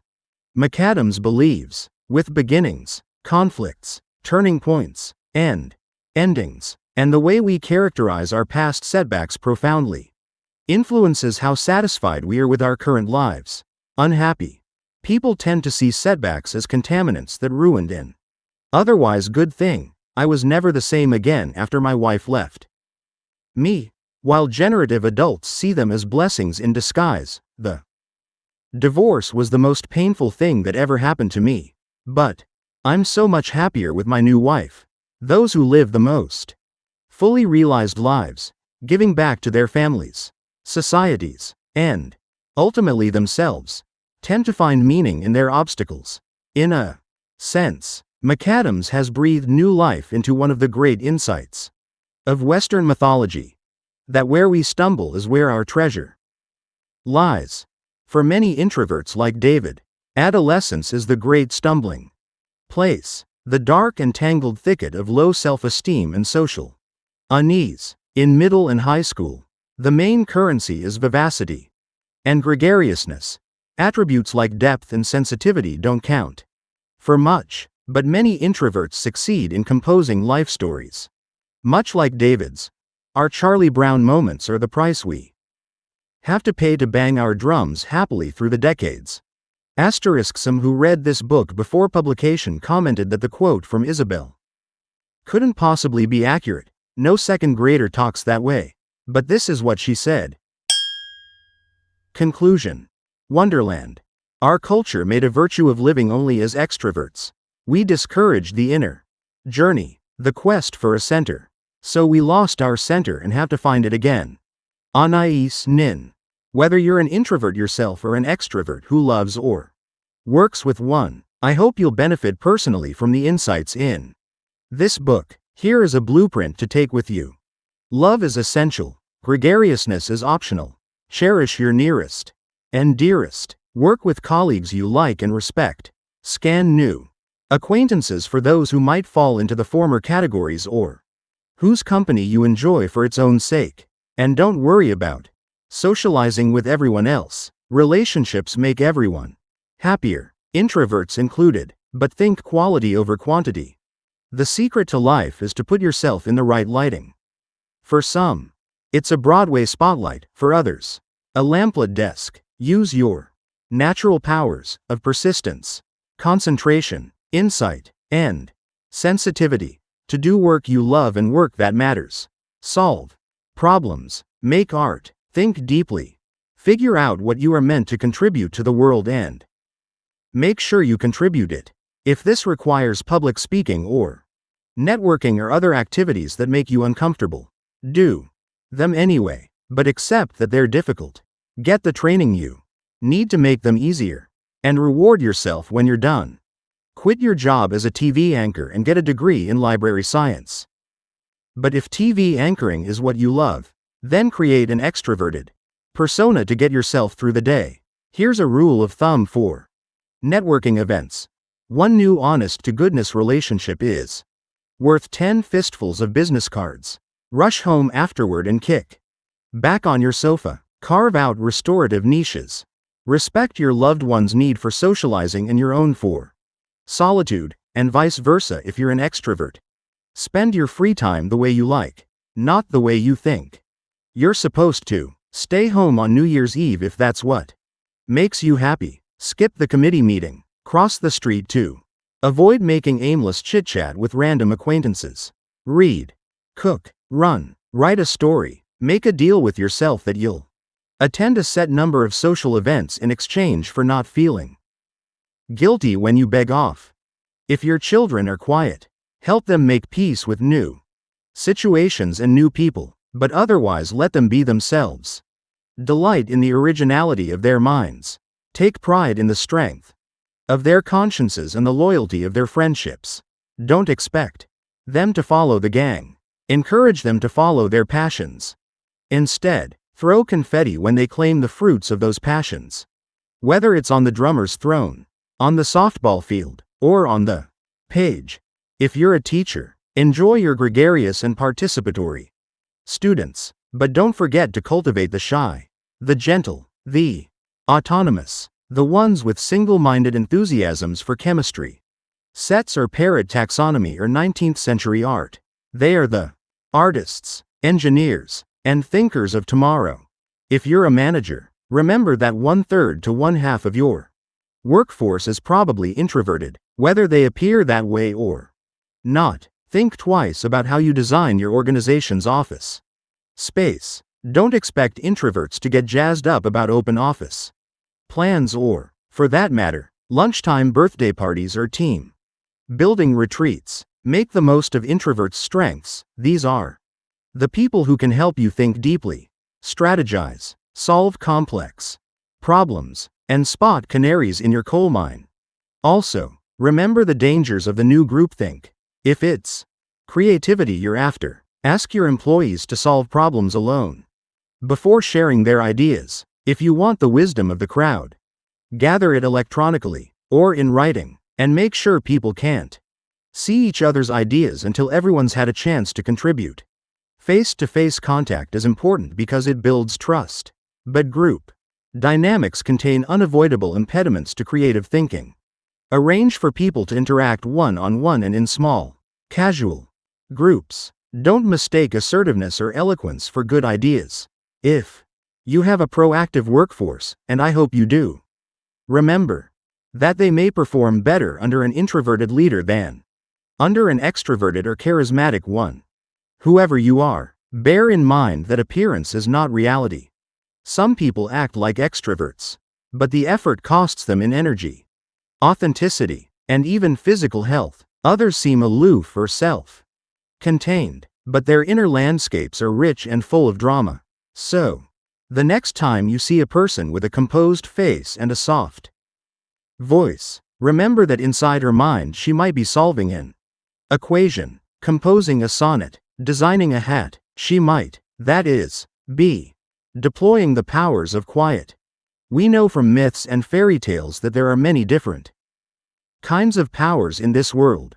One child is given a lightsaber, another a wizard's education. The trick is not to amass all the different kinds of available power, but to use well the kind you've been granted. Introverts are offered keys to private gardens full of riches. To possess such a key is to tumble like Alice down her rabbit hole. She didn't choose to go to Wonderland, but she made of it an adventure that was fresh and fantastic and very much her own.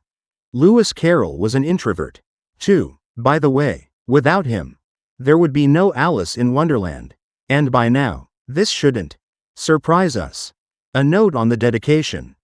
My grandfather was a soft-spoken man with sympathetic blue eyes and a passion for books and ideas. He always dressed in a suit and had a courtly way of exclaiming over whatever was exclaimable in people, especially in children. In the Brooklyn neighborhood where he served as a rabbi, the sidewalks were filled with men in black hats, women in skirts that hid their knees, and improbably well-behaved kids. On his way to synagogue, my grandfather would greet the passers-by, gently praising this child's brains, that one's height, the other's command of current events. Kids adored him. Businessmen respected him. Lost souls clung to him. But what he loved to do best was read. In his small apartment, where as a widower he'd lived alone for decades, all the furniture had yielded its original function to serve as a surface for piles of books. Gold-leafed Hebrew texts jumbled together with Margaret Atwood and Milan Kundera. My grandfather would sit beneath a halo-shaped fluorescent light at his tiny kitchen table, sipping Lipton tea and snacking on marble cake, a book propped open on the white cotton tablecloth. In his sermons, each a tapestry of ancient and humanist thought, he'd share with his congregation the fruits of that week's study. He was a shy person who had trouble making eye contact with the audience, but he was so bold in his spiritual and intellectual explorations that when he spoke the congregation swelled to standing room only. The rest of my family took its cue from him. In our house, reading was the primary group activity. On Saturday afternoons we curled up with our books in the den. It was the best of both worlds. You had the animal warmth of your family right next to you, but you also got to roam around the adventureland inside your own head. Yet as a preteen I began to wonder whether all this reading had marked me as out of it, a suspicion that seemed confirmed when I went away to summer camp at the age of 10 and watched as a girl with thick glasses and a high forehead refused to put down her book on the all-important first day of camp and instantly became a pariah, her days and nights a hell of social exclusion. I longed to read, too, but left my own paperbacks untouched in my suitcase. Though I felt guilty about this, as if the books needed me and I was forsaking them, I saw that the girl who kept reading was considered bookish and shy, the very things that I was, too, and knew that I must hide. After that summer, I felt less comfortable about my desire to be alone with a book. In high school, in college, and as a young lawyer, I tried to make myself appear more extroverted and less eggheady than I truly was.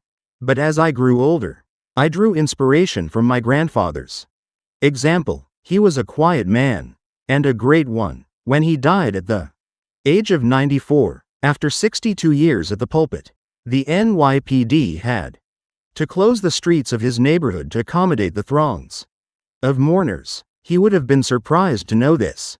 Today, I think that one of the best things about him was his humility.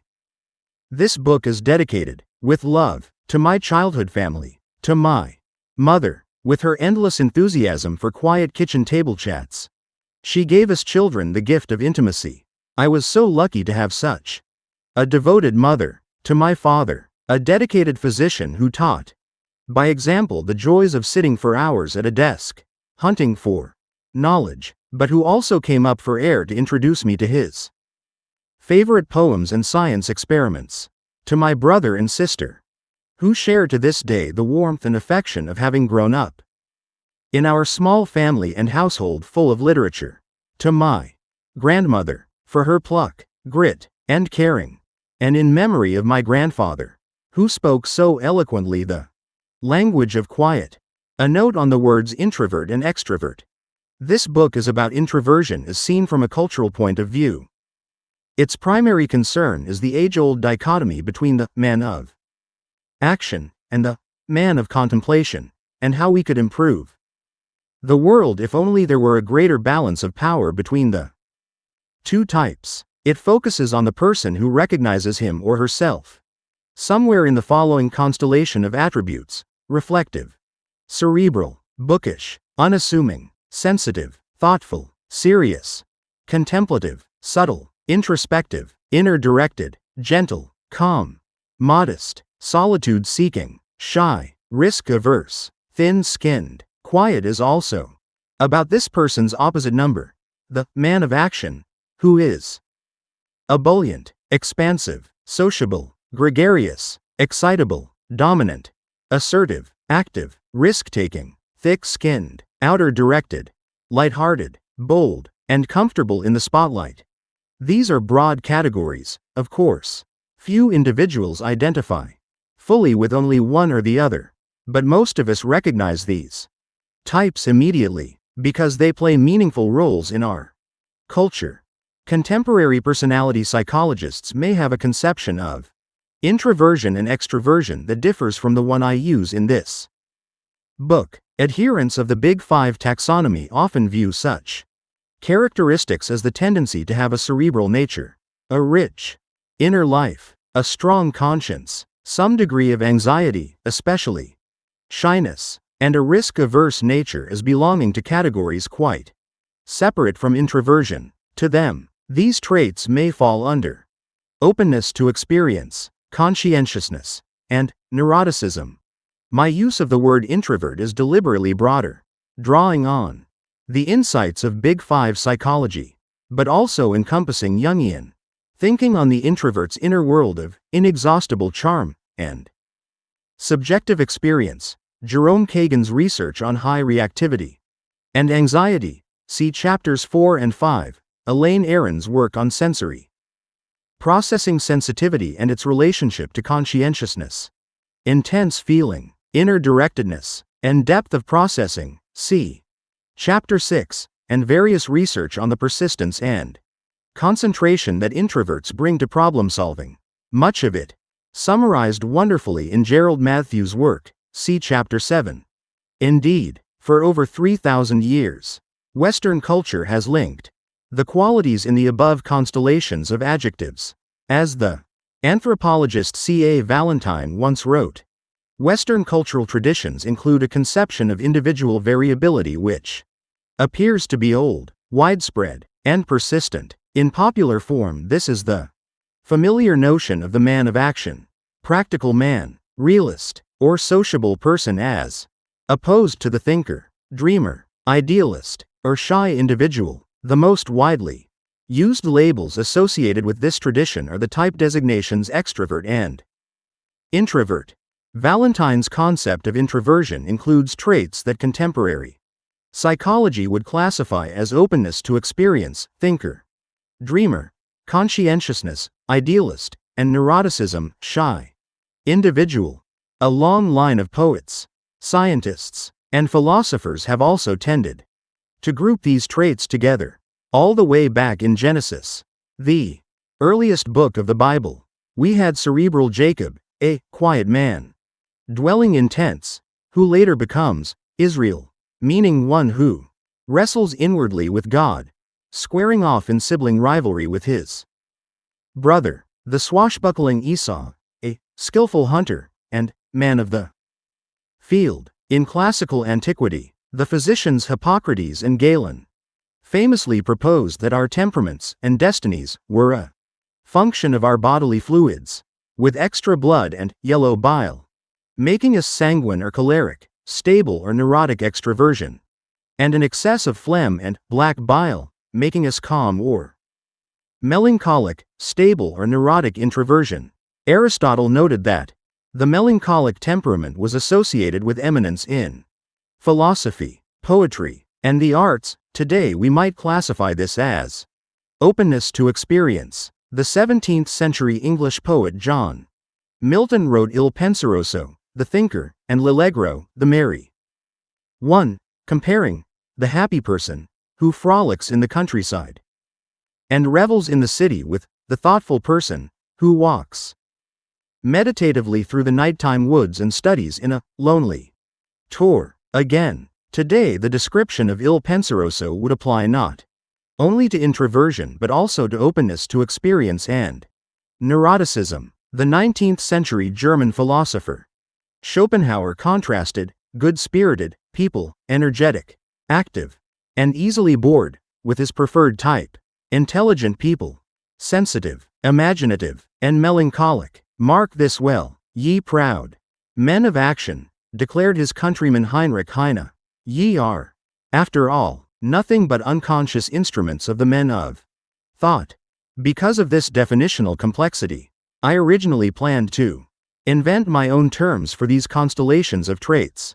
I decided against this. Again, for cultural reasons, the words introvert and extrovert have the advantage of being well known and highly evocative. Every time I uttered them at a dinner party or to a seatmate on an airplane, they elicited a torrent of confessions and reflections. For similar reasons, I've used the layperson spelling of extrovert rather than the extrovert one finds throughout the research literature.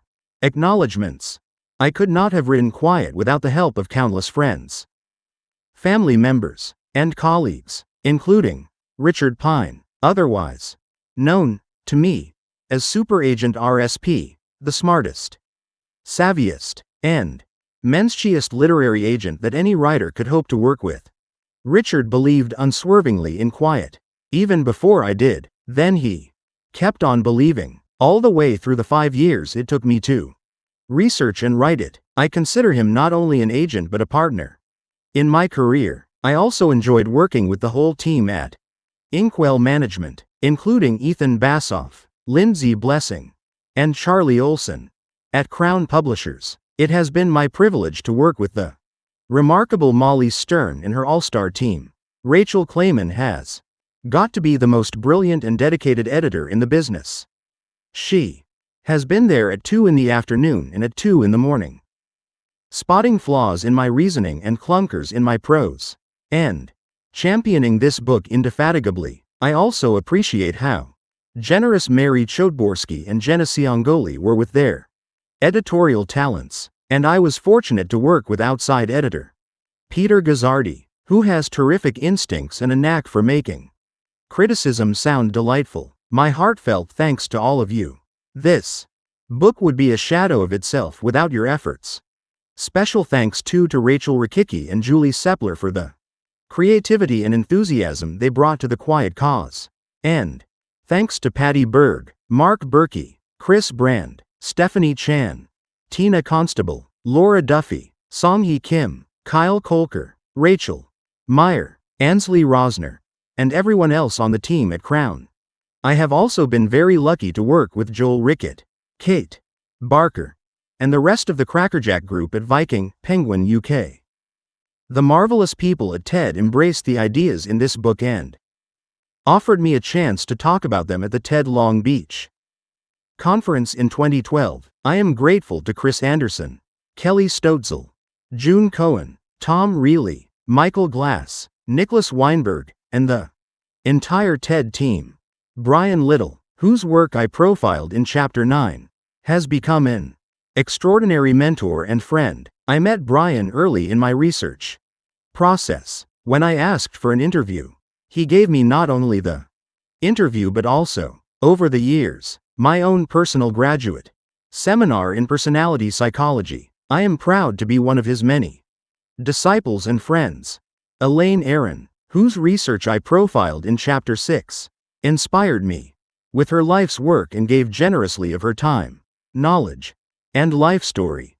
I relied on the support and advice of innumerable friends, including Marcy Albor, Gina Bianchini, Tara Bracco, Janice Brody, Greg Bylinksy, David Callahan, Helen Churko, Mark Kolodny, Esti Dalit, Ben Datner, Ben Falchuk, Christy Fletcher, Margot Flug, Jennifer Gandon-La, Rhonda Garilick, Michael Glass, Vishwa Guya, Leet Granick, Amy Gutman, Hilary Hazan Glass, Wendy Yeager Hyman, Mahima Joishi, Emily Klein, Chris La, Rachel Layman Haupt, Lori Lesser, Margot McGowan, Courtney Martin, Fran and Jerry Martin, Faraha Norton, Elizabeth O'Neill, Wendy Paris, Leanne Palick Reese, Marta Rentsy, Gina Rudin, Howard Saxteen, Marisol Samard, Daphne Stern, Robin Stern, Tim Stock, Jillian Strauss,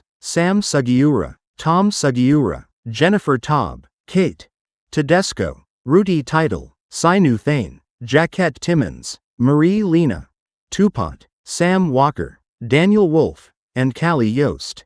A special, super duper thanks to Anna Beltran, Maritza Flores, and Eliza Simpson. I am especially grateful for the forbearance of some of my oldest and dearest friends, Mark Kolodny, Jeff Kaplan, Hitomi Komatsu, Kathy Lankanow Weeks, Lawrence Mendenhall, Jonathan Sickle, Brand Stellings, Judith Van der Rees, Rebecca and Jeremy Wallace, Siegel, and Naomi Wolf, who remain close even though we barely had time to talk, let alone visit, during the years I wrote this book and gave birth to my 2 children. Thank you, too, to my fellow members of the Invisible Institute, who inspire and astonish me on a regular basis, Gary Bass, Elizabeth, Davida Rayburn, Abby Ellen, Randy Epstein, Sherry Fink, Christine Kennelly, Judith Matloff, Katie Orenstein, Annie Murphy Paul, Pamela Paul, Joshua Prager, Alyssa Quart, Paul Rayburn, Kathy Rich, Gretchen Rubin, Lauren Sandler, Deborah Siegel, Rebecca Skloot, Debbie Steyer, Stacy Sullivan, Maya Shalovitz, Harriet Washington, and Tom Zollner. For inspiration that I would bottle and sell if I could, I thank the owners of the cottage in Amagansett, Allison, Sonny, Warrener and Jean McLemore. The same goes for Evelyn and Michael Polesny, proprietors of the Magical Doma Cafe in Greenwich Village, where I wrote most of this book. Thanks also to those who helped with various aspects of getting Quiet off the ground: Nancy Ankowitz, Mark Kolodny, Bill Cunningham, Ben Datner, Aaron Fedor, Boris Fishman, David Gallo, Christopher Glazik, Susie Hansen, Jamie Johnson, Jennifer Kaweiler, David Lavin, Ko Shin Mandel, Andres Rickner, Jill Ellin, Riley, Gretchen Rubin, Gregory Simones Larkin, Stephen Schuler, Sri Srinivasan, Robert Stelmack, Linda Stone, John Thompson, Charles Yao, Helen Wan, Georgia Weinberg, and Naomi Wolf.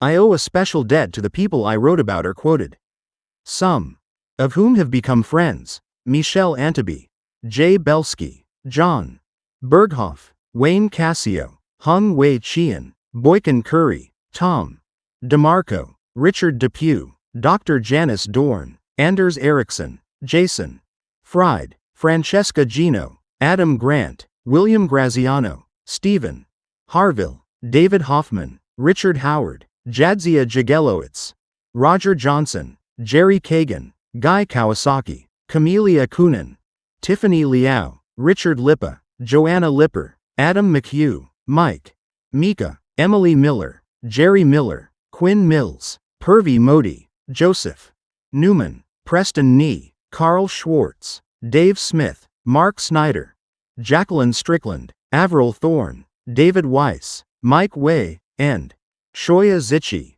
There are many, many others who aren't mentioned by name in Quiet but who gave generously of their time and wisdom via interviews and the like, and who dramatically informed my thinking: Marco Acevedo, Anna Allenbrook, Andrew Eyre, Don Rivers Baker, Susan Blue, Jonathan Cheek, Jeremy Chua, Dave Coleman, Ben Datner, Matthew Davis, Scott Duroux, Carl Elliott, Brad Feld, Kurt Fisher, Alex Forbes, Donna Jenick, Carol Grand, Stephen Jarrahs, Lenny Gucciardi, Ann Harrington, Naomi Cardin, James McElroy, Richard McNally, Greg Oldham, Christopher Peterson, Lise Quintana, Lena Roy, Chris Sharaponsale, Hirsch, Sheffrin, Nancy Snidman, Sandy Tinkler, Virginia Vitztham, E.O.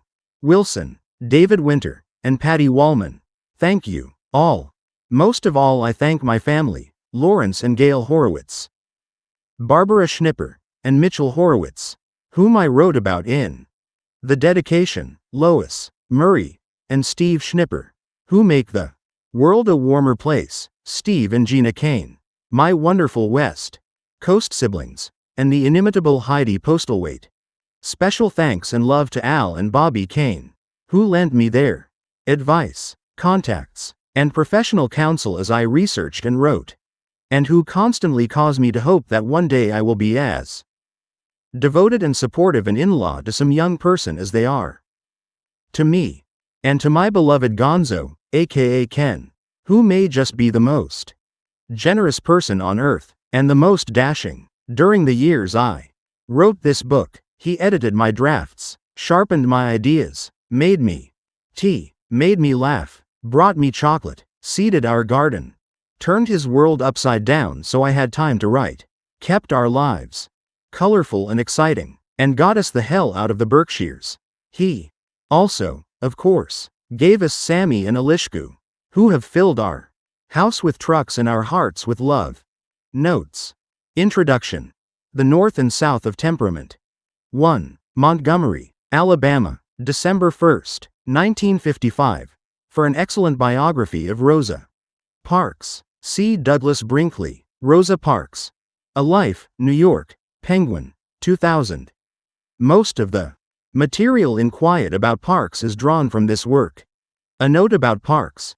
Some have questioned the singularity of her actions, pointing out that she'd had plenty of civil rights training before boarding that bus. While this is true, there's no evidence, according to Brinkley, that Parks acted in a premeditated manner that evening, or even as an activist. She was simply being herself. More important for Quiet's purposes, her personality did not prevent her from being powerful. On the contrary, it made her a natural and nonviolent resistance. 2. North and South of Temperament, Winifred Gallagher, quoting J.D. Higley. How we become what we are. The Atlantic Monthly, September 1994. Higley was talking about boldness and inhibition, not extroversion and introversion per se, but the concepts overlap in many ways. 3. Governs how likely we are to exercise. Robert M. Stelmach. On Personality and Arousal.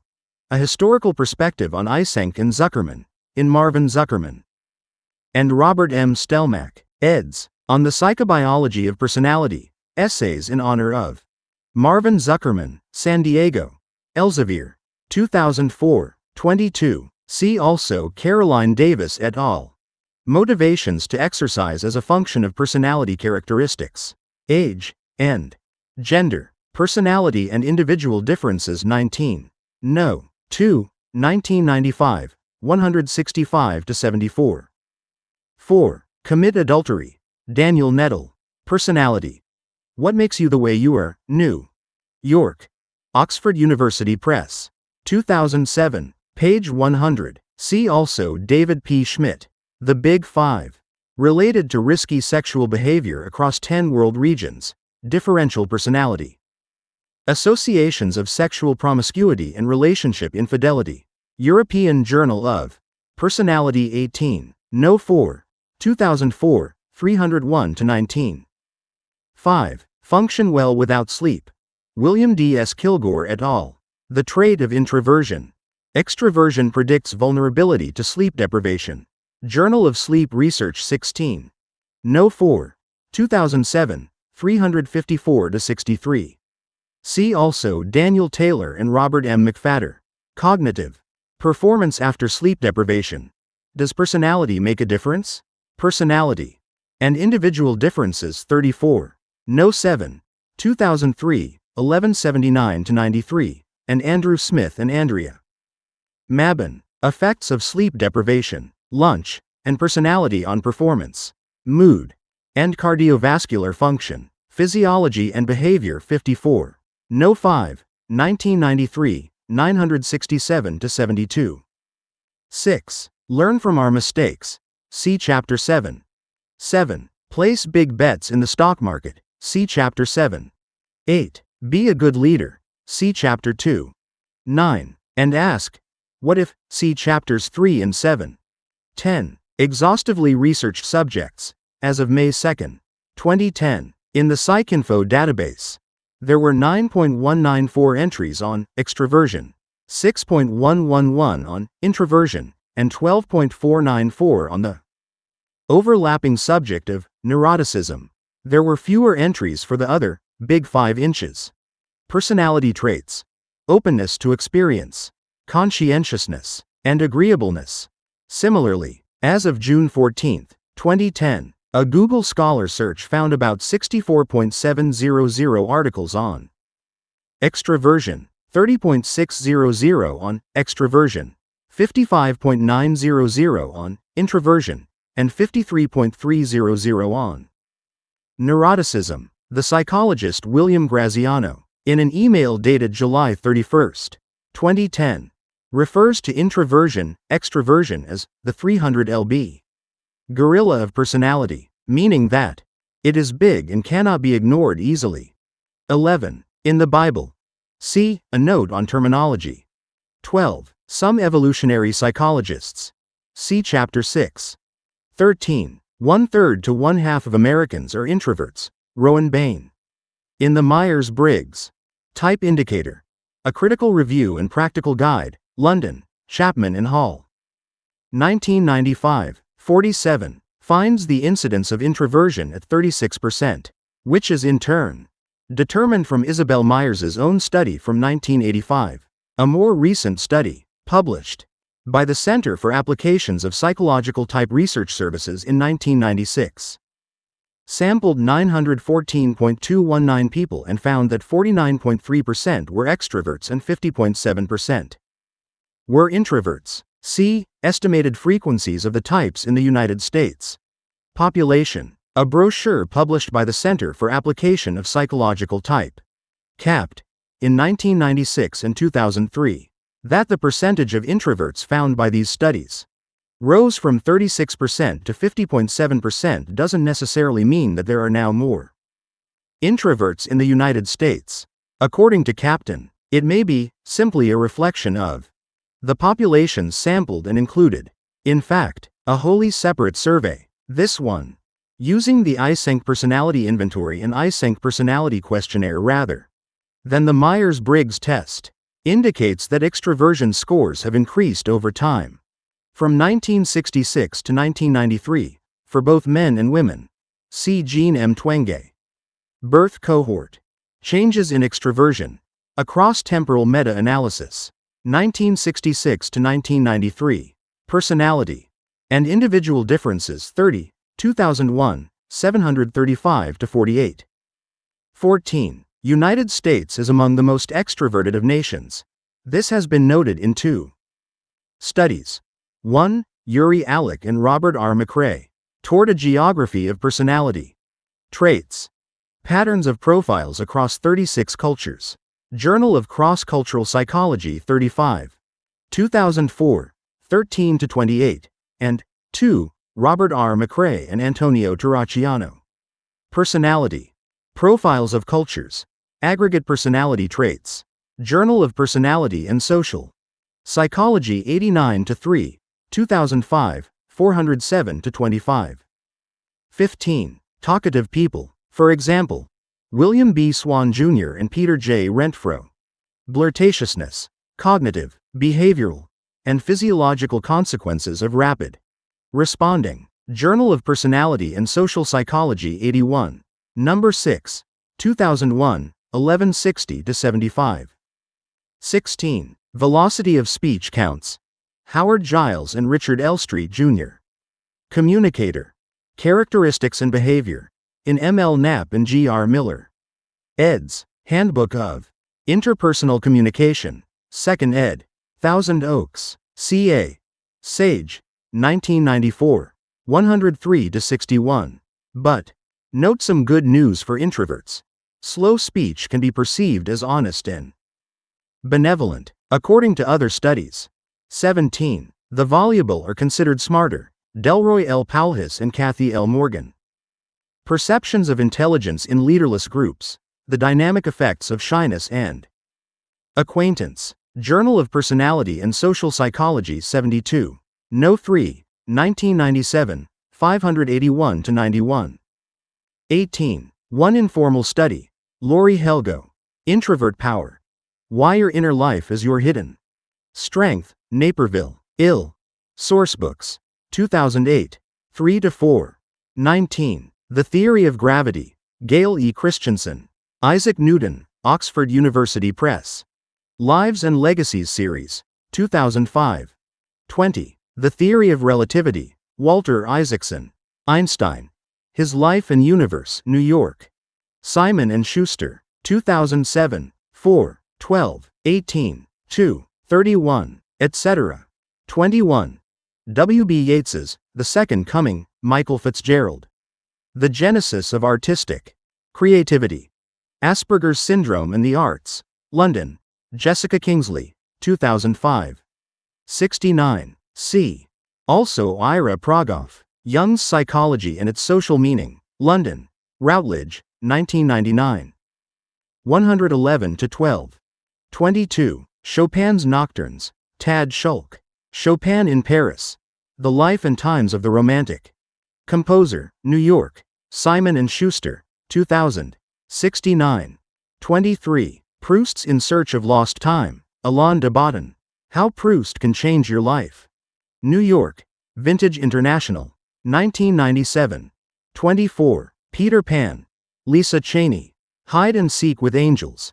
A Life of J. M. Barrie, New York, Street. Martin's Press. 2005. 2. 25. Orwell's 1984 and Animal Farm. Fitzgerald. The Genesis of Artistic Creativity. 89. 26. Charlie Brown. David Michaelis. Schultz and Peanuts. A Biography, New York, Harper. 2007. 27. Schindler's List. E.T.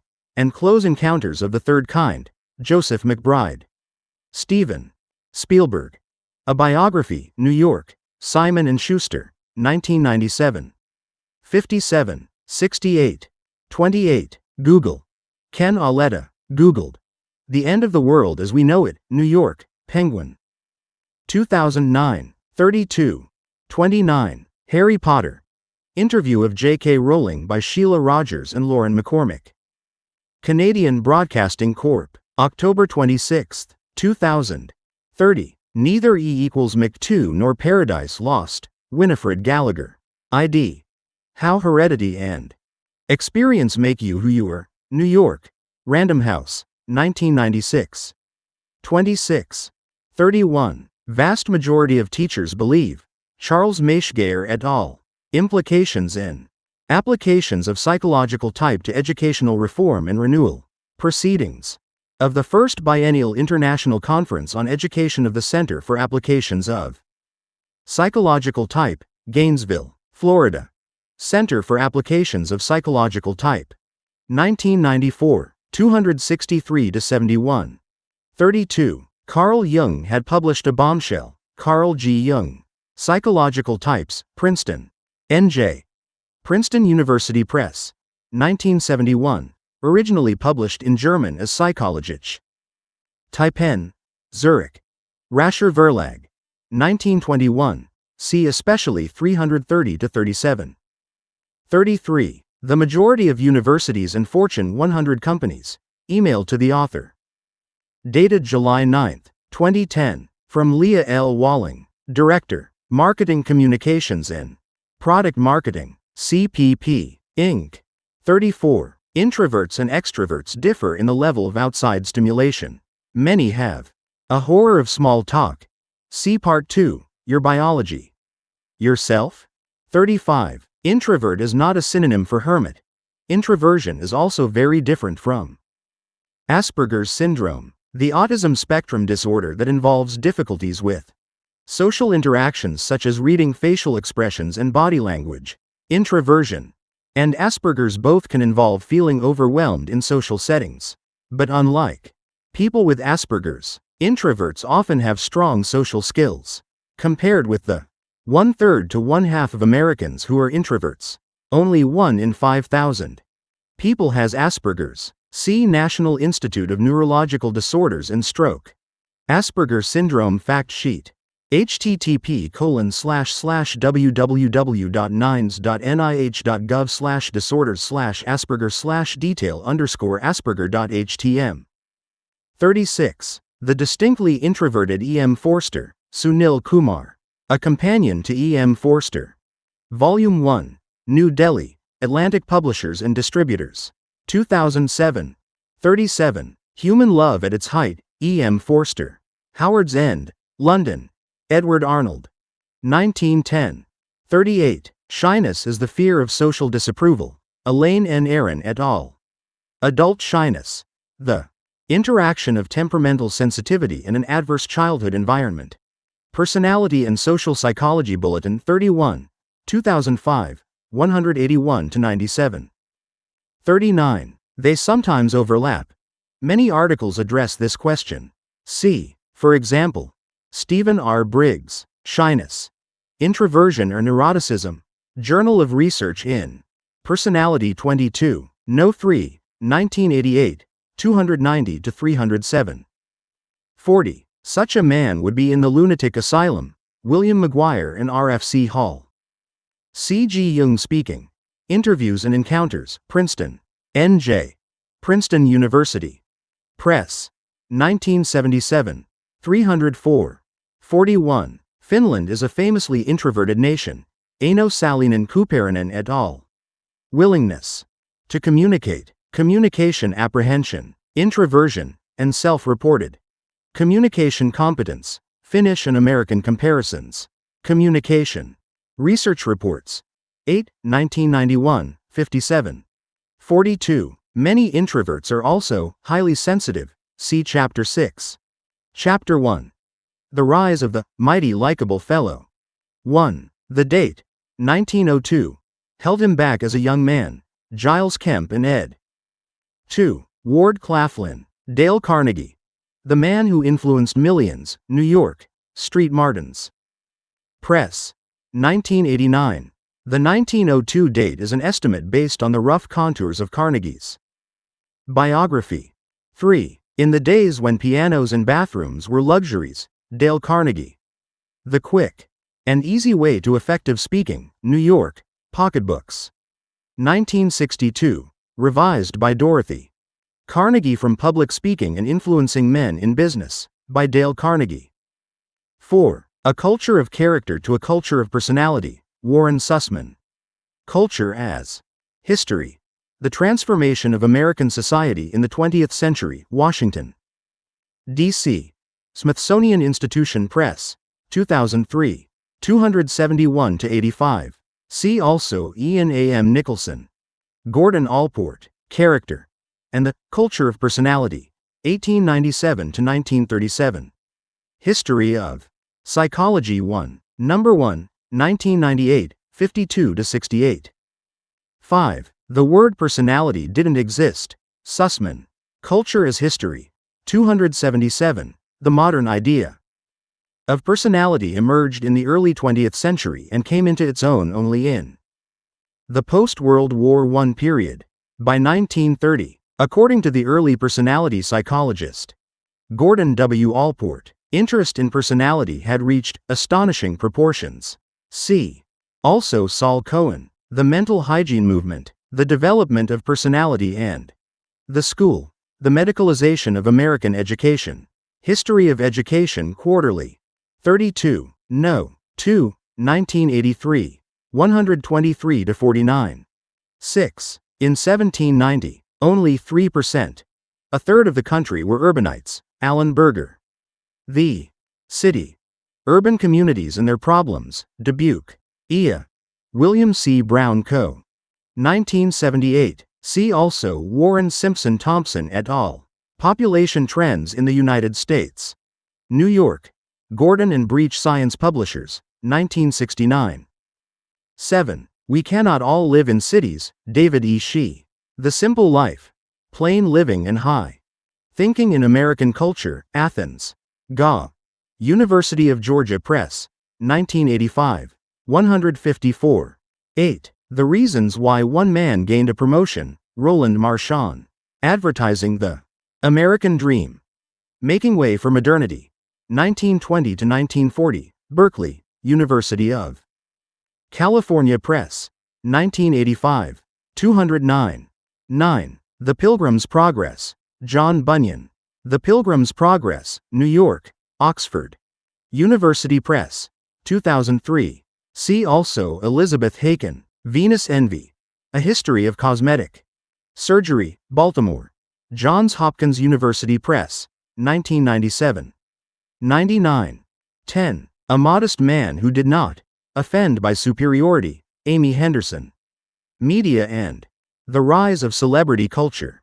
Organization of American Historians Magazine of History 6. Spring 1992. 11. A Popular 1899 Manual, Orson Swett Marden. Character. The Grandest Thing in the World, 1899, reprint. Kessinger Publishing. 2003. 13. 12. But by 1920, Popular Self-Help Guides, that is the beginning of a 13. Reputation for Personality, Sussman. Culture as History. 271 to 85. 14. Success Magazine and the Saturday Evening Post. Carl Elliott. Better Than Well. American Medicine Meets the American Dream, New York. W. W. Norton. 2003. 61. 15. A Mysterious Quality Called Fascination, Sussman. 279. 16. People Who Pass Us on the Street, Hazel Rawson Cades. A 12 to 20.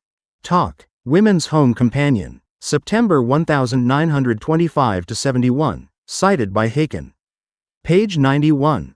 17. Americans became obsessed with movie stars. In 1907 there were 5,000 movie theaters in the United States. By 1914 there were 180,000 theaters in counting. The first films appeared in 1894, and though the identities of screen actors were originally kept secret by the film studios, in keeping with the ethos of a more private era, by 1910 the notion of a movie star was born.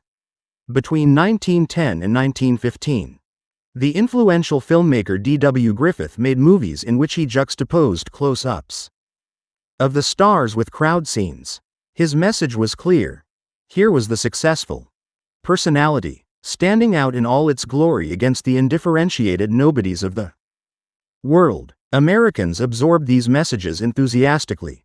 The vast majority of biographical profiles published in the Saturday Evening Post and Collier's at the dawn of the 20th century were about politicians, businessmen, and professionals, but by the 1920s and 1930s, most profiles were written about entertainers like Gloria Swanson and Charlie Chaplin. See Sussman and Henderson. See also Charles Musser. The Emergence of Cinema. The American Screen to 1907. Berkeley, University of California Press. 1994. 81. And Daniel Seitram. Media and the American Mind. From Morse to McLuhan. Chapel Hill, University of North Carolina Press. 1982. Page 42. 18. Eaton's Highland Linen, Marchand. Advertising the American Dream. 11. 19. All Around You People Are Judging You Silently, Jennifer Scanlon. Inarticulate Longings. The Ladies' Home Journal. Gender and the Promises of Consumer Culture. Routledge. 1995. 209. 20. Critical Eyes Are Sizing You Up Right Now, Marchand. Advertising the American Dream. 213. 21. Ever tried selling yourself to you? Marchand. 209. 22. Let Your Face Reflect Confidence, Not Worry, Marchand. Advertising the American Dream. 213.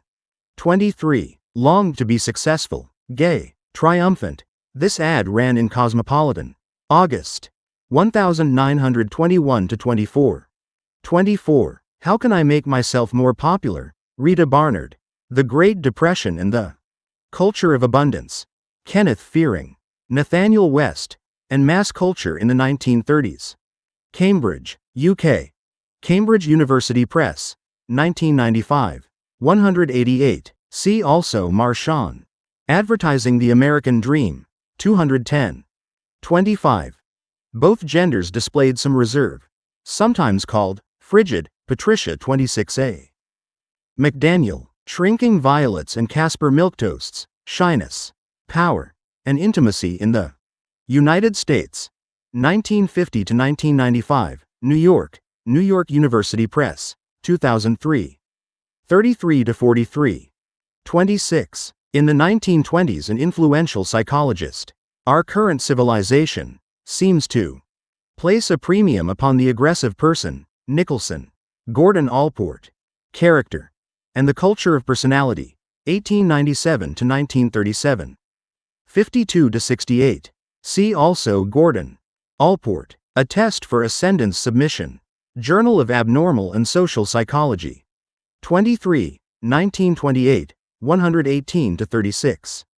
Allport, often referred to as a founding figure of personality psychology, published Personality Traits, Their Classification and Measurement, in 1921. The same year Jung published Psychological Types. He began teaching his course, Personality, Its Psychological and Social Aspects, at Harvard University in 1924. It was probably the first course in personality ever taught in the United States. 27. Jung himself. All the current prejudices against this type, C.G. Jung. Psychological Types, Princeton, N.J. Princeton University Press. 1990. Reprint of 1921. Edition, 403 to 5. 28. The IC. As it became known. The backbone along with it, Haken, 27 Venus. Envy. 111 to 14. 29. Despite the hopeful tone of this piece. A healthy personality for every child. McDaniel, Shrinking Violets. 43 to 44. 30. Well-meaning parents. Agreed. Encyclopedia of Children and Childhood in History and Society. Shyness. http://www.faqs.org/childhood/re-so/shyness.html. 31. Some discourage their children. Learning to Socialize. David Reisman. The Lonely Crowd, Garden City, NY. Doubleday Anchor. Reprinted by arrangement with Yale University Press. 1953. Especially 79 to 85 and 91. See also The People. Freedom, New Style, Time, September 27, 1954. 32. Introverted Children. Suburban Abnormalities, William H. White. The Organization Man. New York. Simon & Schuster. 1956, reprint. Philadelphia. University of Pennsylvania Press. 2002. 382, 384. 33. Harvard's Provost Paul Buck, Jerome Karabel. The Chosen. The Hidden History of Admission and Exclusion at Harvard, Yale, and Princeton, Boston. Houghton Mifflin. 2005, 185, 223. 34. We see little use for the brilliant introvert, White. The Organization Man. 105. 35. This college dean. It helps if they make a good impression, White. The Organization Man. 212. 36. We're selling, just selling. IBM. Hank Whitmore. IBM in Westchester, The Low Profile of the True Believers. New York, May 22, 1972. The singing ended in the 1950s. According to this article, for the full words to Selling IBM, see http://www.digibarn.com/collections/songs/IBM-songs. 37. The Rest of the Organization Men. Read the Equineal ad, Louis Menand. Head. Case. Can Psychiatry Be a Science? The New Yorker, March 1, 2010. 38. The 1960s tranquilizer Serentil. Eliot. Better Than Well, XV. 39. Extraversion is in our DNA, Kenneth R. Olson. Why do geographic differences exist? In the worldwide distribution of extraversion and openness to experience? The History of Human Emigration as an Explanation. Individual Differences Research 5, No. 4. 2007. 275-88. See also Chuansheng Chen, Population Migration and the Variation of Dopamine D4 Receptor, DRD4, allele frequencies around the globe. Evolution and Human Behavior 20, 1999, 309-24. 40. The Romans, for whom the worst possible punishment, Mihaly Csikszentmihalyi. Flow. The Psychology of Optimal Experience, New York, Harper Perennial, 1990. 165. 41. Even the Christianity of early American religious revivals, long before that silver-tongued Chautauqua speaker turned Dale Carnegie's world upside down. Religious revivals were taking place under huge tents all over the country. Chautauqua itself was inspired by these great awakenings. The first in the 1730s and 1740s, and the second in the early decades of the 19th century.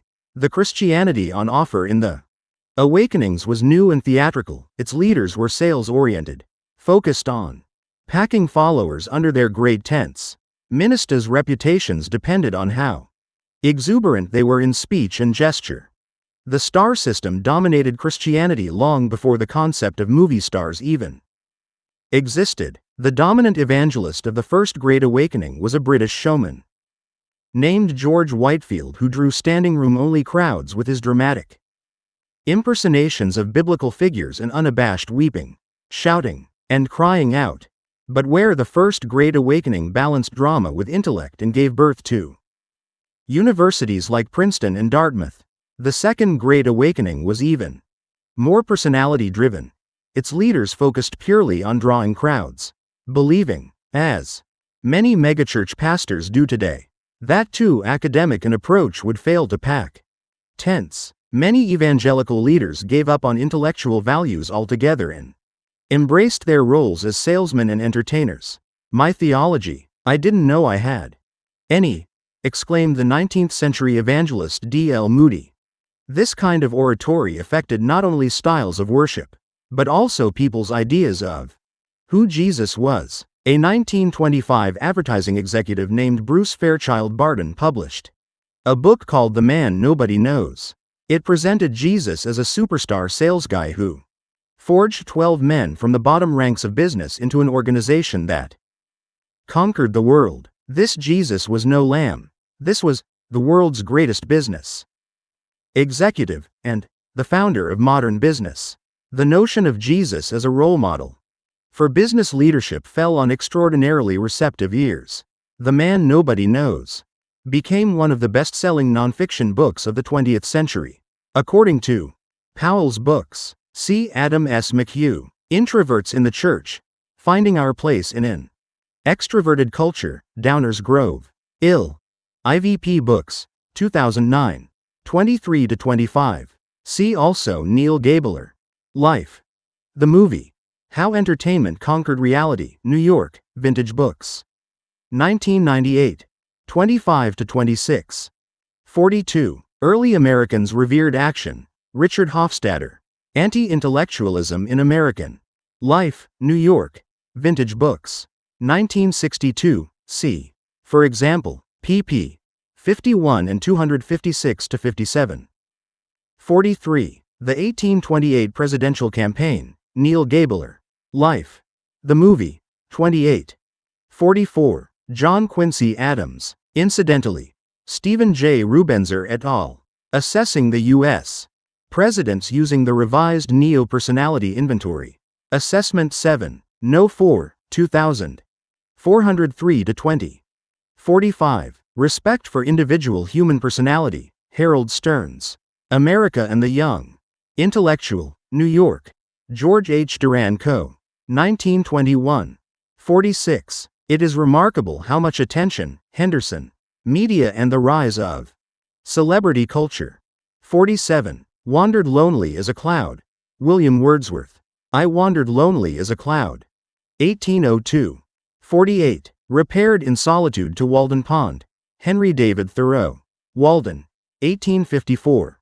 49. Americans who considered themselves shy. Bernardo Carducci and Philip G. Zimbardo. Are you shy? Psychology Today. November 1, 1995. 50. Social anxiety disorder. 1 in 5 of us. M.B. Stein. J.R. Walker, and D.R. Ford. Setting diagnostic thresholds for social phobia. Considerations from a community survey of social anxiety. American Journal of Psychiatry 151, 1994, 408. 42.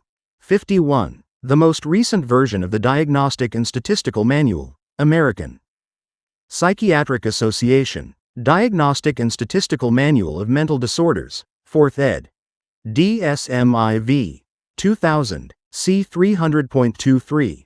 Social phobia, social anxiety disorder, the diagnosis is appropriate only if the avoidance, fear, or anxious anticipation of encountering the social or performance situation interferes significantly with the person's daily routine, occupational functioning, or social life, or if the person is markedly distressed about having the phobia. In feared social or performance situations, individuals with social phobia experience concerns about embarrassment and are afraid that others will judge them to be anxious, weak, crazy, or stupid. They may fear public speaking because of concern that others will notice their trembling hands or voice, or they may experience extreme anxiety when conversing with others because of fear that they will appear inarticulate. The fear or avoidance must interfere significantly with the person's normal routine, occupational or academic functioning, or social activities or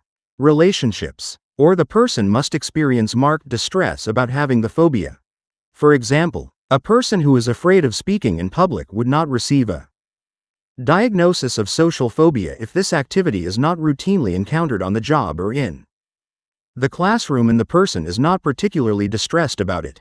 52. It's not enough to be able to sit at your computer. Daniel Goleman. Working with Emotional Intelligence, New York. Bantam. 2000. 32. 53. A staple of airport bookshelves and business bestseller lists. See, for example, http://www.nationalpost.com/business+bestsellers/3927572/story.html. 54. All talking is selling and all selling involves talking. Michael Erard. Slips, stumbles, and verbal blunders, and what they mean. New York. Pantheon. 2007. 156. 55. More than 12.500 chapters in 113 countries. http://www.toastmasters.org/main menu categories/what is toastmasters.aspx. Accessed September 10, 2010. 56. The promotional video. http://www.toastmasters.org/dvdclips.aspx. Accessed July 29, 2010. Click on Welcome to Toastmasters. The entire 15-minute story.